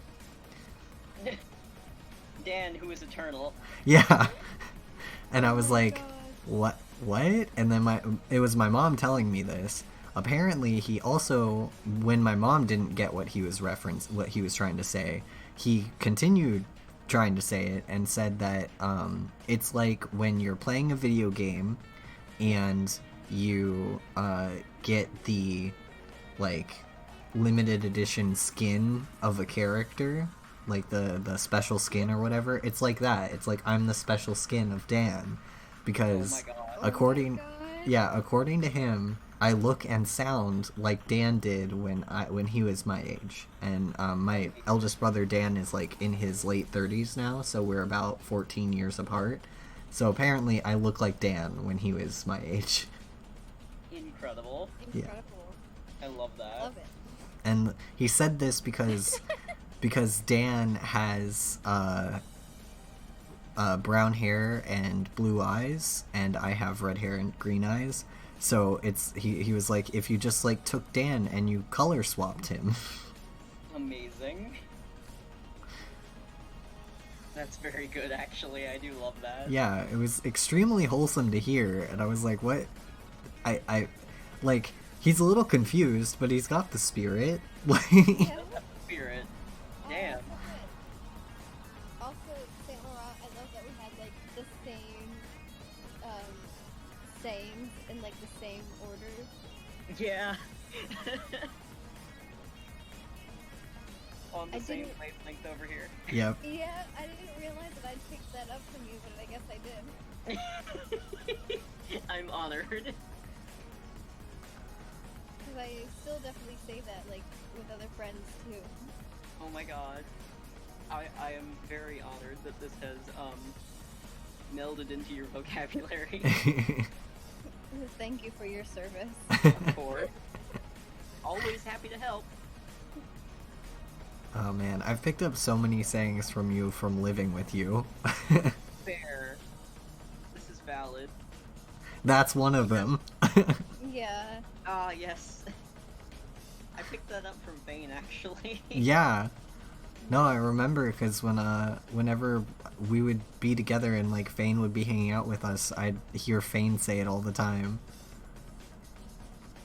And it's so prominent in Fane's vocabulary that it just immediately went to mine. Mm-hmm. Oh gosh.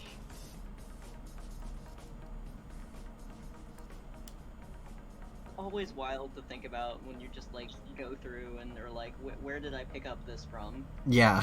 Yeah. Is this a me original or did I get this from somebody? Me original.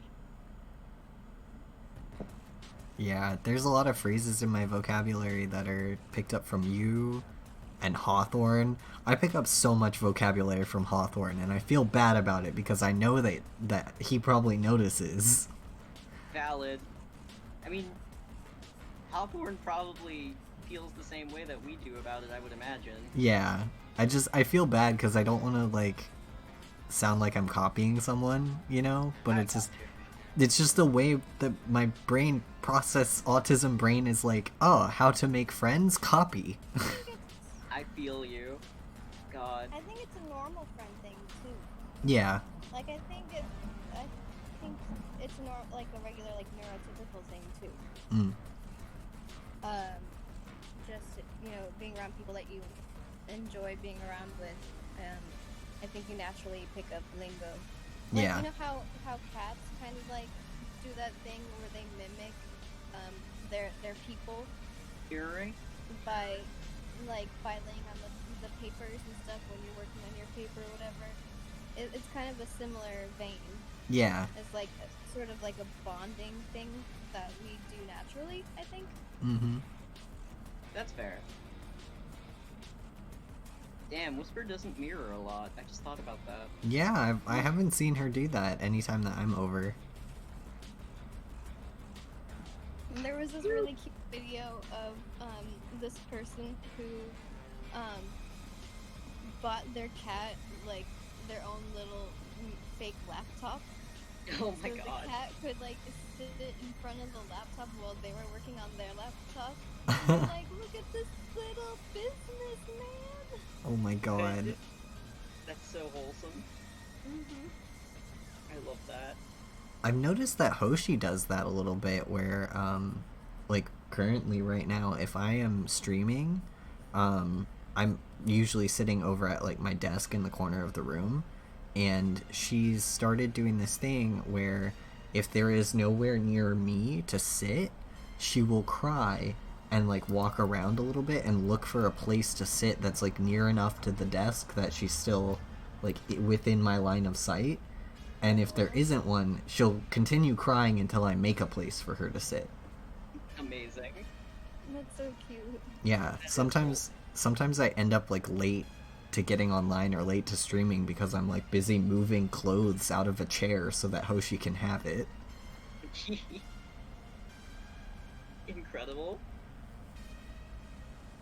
I love that.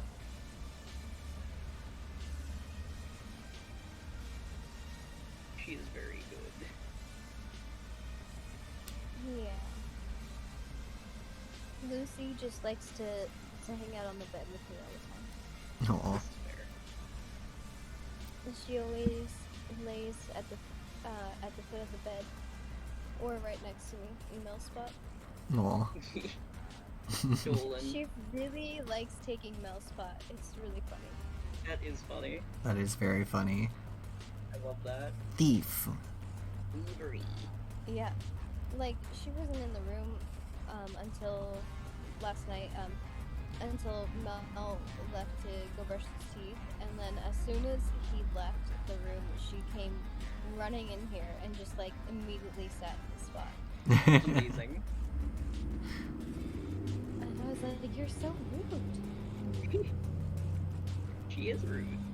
Very rude. She doesn't. Incredible. Oh, this looks so good. It does. It's so nice. Thank. I love him with all my heart. Yeah.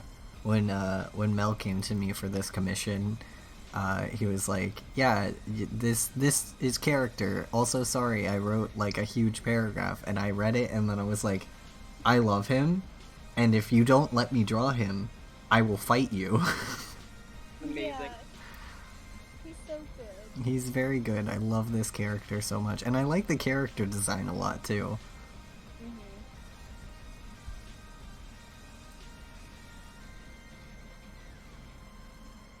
Yeah, Good design. he's. I think pretty much every artist that Mel has talked to about him has been like, "Can I draw this?" Because our friend knew was like, "Hey, I'm opening commissions for friends, so if you want me to draw Casimir, just let me know." Mhm. And he was like, "Okay." Nice. So he's also he also commissioned them to do a Casimir, and then I've done a full fucking portrait of him. Yeah, I saw your portrait of him. It's great. Thanks. And then our friend Jazz in our server has also done like little drawings of him, and I'm just like, he's just everybody's little muse. Yeah, Nice. Good. This is ideal. everybody love him. I was just like, Mel, I don't know how you managed to make a character that just makes me so soft, but you did it. Good job. Beautiful.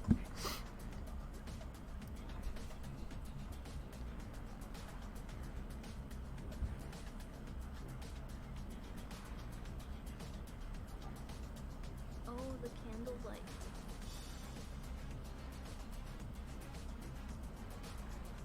Gosh, my fucking scalp has been bleeding lately.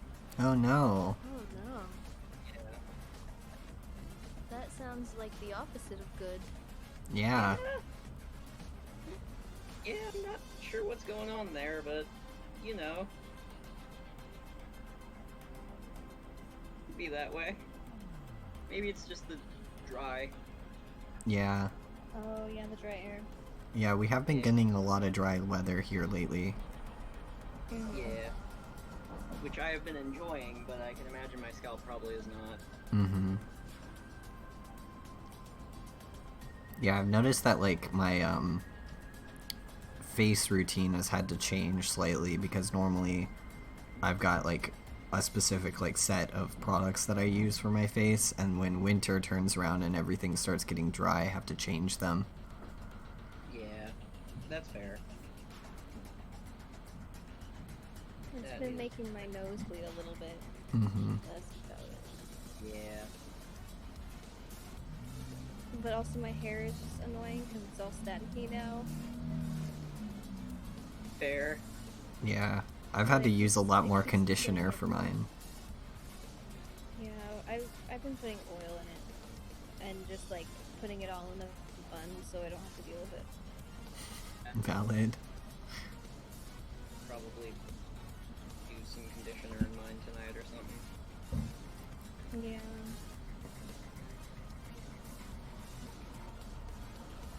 Like a little deep condition. Yeah. Oh man. I'll be right back. I think I have clothes that I forgot about in the wash. Oh no. Oh, that's I need to put it in the dryer. Yep. Dry clothes. Clothes.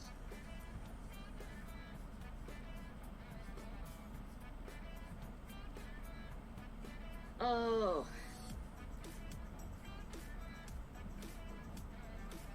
Mood. Big sigh.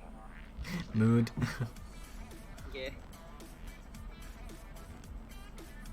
I'm extremely happy that I'm so much more done with this than I was when I started. It looks so good so far. I've been, like, stressing about this because I haven't been getting a lot done. Like, I've been streaming, but, like, it just seems... Like, you ever get to a point with, like, a piece where you just... You continue working on it and it's like nothing happens? Yeah. I've been stuck in that hell. I've been stuck in art limbo for, like, the past 3 streams of this. And, like, yeah, sure, if I go back and look at it, I'm sure I can see where, like, stuff is getting done, but it didn't seem like it for so long, and now I'm finally at a point where it's like, wow, I can see the difference. No, I completely get that. That is a valid way to feel.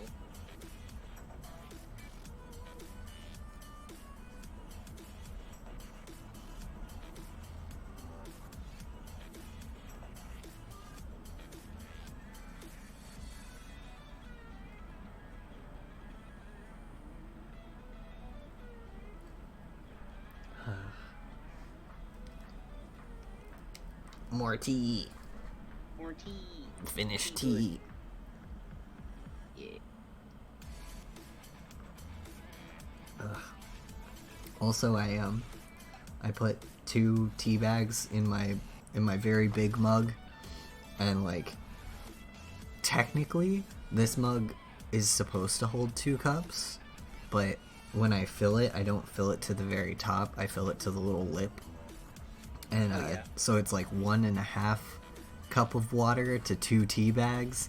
And, like, some teas, that's great. Like, when I'm making the chai, or, like, the gingerbread tea that I love a lot, like, for those ones, you know, it's perfect. Perfect amount of water to tea. But, like, for Morning Thunder, it's like a lot. Yeah, that sounds like it would be a little bit too much for that. Mm-hmm. Yeah, like if I tried to do that with Fastlane, I would have a bad time probably. Yeah. I need to go get some Fastlane and see what it's like, because I remember trying it possibly once, but like... I have some at my house right now if you would like a bag. Oh, yeah. Yeah, next time I come over and do a thing, I will grab a bag of Fastlane from you so that I don't have to spend many a money on a whole box if I don't like it. Absolutely. I am happy to provide. Thank. Yeah, sure thing.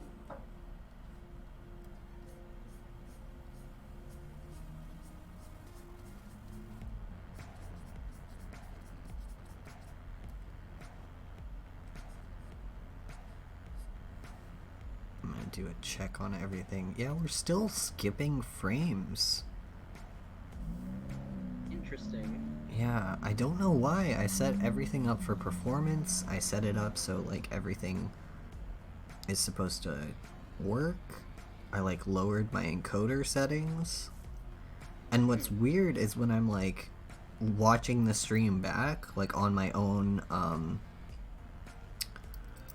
computer after I've streamed, I like watch it back so I can make sure that the audio sounds all right and everything like that.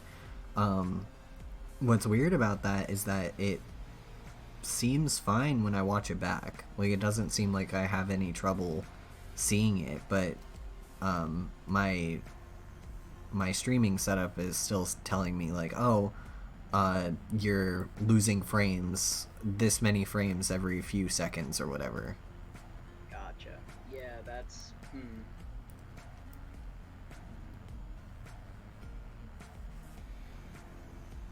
That's not good. Yeah. Maybe I'll have to get a hold of a couple of my stream friends and be like, hey, what does this mean and how do I fix it? Yeah, exactly. It might just be a CPU thing. It might just be that my computer is lazy as hell and doesn't want to stream. Because I have really good internet. Like, I pay for business class internet, so I know it's not the internet. Yeah. And I have... Hello? Hello? Hello. Hello? Back. Welcome back. Thanks. But yeah. Someday I will figure out what is wrong with this stream.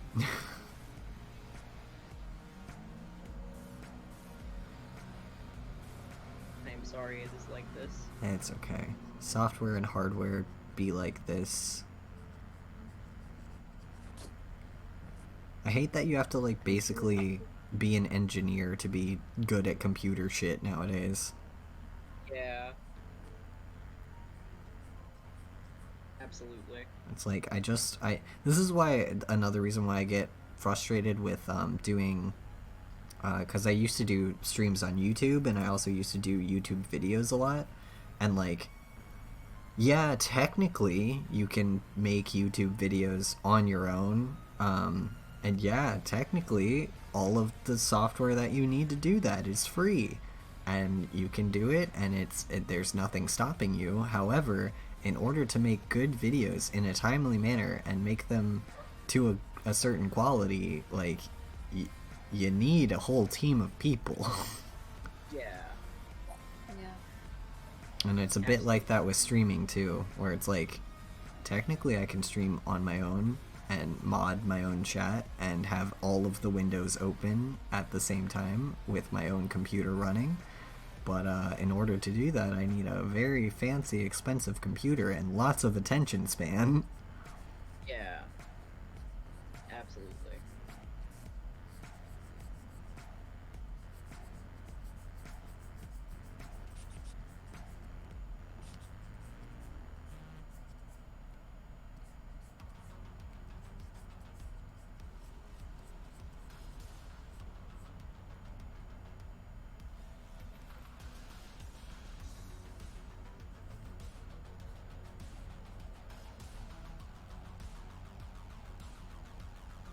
Man, I think in about 10 minutes we're gonna pass over the 5-hour mark, which means we are close to the end of stream, you guys.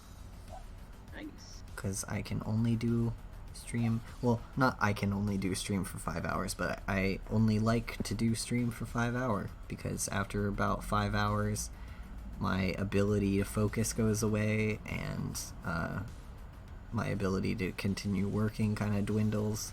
So I like to set things up for about 5 hours at a time. But yeah, we're almost done. Yeah. Nice. That's fair. Yeah. We made it. We made it to the end. Good shit.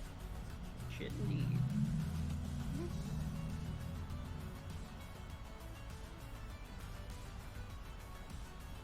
That means that next time I can do color, which will be Wednesday? I think I set up? Yeah, Wednesday. Oh, what color palette? Oh, I already have the color palette picked out, so it's gonna show up delayed here, but I have like 3 or 4 of them that I set up, Ooh.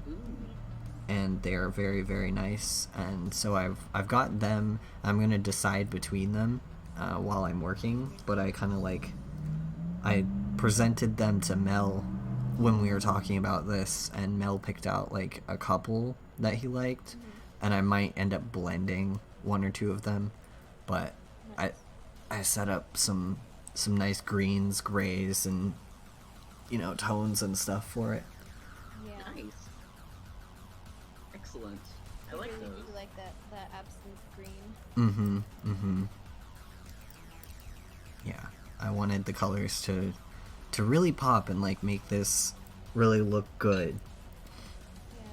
Well, it already does. But yeah. Yeah, I see now. Yeah. Nice. But yeah, those are gonna be most likely the colors I go with. And like, while I'm painting, I do vary or like stray from my color palette a little bit, but I use the color palette as like a starting point for everything. So I'm gonna be next time doing straight up color and working on getting those all squared away on Wednesday. What is Wednesday? Is Wednesday after the 1st? No, it's not. Okay, then yeah, I'll be doing that. Good shit. Yeah, because I have told myself that this piece will be finished before the 1st.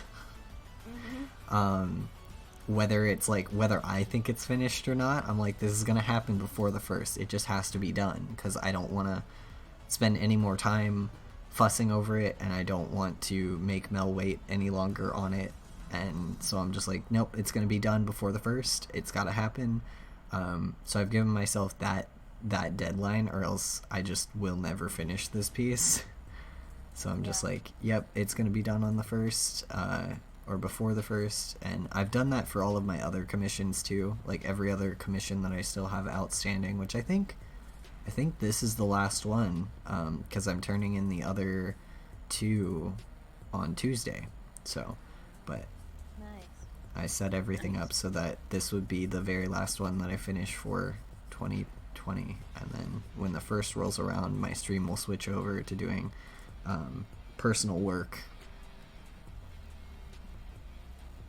Cool. Yeah.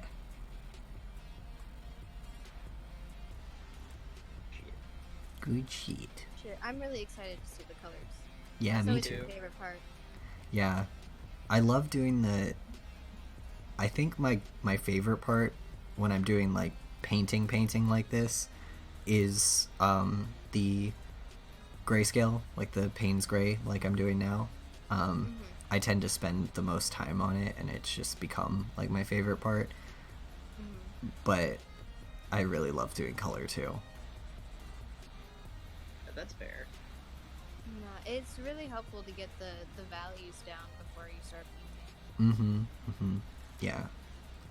And like, I'm also with this, I'm trying really hard to do, I have somewhat of like a new style now that I've reorganized all of my brushes, and I'm using just one brush that I really like to do this, and I'm probably going to use other brushes when I get to color, but like to do the underpainting, I've just started using this one brush, and doing that has made painting the underpainting so much more enjoyable for me. Like I love this part of the painting so much more now. Yeah, Well, that's good. it is nice. Yeah.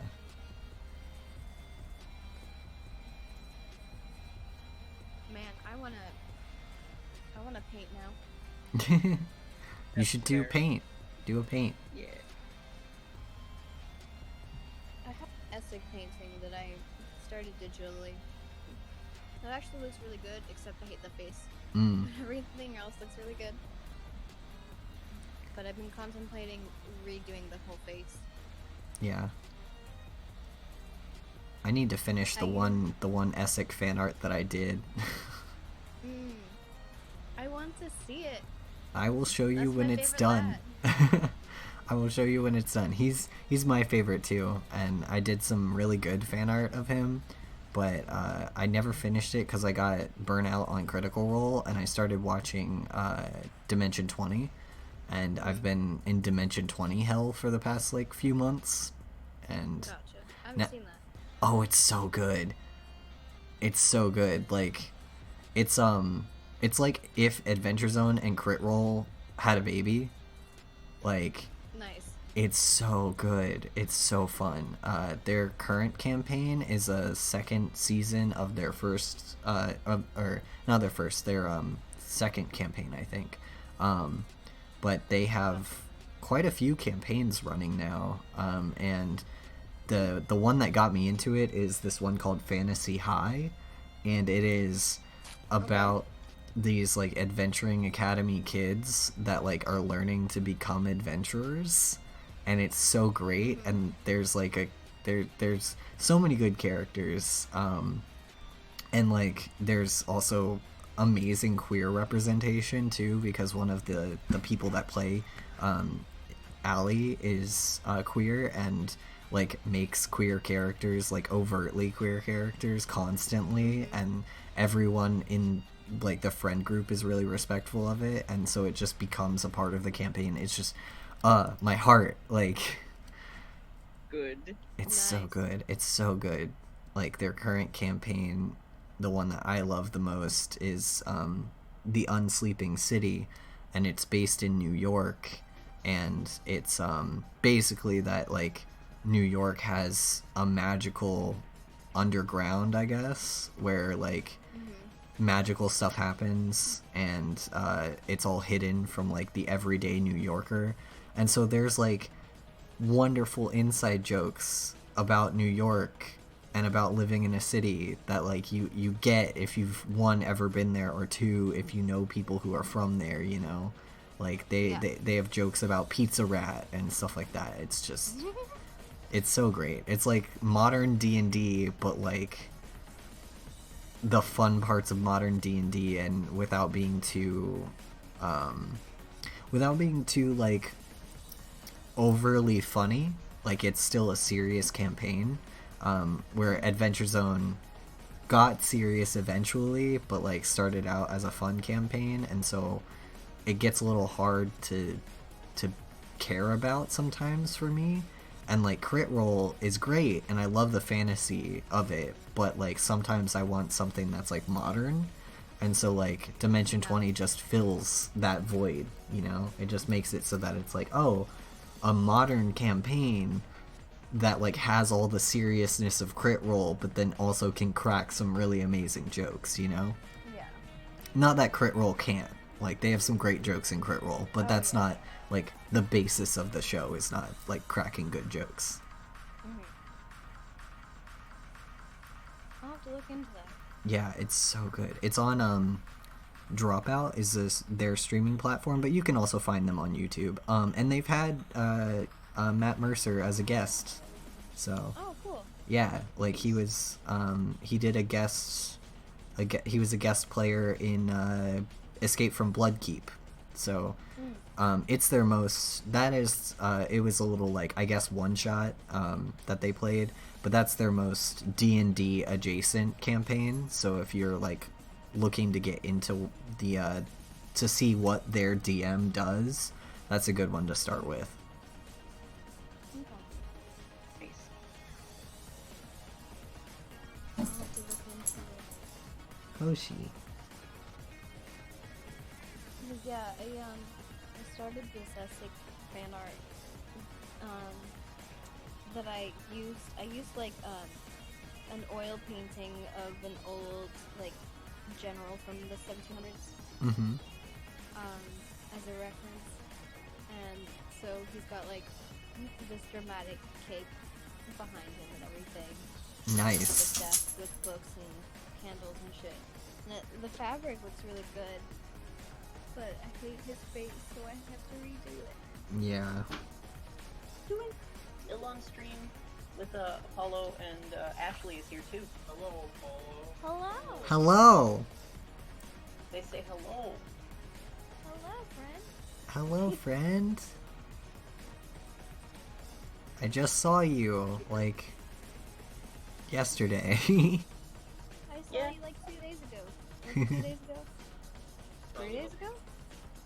Pardon? They saw you, Sorry? both of them. Yeah. I have taken my headphones off so that you can converse. Yeah. Hi! Hi. Apollo is doing Peace for Mel. Did I tell you that? No. No. Peace for Mel. Yeah. I'm melatonin.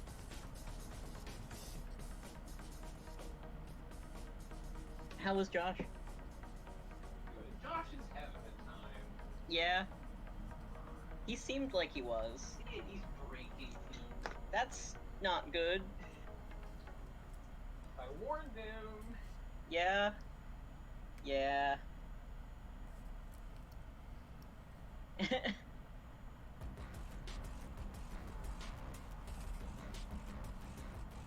Looking at me whenever they're alone together. Yeah. And be like, hey, am I doing something wrong? Is she just like this? That's a good plan. He needs to like be conscious about it because he will step in.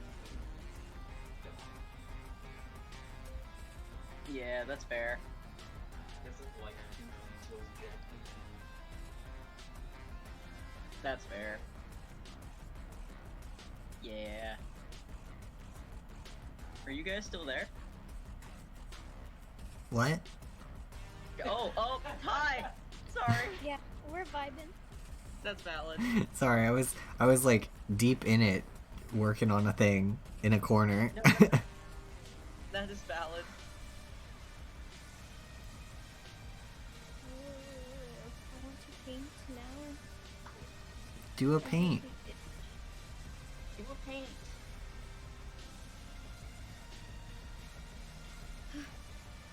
Perhaps. Hey. Donuts. I want to Cat? The mistletoe. cat. Yeah, you can't have mistletoe. Oh, No. So what if we use this as the recipe? I want to play Animal Crossing for some reason. My brain is like, this is what you want to be doing with your life right now. Oh man, I haven't touched my Switch in like over 2 months. Jeez. God, that's valid.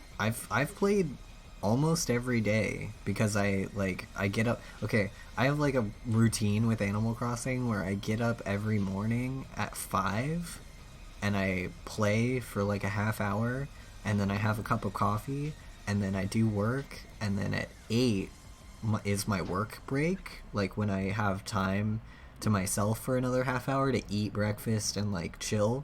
So during that work break I also play for another half hour and then, you know, so I usually get at least an hour of Animal Crossing in every day. Nice. I stopped in October after I got all of the Halloween items, Mm-hmm. and then I got bored of it again. Yeah. I got all the Halloween items. Right now I'm trying to look for, I got all the star items, like the, I don't have any of them. oh, you haven't seen Celeste yet? I have the DIYs, but I don't have any of the items. Oh, okay. Yeah, no, I think I have most of the DIYs and most of the items of the star stuff. And now I'm playing to try to get all the winter items. And then I'm gonna time travel back to fall because I didn't get any of the mushroom items. I got all the Halloween ones and all the mushroom items? yeah. What? I Yeah. want the mushrooms. Exactly. Like, I got one of the mushroom items, and then I didn't get any others, and I was so mad because I was like, how did I not know that these were in the game? And they have, like, a set that I want, so I'm gonna time travel the next time I play to get that set. I want to fill my whole house with the mushrooms. Right? Like, I have 2 mushrooms that are outside my house right now. And they're the standard ones that you can get, and I was like, okay, The these are mushroom cute. lights? No, they're Oh. just the little like mushroom stools, I guess. Aw. But yeah, I got those, and I was like, oh, I'll put these outside my house, and then I found out they have lights, and I was like, oh, I want those. I want the. Damn it. Well, see, the issue is the charger for our Switch doesn't really work, so it doesn't want to charge, and so my Switch is dead, and I haven't really felt like fighting with it. Yeah, That's valid. valid. But damn, I'm gonna have to. I want the mushrooms, so I might try. Yeah. Acquire shrooms. I want my island to be Mushroom Island. Yeah, I just recently made my island library island, and I want it to be a haunted library with a bunch of like glowing mushrooms and spooky stuff. Yes. Yeah. This is the ideal. I'm just like, this is my aesthetic. It's what I have to do. Yeah. Mushroom Island. I just want it to look like a Victorian haunted Victorian mushroom garden. Nice. Yes. Valid. Fuck yeah. Oh my god, Lucy. Oh, I gotta bring her in. Are you guys getting any reverb from this, or am I good? What? You're good. Okay, cool. I wanted to make sure that the noise wasn't like. Are you holding the cat upside down? Yes, I am. I love her. She's so baby. She's so fucking chill. Chillest cat I have ever known. Very chill. God. You just hold her upside down. She does not give a fuck. I've washed my hands several times, so there's no way I smell like cotton now. Oh, good, good. She would hate that. Hates other cat.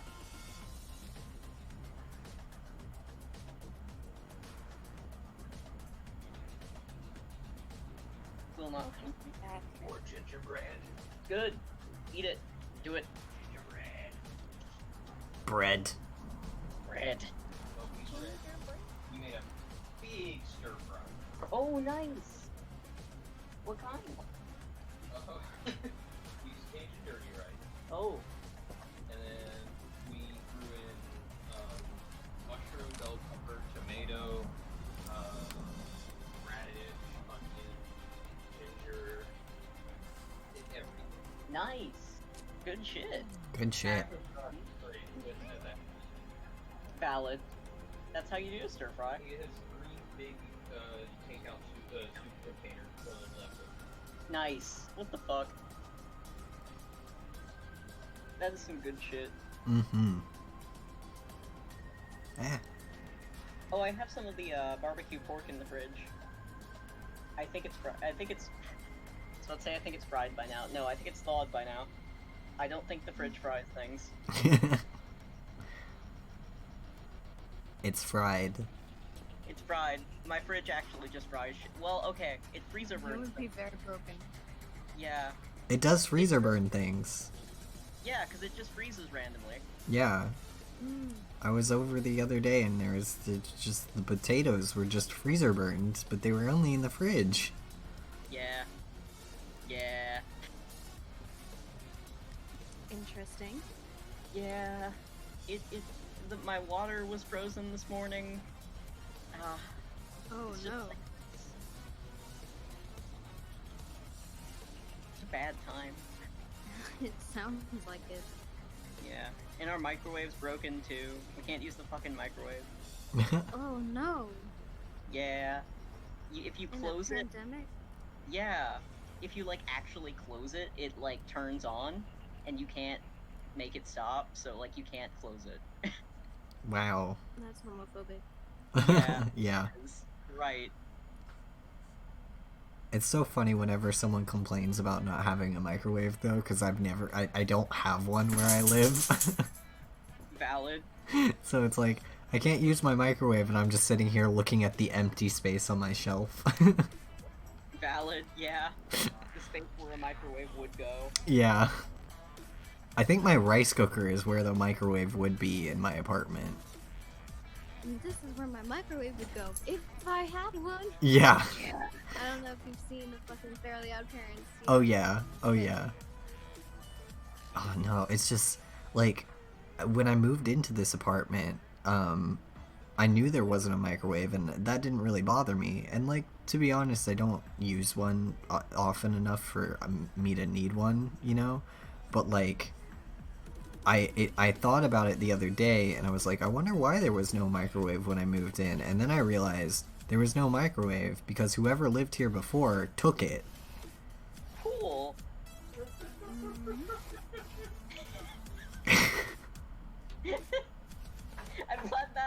I'm glad you enjoyed that. Sorry, practice. Good God. Lord. But yeah, no, Like your just apartment, take the microwave. yeah, Do I like thought about it, and I was like, oh, yeah, that's probably why there isn't one. It's probably someone was living here and just took it when they left, and like they never replaced it. The apartment complex I live at can't be bothered to do anything, so Yeah.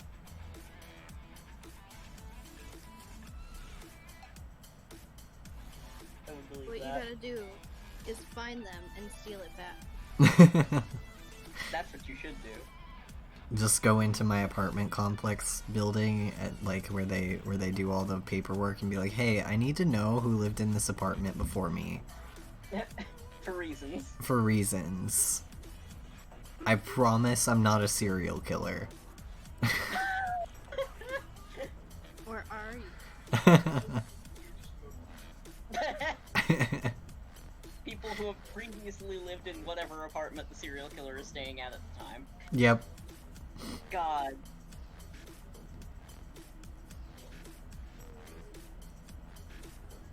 Love it here. Truly.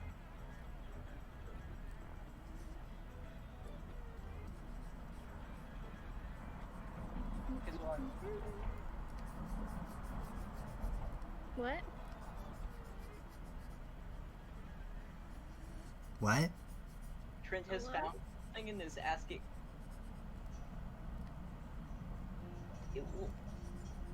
Whose head is that?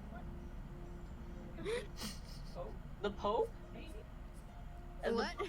What? Okay, it's just it's an image and like it's the Pope on a ram stick, but with legs and a rainbow background. I don't know Why do you have the Pope's head in your house?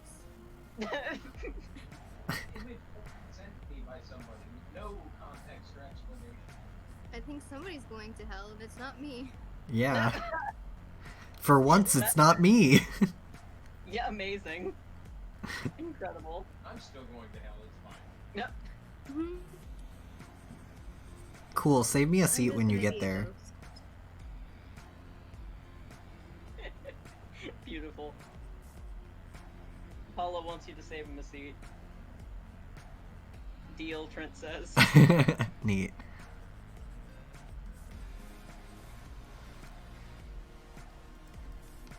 Alright. Almost done with the grayscale. Ugh. It looks so pretty. The effort. I love him. I just can't wait until I get to the point where I can do the cool thing that I had planned. Cause then it'll look nice. I want to make the edges rounded, so I've got this thing that I'm gonna clip But the image is going to be this shape when I'm done with it. And it's going to show up, and its stream is delayed, but Oh. Nice. yeah, it shall. See it yet.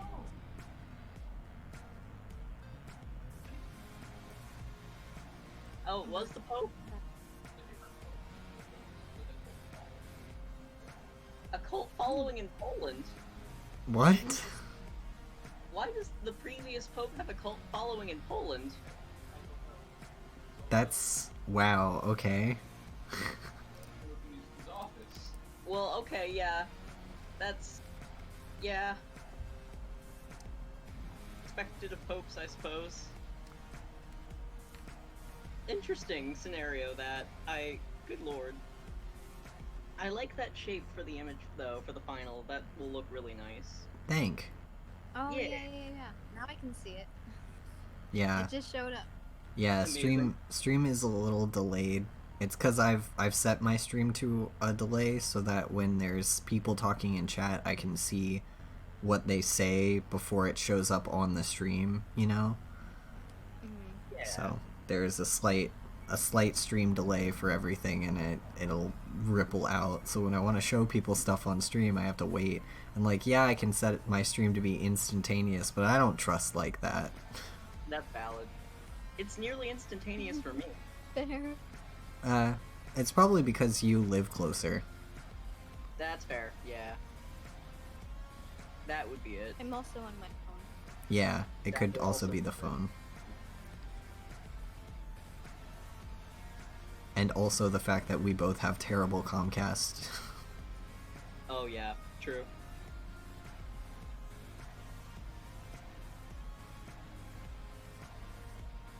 I'm so excited. Eh. It's gonna look so nice. If I ever have money again, I want to commission you. Yay! I'm just very glad that people like it. Yeah. Oh, your work is so good. So much. Like literally, when you sent the thumbnails, Mel and I were just like, "What the fuck?" We're like, "Where did you pull this shit out?" Because we haven't really seen a whole lot of your work. Yeah, I don't So- share a lot of it. I know. So then you sent it, and we're like, "What the fuck? Where did this come from? Why is Apollo so good? What the fuck?" I think I've seen We're more just like staring at it for an hour straight, like, what? God, yeah, your work is so nice. And yeah, Trent has seen a lot of it too. Yeah. Trent's seen quite a bit of my work, Yeah. strangely. Good God. What is up with the cackling? Trent has seen a funny image and has shown it to me, and unfortunately, my eyes were projected to that image. It sounded slightly maniacal, so I was wondering if crimes were happening. No, that's fair. It's indeed a crime. It is in fact a crime that I had Oh. to see with my eyes. Image crimes. Rip to you. Yeah, image crimes. I am dead now. Rip. It was good knowing you. Thank you. Cat, come make me feel better. Your name will look really cool on a tombstone, though. Yeah, Thank yeah, you. it will. I appreciate this. I greatly appreciate this. Blinn, come here. I said that to Smith. Yes, you should. Do it. Oh no, you're gonna menace Smith? Yeah, we're cursing Smith with image crimes. Good. Menace. Yes, truly.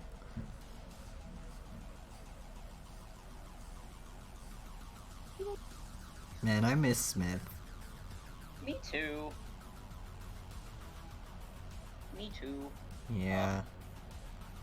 It's been so long. Yeah. There's so many friends I miss because it's been so long since we've seen them. Yeah. One day, we will see people again. Yeah. Perhaps.